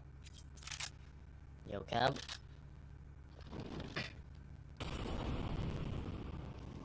Trying to hold on to this one, and that is going to be Drac checking. Yokab still finds him. Headshot connected. Missed him. Good for another. Can he find a second? No, he can't. Kersey into the site. Bomb dropped in the middle of the site. Checking behind. Yokab falling. But not without dealing the damage needed. Look at this. 2v2. 2v1. And Blue Phoenix has to do this. Needs 2 bullets to the body on Kersey. 1 to the body on Shark. And right now the bomb hasn't been planted yet. So Blue Phoenix thinks that actually this is going to be that B hit. Instead, he goes right back to A. This is perfect for Blue Phoenix. He's securing this timer right down to the dot. Unshark coming in before the bomb actually gets planted. He's going to be the one to plant it. Needs to check CT out here, Blue Phoenix. Oh, and he's gone down to catwalk. Unshark wants to peek on in. Spotted out the barrel. 4x3. Blue Phoenix still gets it somehow. Checks it to CT. Timing is everything. Blue Phoenix making noise in towards the site. He's got a smoke right now, and he has the defuse kit as well. He might just go for the stick. He's found the last one, and he's killed it. There it is. Blue Phoenix manages to win out the round. 8-3 on the scoreboard here in favor of Young Ninjas. And they once again demolish the first half. Nice clutch coming through from the Israeli. Down to the last round of the first half. Gen 1 will be going in for the full buy. Of course. But it's actually not bad. They do wish they had a little bit more util. But it is what it is. Devo Duvek struggling into this map. Vertigo. Not one of their best picks out here for Gen 1. They've only played it once before. And they did lose it 13-11 up against the strongest talent. So it's also a bit of a punish peak, but it's also a really good map here for Young Ninjas in general. Shark. Good for the first. Missed him. Trades it back. He's going to send in that nade. How much damage will be dealt? As Kaspersky finds Brooksy again. Not letting him play the game. 5-11. Unshark is in the same territory. Hasn't been allowed to play at all. And still won't be. Silence. Continues. Not good for 1, but good for 2. 9-3 is the name of the game here. And it's not a 10-2, but it's damn close to it. Young Ninjas. They couldn't do it in the first map. They couldn't close it out. Will they be able to close it out on the T-side Vertigo on their own map pick here? To send us into Dust 2.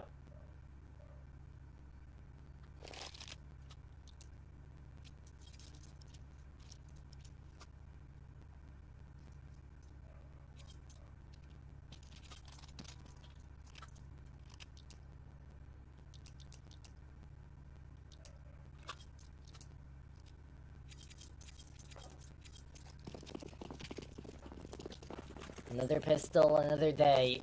Missed him. Does have a Glock. There we go. Bomb strapped to his back too, and P250 onto Yocab. Can fight these USPs. And Kersey. Down to 9. Not gonna be killed just yet. Drac ready for the flash peek, however.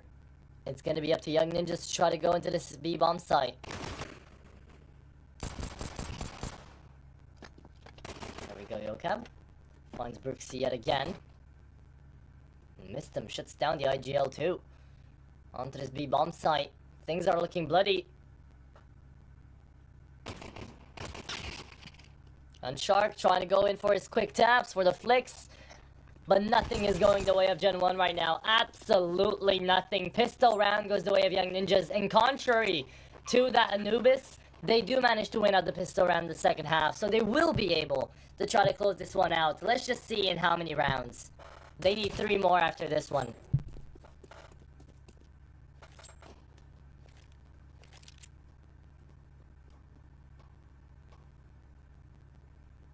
Let's see, Yocab playing for the 1v1. He knows Drax still the last one alive. And he must be feeling so good with that last kill as well. 3k in the pistol, 20-7. And Yocab is carrying out here. But everybody from Young Ninjas is just absolutely demolishing the side of Gen 1. There is not a single player that is under the KD, that is above the KD of any of the Young Ninjas players out here from Gen 1. Drake is the closest, 8-11, but he's fallen off by the bus too. And let's see if I'll jinx it or not. Will Young Ninjas be able to close on this map, or is it going to be Gen 1 somehow managing a comeback? Because already Young Ninjas have taken a lot of damage from USP's onlys, and the MAC-10 is coming in for the cleanup. It's not pretty, but it's a cleanup. And there we go. 11 on the board, Young Ninjas need 2 more, and a full buy coming through from the CT side. They need to go flawless, otherwise it is game over. On Vertigo. Some people might say it should have been game over right here and now, but they did manage to come back on Anubis. They deserve it. So now, even if they lose on their enemy's map pick, they will have a chance to duke it out. Literally, 5v5 style, full-on individual mode. On Dust 2, the best map to do it on, and Silence gets to finally come back into the spotlight here with that op of his. Missed him. Peeks on in, they're waiting for the boost to happen, and this is perfect for Mistem as he shuts them down. Mistem almost found the triple. Devil Duvek down to 1 HP, doesn't care. Yocap still finds the headshot. Unshark, last man standing. Bomb just gonna be planted. And good luck, have fun, we're going to map point.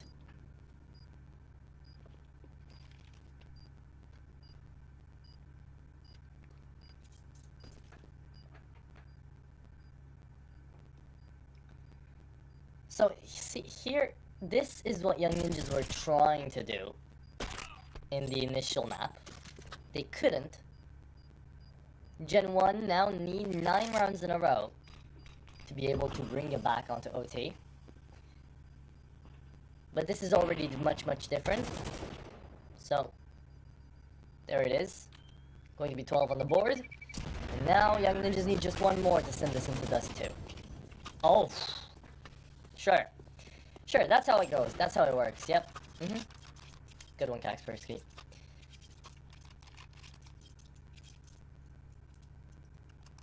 There we go. It's not their map, but maybe the next one is, as Young Ninjas are going to be going up against 3 MP9s, the FAMAS, and an A1S into the possible last round of this Vertigo.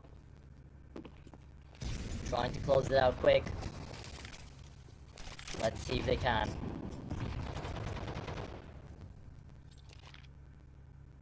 Yocab is 22-9 right now. Bonkers.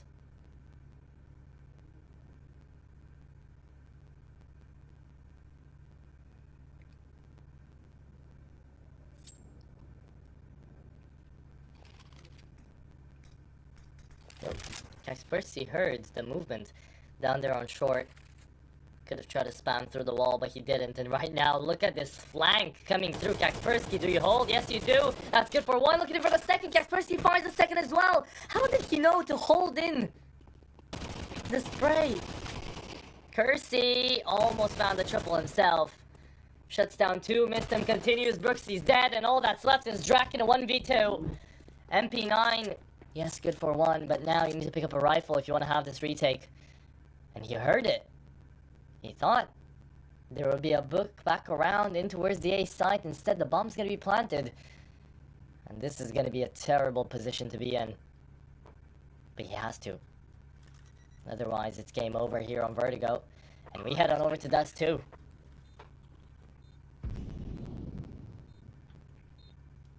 Drac.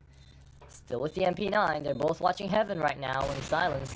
Checks back around and connects on the kill as well. Everybody from Young Ninjas just shooting and demolishing, and they managed to turn off Gen 1's monitors on map number 2 here on Vertigo. They shut them down completely, and they go 13-3 to be winning this one out. So now comes in the question, how is Dust 2 going to go? We'll figure that out in around about 10 minutes as we're jumping into a break.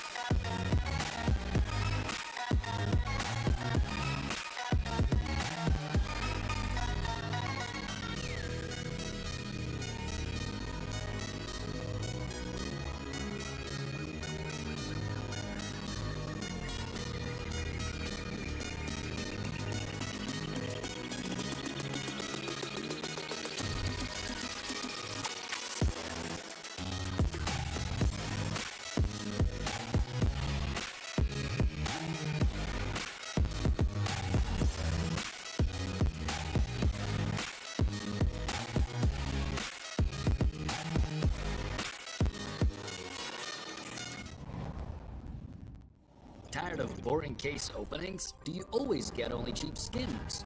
The Hellcase website has tons of options to upgrade your inventory. It's up to you to participate in giveaways, events, or compete with other players in opening cases. Hellcase, your world of expensive skins. Do you have any unnecessary skins or want to sell them? Try Skin Place. Visit the website, select the skins you want to use. Easily fill your Steam trade link. Make sure we offer good prices and choose a payment method. Hit the button and boom! Instant cash. Safety. Low commissions. Instant payouts. Skin Place.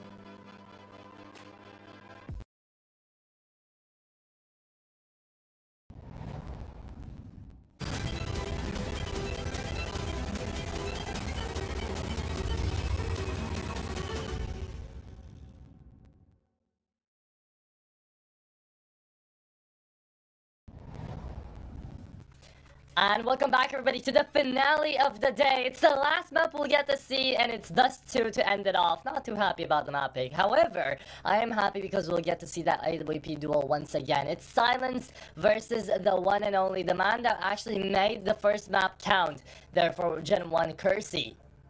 Jumping into it. Drake, however, showed up what he was made of out here into the second map as well. And, well, he tried. He definitely tried onto Vertigo, but it just wasn't enough. And he also tried down there onto that Anubis, and it was enough then and there. So, we'll see how it actually pays on off here for Drake and Kersey moving up against Yocap, Caxpercy, Silence, and Mistem and Blue Phoenix as well, I guess. But Mistem and Blue Phoenix had a much better map number 2 than they did map number 1, as everybody from Young Ninjas just went ahead and demolished on that map number 2 on their own map pick of Vertigo. Now, it's Dust 2, it's an individuals game, and I'll tell you a couple of individual stats by the way up until now. Yocab, plus 15, 45 to 30 deaths, Kaxpersky, 42 to 35 deaths, and Silence, 37 kills to 24 deaths. This guy just didn't want to die, and Silence has been insane alongside these other two, Kaxpersky and Yocab. Mistem has had his moments on the multi-frags, and Blue Phoenix is the anchor that you look to try to find those clutches. Everyone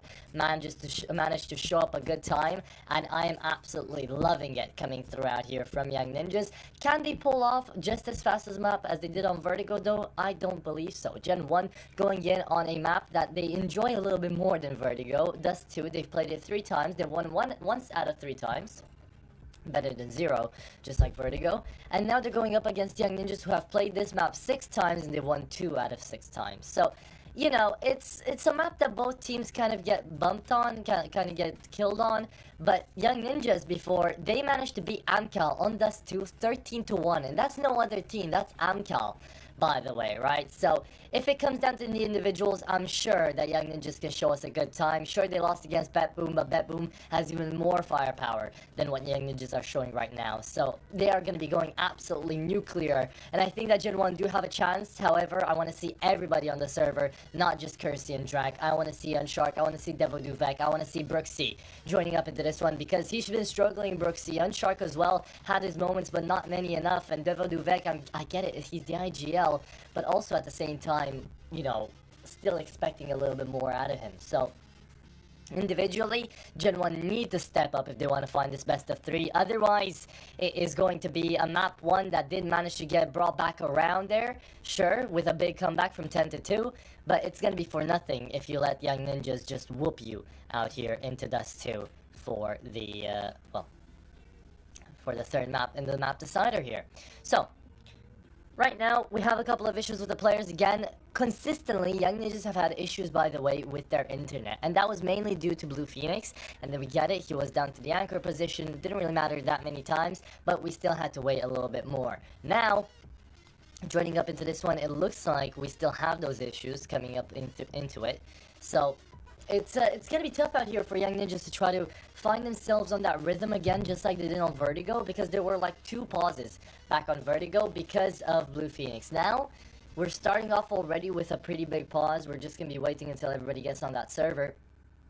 But they have to play the knife round as well, and I think, actually, guys, we're going to be throwing it into a, like, in 2 minutes we should be on the server, right? So in for 2 minutes, I want you guys to write down in chat who you think is actually going to be able to win this one without fully going all the way on the NIP side, because yes, ninjas are definitely going to be the favorites coming into this one, and sure, they're looking like the guys that are going to be taking away the server, but I want to see how many of you guys are actually believing in Gen 1 right now. No one believed in their comeback attempt from 10 to 2, and yet they did it. So why can't they do it here on this too? Right? Sure, it was their own map pick, but here, maybe things will change. So we'll see where it goes. We'll see how it actually gets played out. But just in general, the knife is going live right now. So we're going to be waiting to get into that to see who's going to be taking away that T side first, who's going to be going into their CT side first. Let's take a look at a couple of statistics until we get there. For Gen 1, their CT side is actually goddamn horrendous out here on Dust 2, I have to say. I mean, 33.3% win rate on round conversions for the CT side, whereas onto their T side, they've got a 66.7% win rate onto their conversions. So let's jump into the map. Let's see what they've got to show us, because in general, again, Young Ninjas are coming into this one as favorites. I'm expecting, personally, Young Ninjas to be able to take this away if they have the same performance as Vertigo, but that's left to be seen, as Young Ninjas will be going into the T side first. Gen 1 on CT side. Let this final map begin, as we'll see who's going to be meeting up Illuminar into the losers bracket, and then, of course, into the winners bracket, you're going to have yourselves ECSTATIC into a matchup. So looking forward to it. That's going to be tomorrow. Until tomorrow, we have Brooksy opening it up with a one-tap. 1 bullet, 1 kill. That's how it goes. And Young Ninjas, they've taken control over long. We'll be trying to push on over here in for A. The boost is there. I like it. You can't really spot the head there of Brooksy, but the peak should definitely be coming through anytime now. You're going in for the boost again. You're spotting him out, and you're finding him as well. There it is, Brooksy taken out. Really smart way to deal with the car player. Just go on for the boost. Well, nobody's peeking in from the site. Kaspersky wants to deny here, and the dualies will fall before they even start shooting. So Unshark is going to get pummeled down by the rampaging players towards CT out here from Young Ninjas, and they're actually attempting to be hit, apparently. Devo Duvek wants to deny them. How many can he find? The USP, good for 1, and that's it. That's the round. Pistol gone the way of Young Ninjas, and that's the best way this Young Academy could start it up into the last map of the best of 3.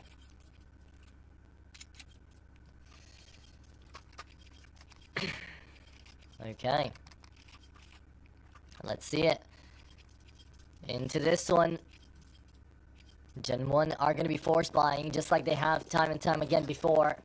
Every single round they lose the pistol, they force buy. And before, it hasn't really landed them in good spots. Maybe it will now. Brooksy, great flash and peek coming through by the courtesy of Devo Duvek. Drac is going to be traded out in towards long.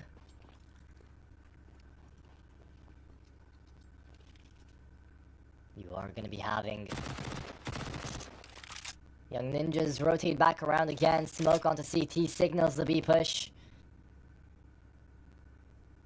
Only Unshark left to hold. 5-7 in hand. If he takes down Yocap here, that's a free Galil to pick up.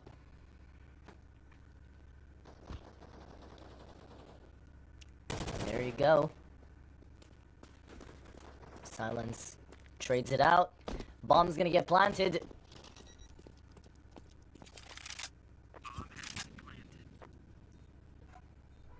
And a round is gonna be won by the T side.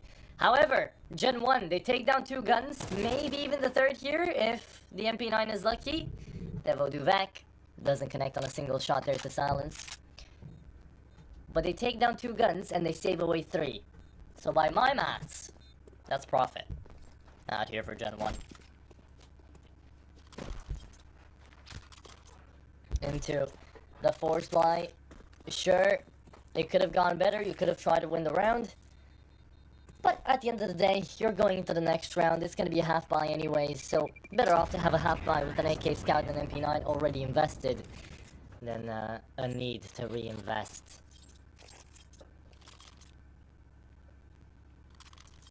Brooksy probably going in for headgear, a bit of util, and the defuse kit as well, if he's got that AK. But instead of full save coming through from Brooksy, no, okay, there we go. Nathan's injury bought up, just buy the defuse kit, please. Okay, well, who are they to listen to me, right? Who are they to listen to all of us who always yell at them for buying a defuse kit? Just one is enough. They have the catch, but guess it's not needed when you're just finding a full gun round here from Young Ninjas, and Devo Duvak not fighting anymore. Spectating, lounging back on his chair right now. Mistum wants to peek, and Mistum not going to die. Okay. It was either my English was dying there or my voice was dying, so the voice cut out. Too bad. 3v5, make that one a 3v4, surely, no, Kaspersky! Okay, there we go, somehow stays alive. And Brooksy just needs to save the AK, that was the plan all along. He finds one, nice try onto the second. But that's the round, that's it, Young Ninjas get the 3, capitalize on that pistol round win. And now, we should be seeing the real game at play here, for Gen 1. AWP for silence, invested by Blue Phoenix. Brooksy does go in for the full buy. And even though he's got an extra 800, he's not going to be going in for the defuse kit. So we just can't wait to see how Young Ninjas get into these bomb plants. But, ooh, Kersey, nice one to start. Mistum's going to fall. Silence dropped away his AWP to the South African. For the chance of the peak. He had the spawn for long, and yet still Kersey was just faster. Speaking of Kersey, look at him go. Out here into CT, checking in for the smoke, and finding the kill as well. No, no way! Kersey goes down! That's Yocap to fall on middle, but Kaspersky finds 2. And in from short, you will be having yourselves the A1S going down there, Brooksy. A bit too far pushed up. Devo Duvak surely to try to peek into middle as well. Only to be taken down by the op. Silenced, as some would say. As they're going back to A here, it's like they know one shark is back away to this B-bomb site. But it doesn't matter. Young man's gonna save away his gun. And it's 4-0 out here for Young Ninjas.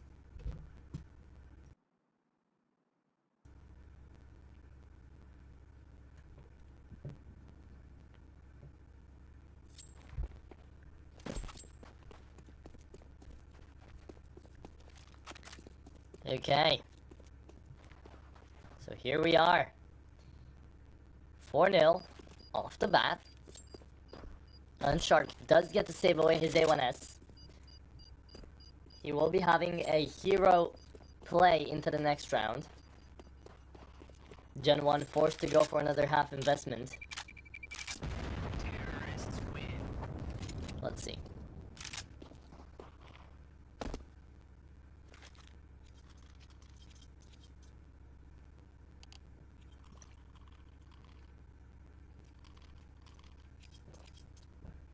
Technical timeout. You do have enough money for a force buy. So maybe that's what they're thinking of right now. Do we just fully invest? Or do we wait? FAMAS is definitely not as good as those A1Ss, boys. Better think about it twice. Scout. Thrown over to Kersey. By Unshark. Interesting on the eco.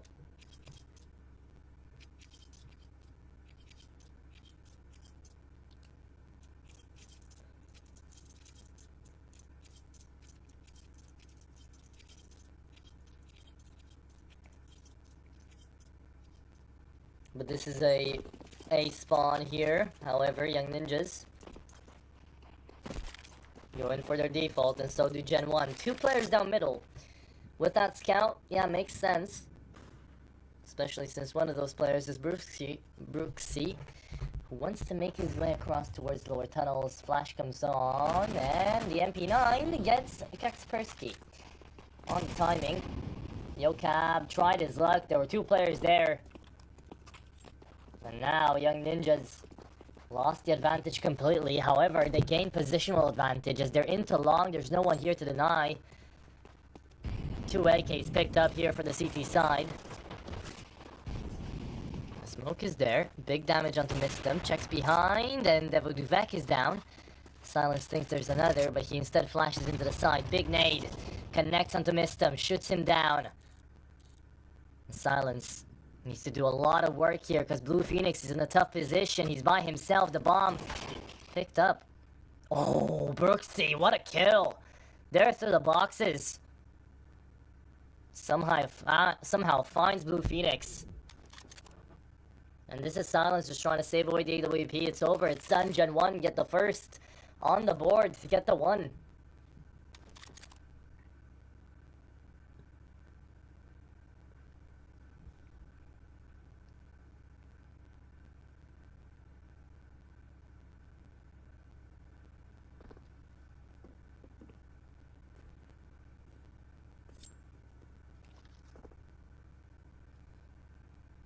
And there it is, they're just going in for a little hunt on Shark. Right with his buddy there, Kersey. Kersey so far definitely the MVP for Gen 1. Having a bit of a slower start. Onto the third map, onto the decider. And it's again an individuals game where Silence keeps it going. Kaspersky as well. Surprisingly though, Yocab, the carry, not yet activated.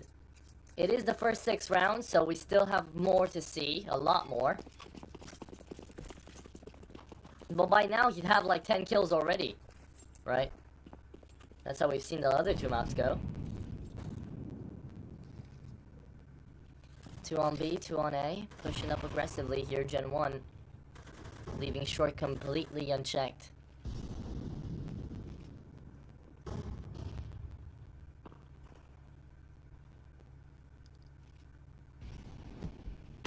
Taking space and taking names, but Yocab, sorry I talked about you badly here because you already found one and the second one as well. Yocab opens up the B site. And now, Drag falls down to 16 as well. It's a double up setup on T side, and yet still somehow it works. Oh, this nade. Oh, this nade. There's the Kobe. Yocab 3K in the round and wins it off as well. It's just that easy.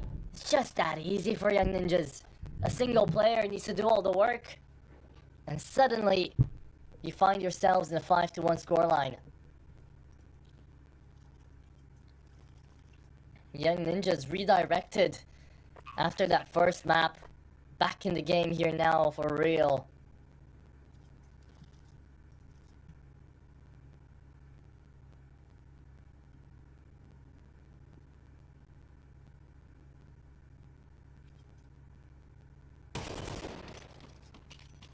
Oof, and there you go. That's gonna be one great flash along. Yocab is looking for his ace. Can he find it? Surely, yes, right? There it is. Devoduvek shuts it down. No more ace for you, mister, he says. As he still goes down in the end. The hunt was successful.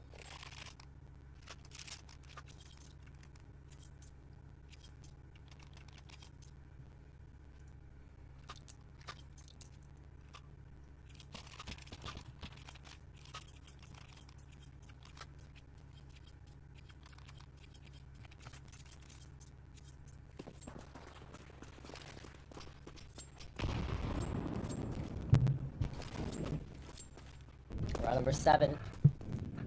AWP onto Kersey finally. You had the double hop setup though onto Young Ninjas on that T side, so better watch out.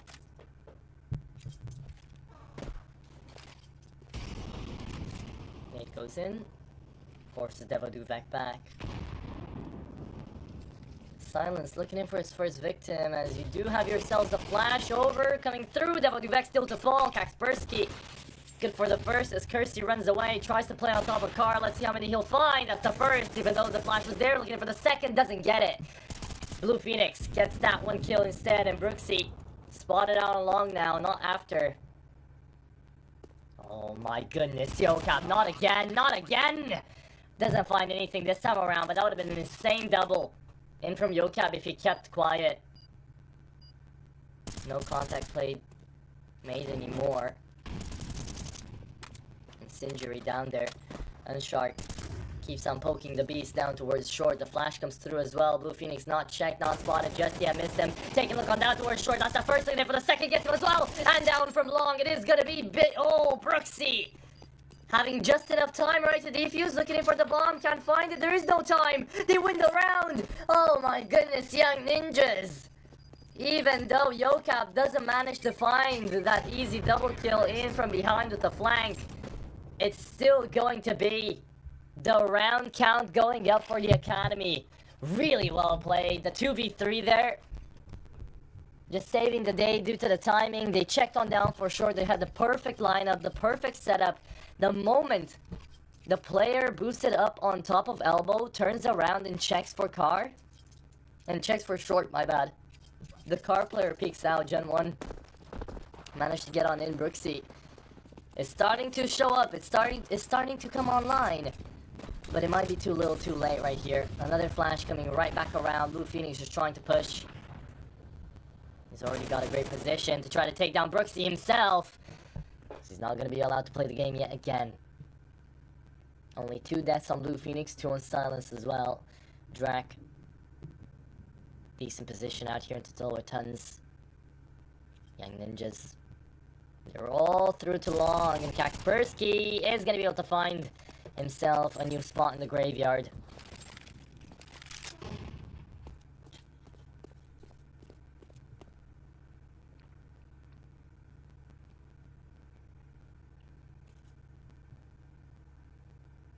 As the round goes slower and slower, the bomb is heading on over to the B-bomb site. Silence, looking in for a shot.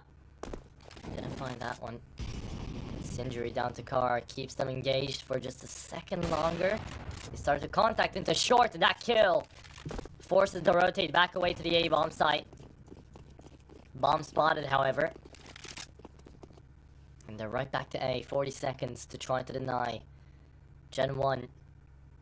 Can you win this one? 3v4, Silence. Already found a headshot with the AWP. Hearing movement in from short now. Injury down to the bomb side. Big gap, but it actually allows you to spot out info. And that's 1 down on short, 1 down on elbow as well. Well played again, young ninjas. They just take over these sites. It looks like Gen 1 aren't even shooting back. No time to either. Second tactical pause used up here by the French.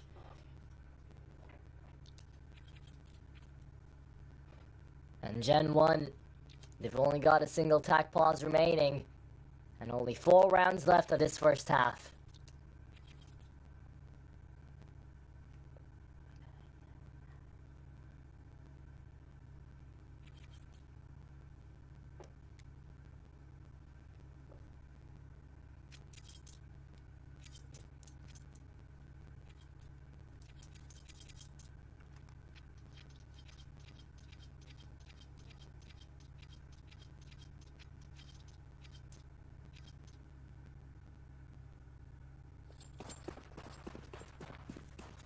And it looks like young ninjas warmed up, killing machines.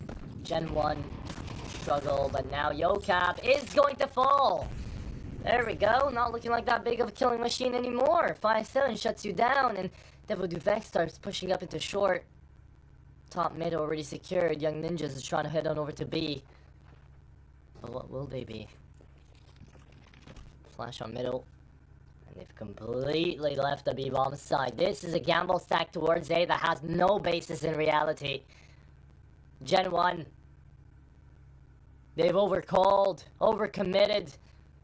And right now, young ninjas are just contacting their way towards the B-bomb site. Can still be a retake attempt, but there is no defuse kit, no smoke either, only single nade out here for the CT side. And as they figured out that yes, it is actually down to B, there will be the rotate as well coming through, and the damage will be dealt. Drac coming in through tunnels. Silence is actually holding it. However, the scope wasn't watching the right direction. Now it is. And now the peak is there as well. Silence shuts down one more. As the ultimate round should be coming on through here. Young Ninjas secures themselves a... And even though it was only the eco, the half-buy investment from the Gen 1 side. Oh, this timing is absolutely horrendous for Silence. Oh my goodness. He thinks, how did he even get there? He was watching all the time, but the pillar did not help.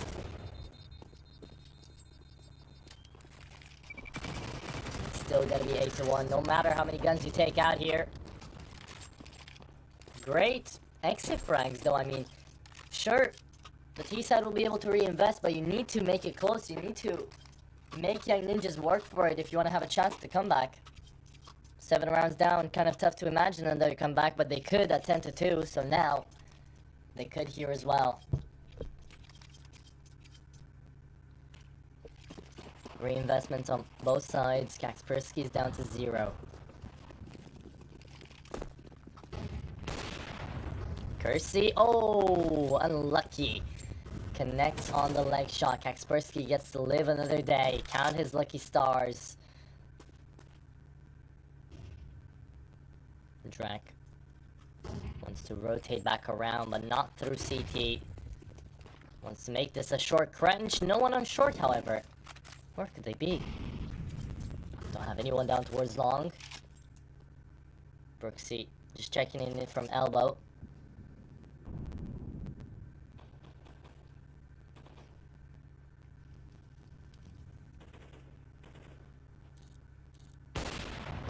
There's the peak, and the shot doesn't connect again. Kersey. Mouse cursor just going a bit too low on those flicks. This is the second time it's happened already. And we're back to short, we're back to the peaks, and we're back to Kersey. At least connecting that shot. There we go. Oh, there we go. A little bit of dink and a little bit more of a dink. Coming through from the T side. Young Ninjas, what happened there? You blink and you miss 2 kills. Hello? Unshark wants to make his way across, but the golden coil will be royally coiled out here by Yocab, as there you go. Unshark falls. It's 9-1. Young Ninjas looking better on this first half than they did even on the first half of map number 1. They really said F this after they lost that Vertigo. Not the Vertigo, after they lost that Anubis. They went on over to their own map pick. Boom. They decimated it. 13-3. Now, their own map pick, 9-1. And I'm getting a little bit of deja vu. So let's see.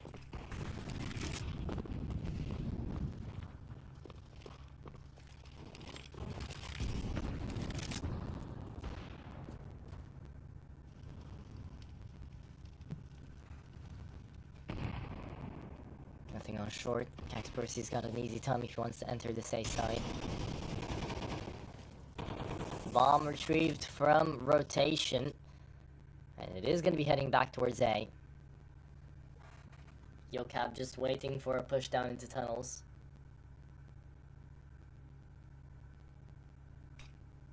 And Unshark's waiting for the same thing.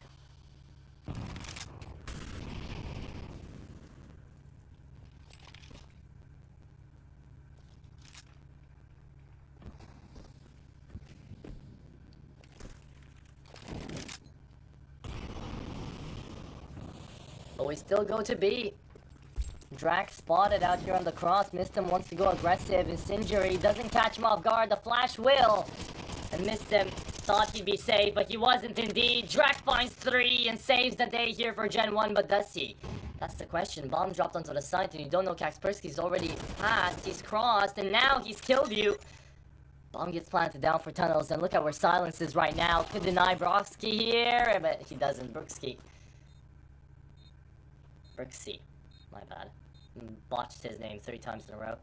Brooksky falls, and now Kaspersky, last man standing, finds one through the double doors, looks in again and could find a second, but he doesn't. Devil-Duvek shuts him down. And Gen 1 do manage to put it their second round on the board here. little, but maybe not too late.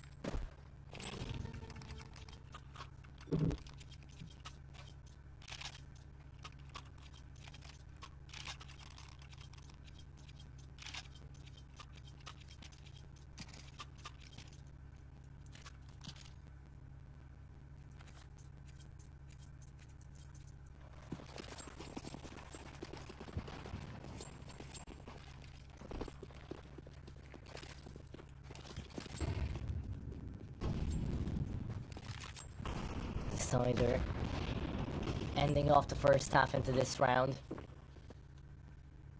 Is it going to be double digits here for Young Ninjas, or will it be Gen 1 attempting a comeback right now? Oh, doesn't look likely. Missed, he doesn't want to miss this opportunity to find the headshot, but now that Kersey actually moves in further, this is easy to try to entry up into the side one, and the second missed him, finds them all. Missed him, knows how to play these angles. He goes down for the third. Kersey, he should have been the first one out, and yet again he doesn't check into middle. Blue Phoenix can just corner him around at any point. Blue Phoenix finds two, and Kaspersky comes around easy round here to end off the first half. It is 10-2. And how much more do Gen 1 have left in the bank out here? Young Ninjas, they take away the pistol. It's game over.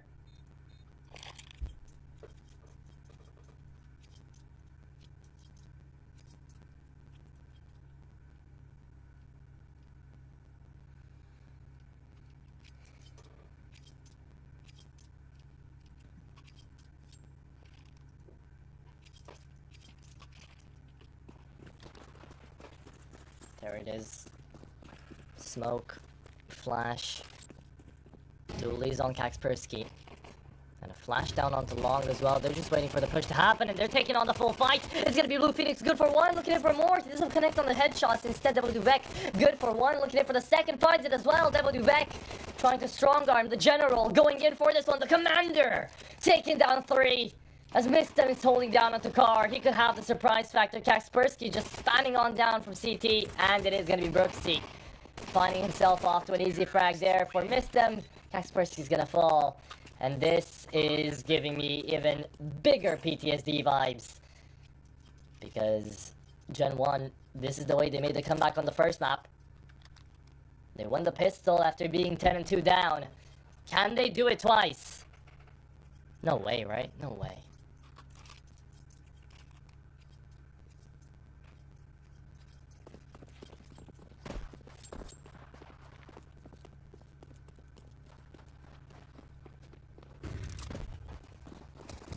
Push down mid, full USPs. If they can find frags here, it's gonna be insane. Oh, found one without a single death. Brooksy goes in for more. Kaspersky trades, and Drac was happy for a while, not too happy anymore. 3 kills out of a full USP rush down middle. Gen 1 have to count the cash they've got left.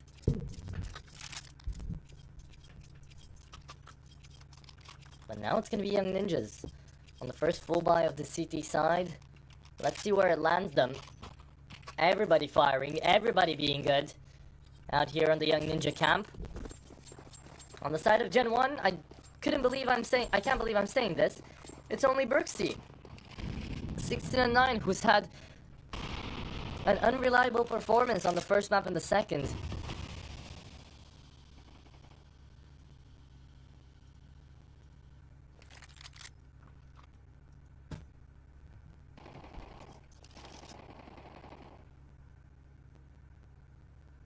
All on mid. You got 2 players to try to deny. Here comes the boost. Yokab peeks, checks. Let's see, Devil Duvek, do you watch the other way? I think you might be. Here's a flash, here's a smoke as well, and now the cross is here. Do you open up the smoke with an nade, though? You don't have one. Oh my goodness, but this is perfect! Yokab good for one, in the second spot of the bomb as well. Into the side, Kaspersky goes and denies any entry you could ever think of, because Brooksy's gonna fall too. Kersey, last man standing, and this is the end of the road in round number 15. Gen 1 tried something cheeky, but Young Ninjas touched something cheekier in mind. Kersey, last man standing, he needs a 1v5 ace clutch if he wants to pull this off, and let's see him attempt it. Doesn't have any other choice, does he? Nice try.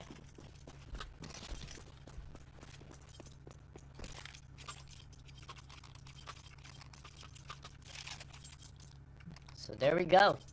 11-4. And Gen 1 do not manage to keep up that momentum that they had on map number 1.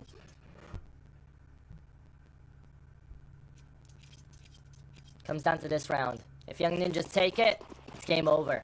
No more cash remaining for Gen 1. They have to force buy again. And it's over. It's done. The best of 3 gets turned around on its head. The reverse sweep would be here for Young Ninjas. Out of a very, and I mean very competitive first opening best of 3 into the close qualifiers. They would deserve completely to be matched up against ECSTATIC.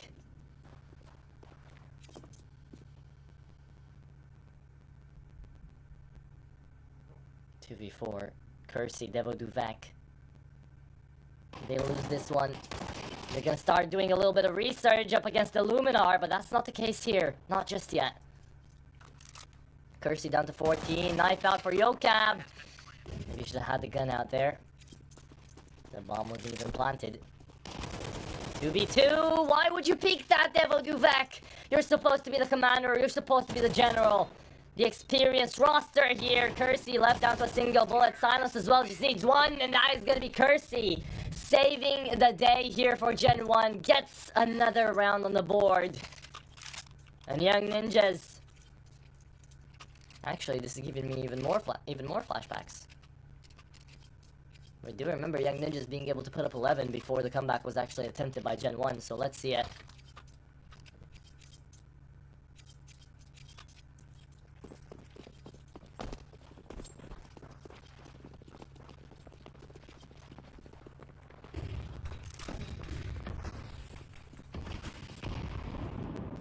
A side completely empty. Young Ninjas on the force buy, deciding to put most of their manpower in towards tunnels. No one here though, so you have to go play retake. 3 entity spawn. Young Ninjas. This is a call going to be heard out here by Kersey. Look at how fast he turned around. He knows, and he wants to take them down, but only good for 1. As now they think there was only a 2-man push. It's actually a 3-man push. So how much are you going to be peeking into Kaspersky? Because this man doesn't miss. This man doesn't go down. MP9 picked up and he wanted to go for another peek. Bomb spotted as well. Yokab, is he going to be expected here? Yes, he was actually. But not taken down. Last man standing, unstruck. He's been put in these positions before, but he's never been able to actually come out ahead.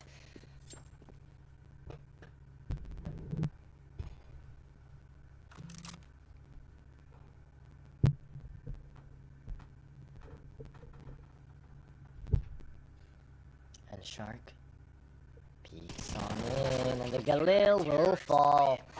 There we go. Blue Phoenix goes on and manages to be near the top of the scoreboard once more. 15-7, best KD out here in his team. As this is 12-5, map point and match point, best of 3 point. To get Young Ninjas 1 round away from being seeded up against ECSTATIC out of this Group B to try to make it into the playing deciders. They went all the way into Series 8 out here for the CCT, into playoffs. They managed to best Amcal, and they fell down because they got killed by the winners of the entire series. So you can't really blame them. But well, Betbloom did manage to take them out early before, did manage to take them out in their playoffs run before. Now Young Ninjas want to make it from the close qualifiers all the way back into the playoffs. If they can do it once, they'll be able to try to do it again.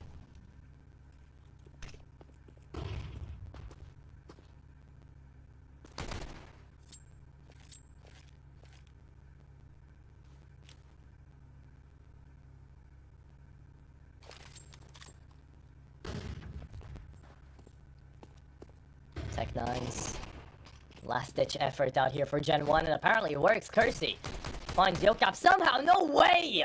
Kersey! There's the second AK picked up. Blue Phoenix needs to deny the short push now as the rotates are coming through. The taps are here as well. Oh, Blue Phoenix! Oh, no way! Do you end it off like that? That's insanity!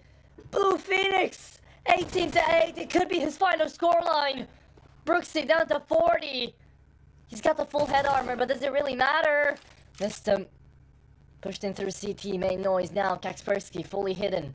Left in a 1v1. Kaspersky wants to push. He's into elevator. He's gonna get peeked on, surely. And there it is, Brooksy.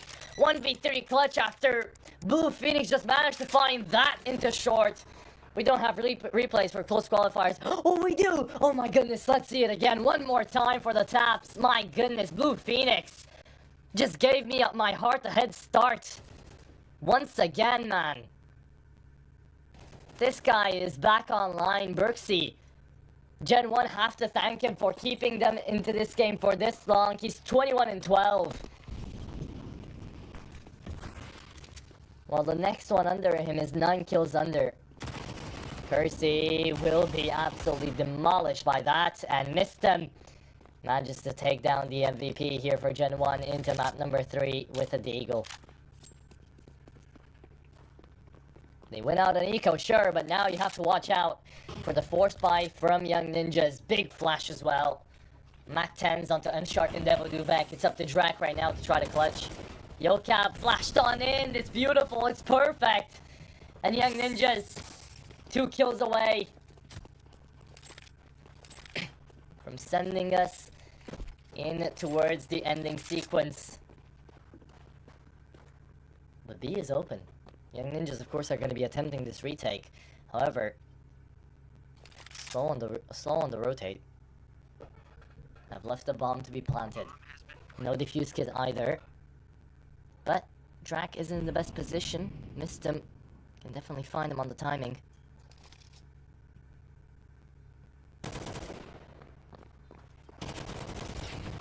And that's a headshot. Ulkin on down for the last. Devil Duvek still alive. Wait a moment. Wait a moment. Devil Duvek is doing it again. We thought Blue Phoenix did the triple kill, but now it's Devil Duvek. The commander's keeping them alive. How are Gen 1 even in this one? The last round, it was Tech 9's. This one, it's a force buy. And every single round is giving us cinema. Out here for Gen 1, it's insanity. 1v4, Devo Duvek, you're never supposed to find this. And yet you do. 2 rounds, back to back. Gen 1, where was this? The entire Dust 2. Young Ninjas, back to USPs. It's gonna be 12-8, and Gen 1 are actually gonna be attempting the comeback. Of course they will. It's the last thing they can do.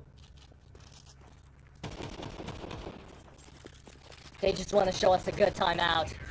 Otherwise, Young Ninjas, no way you drop the ball like this. No way. I don't believe it. You played so well up until now. And Gen 1 is just finding these one and done plays. These clutches that seem impossible.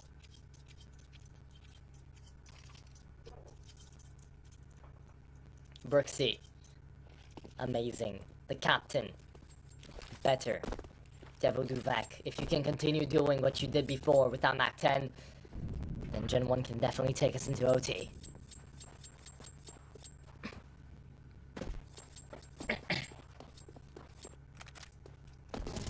Missed him.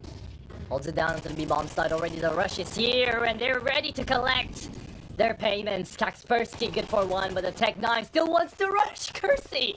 Oh my goodness! There it is. Opens up one more time. 3v3 on the retake. Flash is good. However, Yocab is gonna fully be blinded too. So it doesn't really matter. Blue Phoenix attempts to get away, and this is a safe call being made by Young Ninjas. Suddenly, they went from hee-hee-ha-has into Gen 1 actually getting 3 in a row. And now they're starting to come back once more.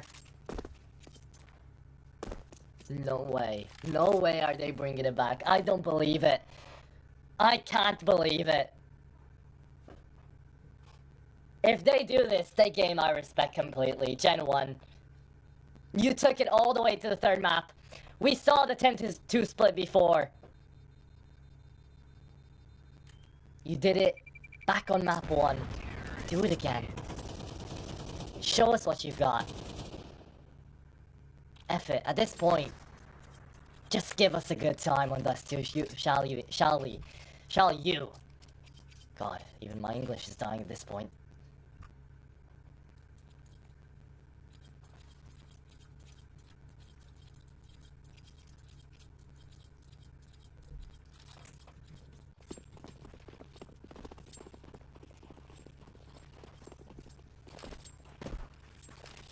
Gen 1. Out into this one, we'll be attempting A once more. You've got Blue Phoenix, the man who's managed to find a clutch-making performance before to almost end off this game, but it didn't, and Brooksy keeps it going. This is Yokab as well, coming in to the double tap, the double peek, in from tunnels, connects onto Brooksy, shuts him down. Finally, Yokab keeps going, and will not lose his life before being traded. 2v3, and Gen 1 have always won these bad positions. These underdog plays, they are their bread and butter right now.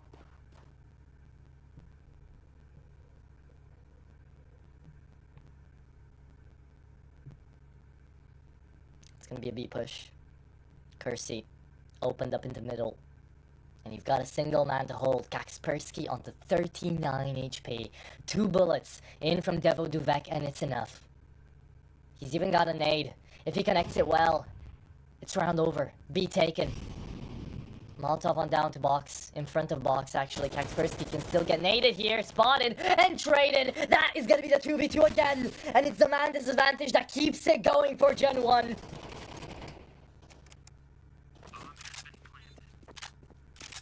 It's impossible. It's incredible what we're witnessing right now. And yet still, Blue Phoenix gets Kersey. They have to attempt it. 1v2. No defuse kit, but they don't need it. It's Devo Duvek, the captain again, needs one more quad kill to make it happen. Devo Duvek, can you hold it? You've heard one drop already. Silence goes into peak, but he goes by himself. Why? You're 2 against 1, and it's the one to make it happen, Devo Duvek. I don't believe it. He shows it again. The captain of the French is still not done with this map. 12 to 10, and you thought it was just a measly qualifier game. No, it's Gen 1 trying to give us another comeback to remember. Oh my goodness. Get invested, keep it going.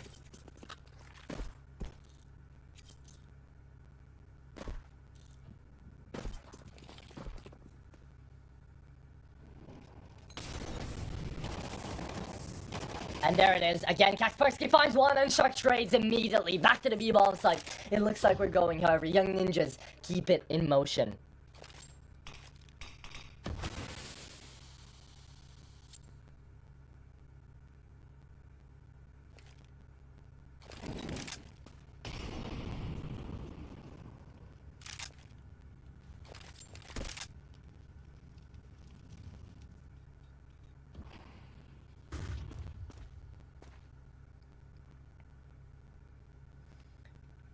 Okay, down to this one. Penultimate round of the deep.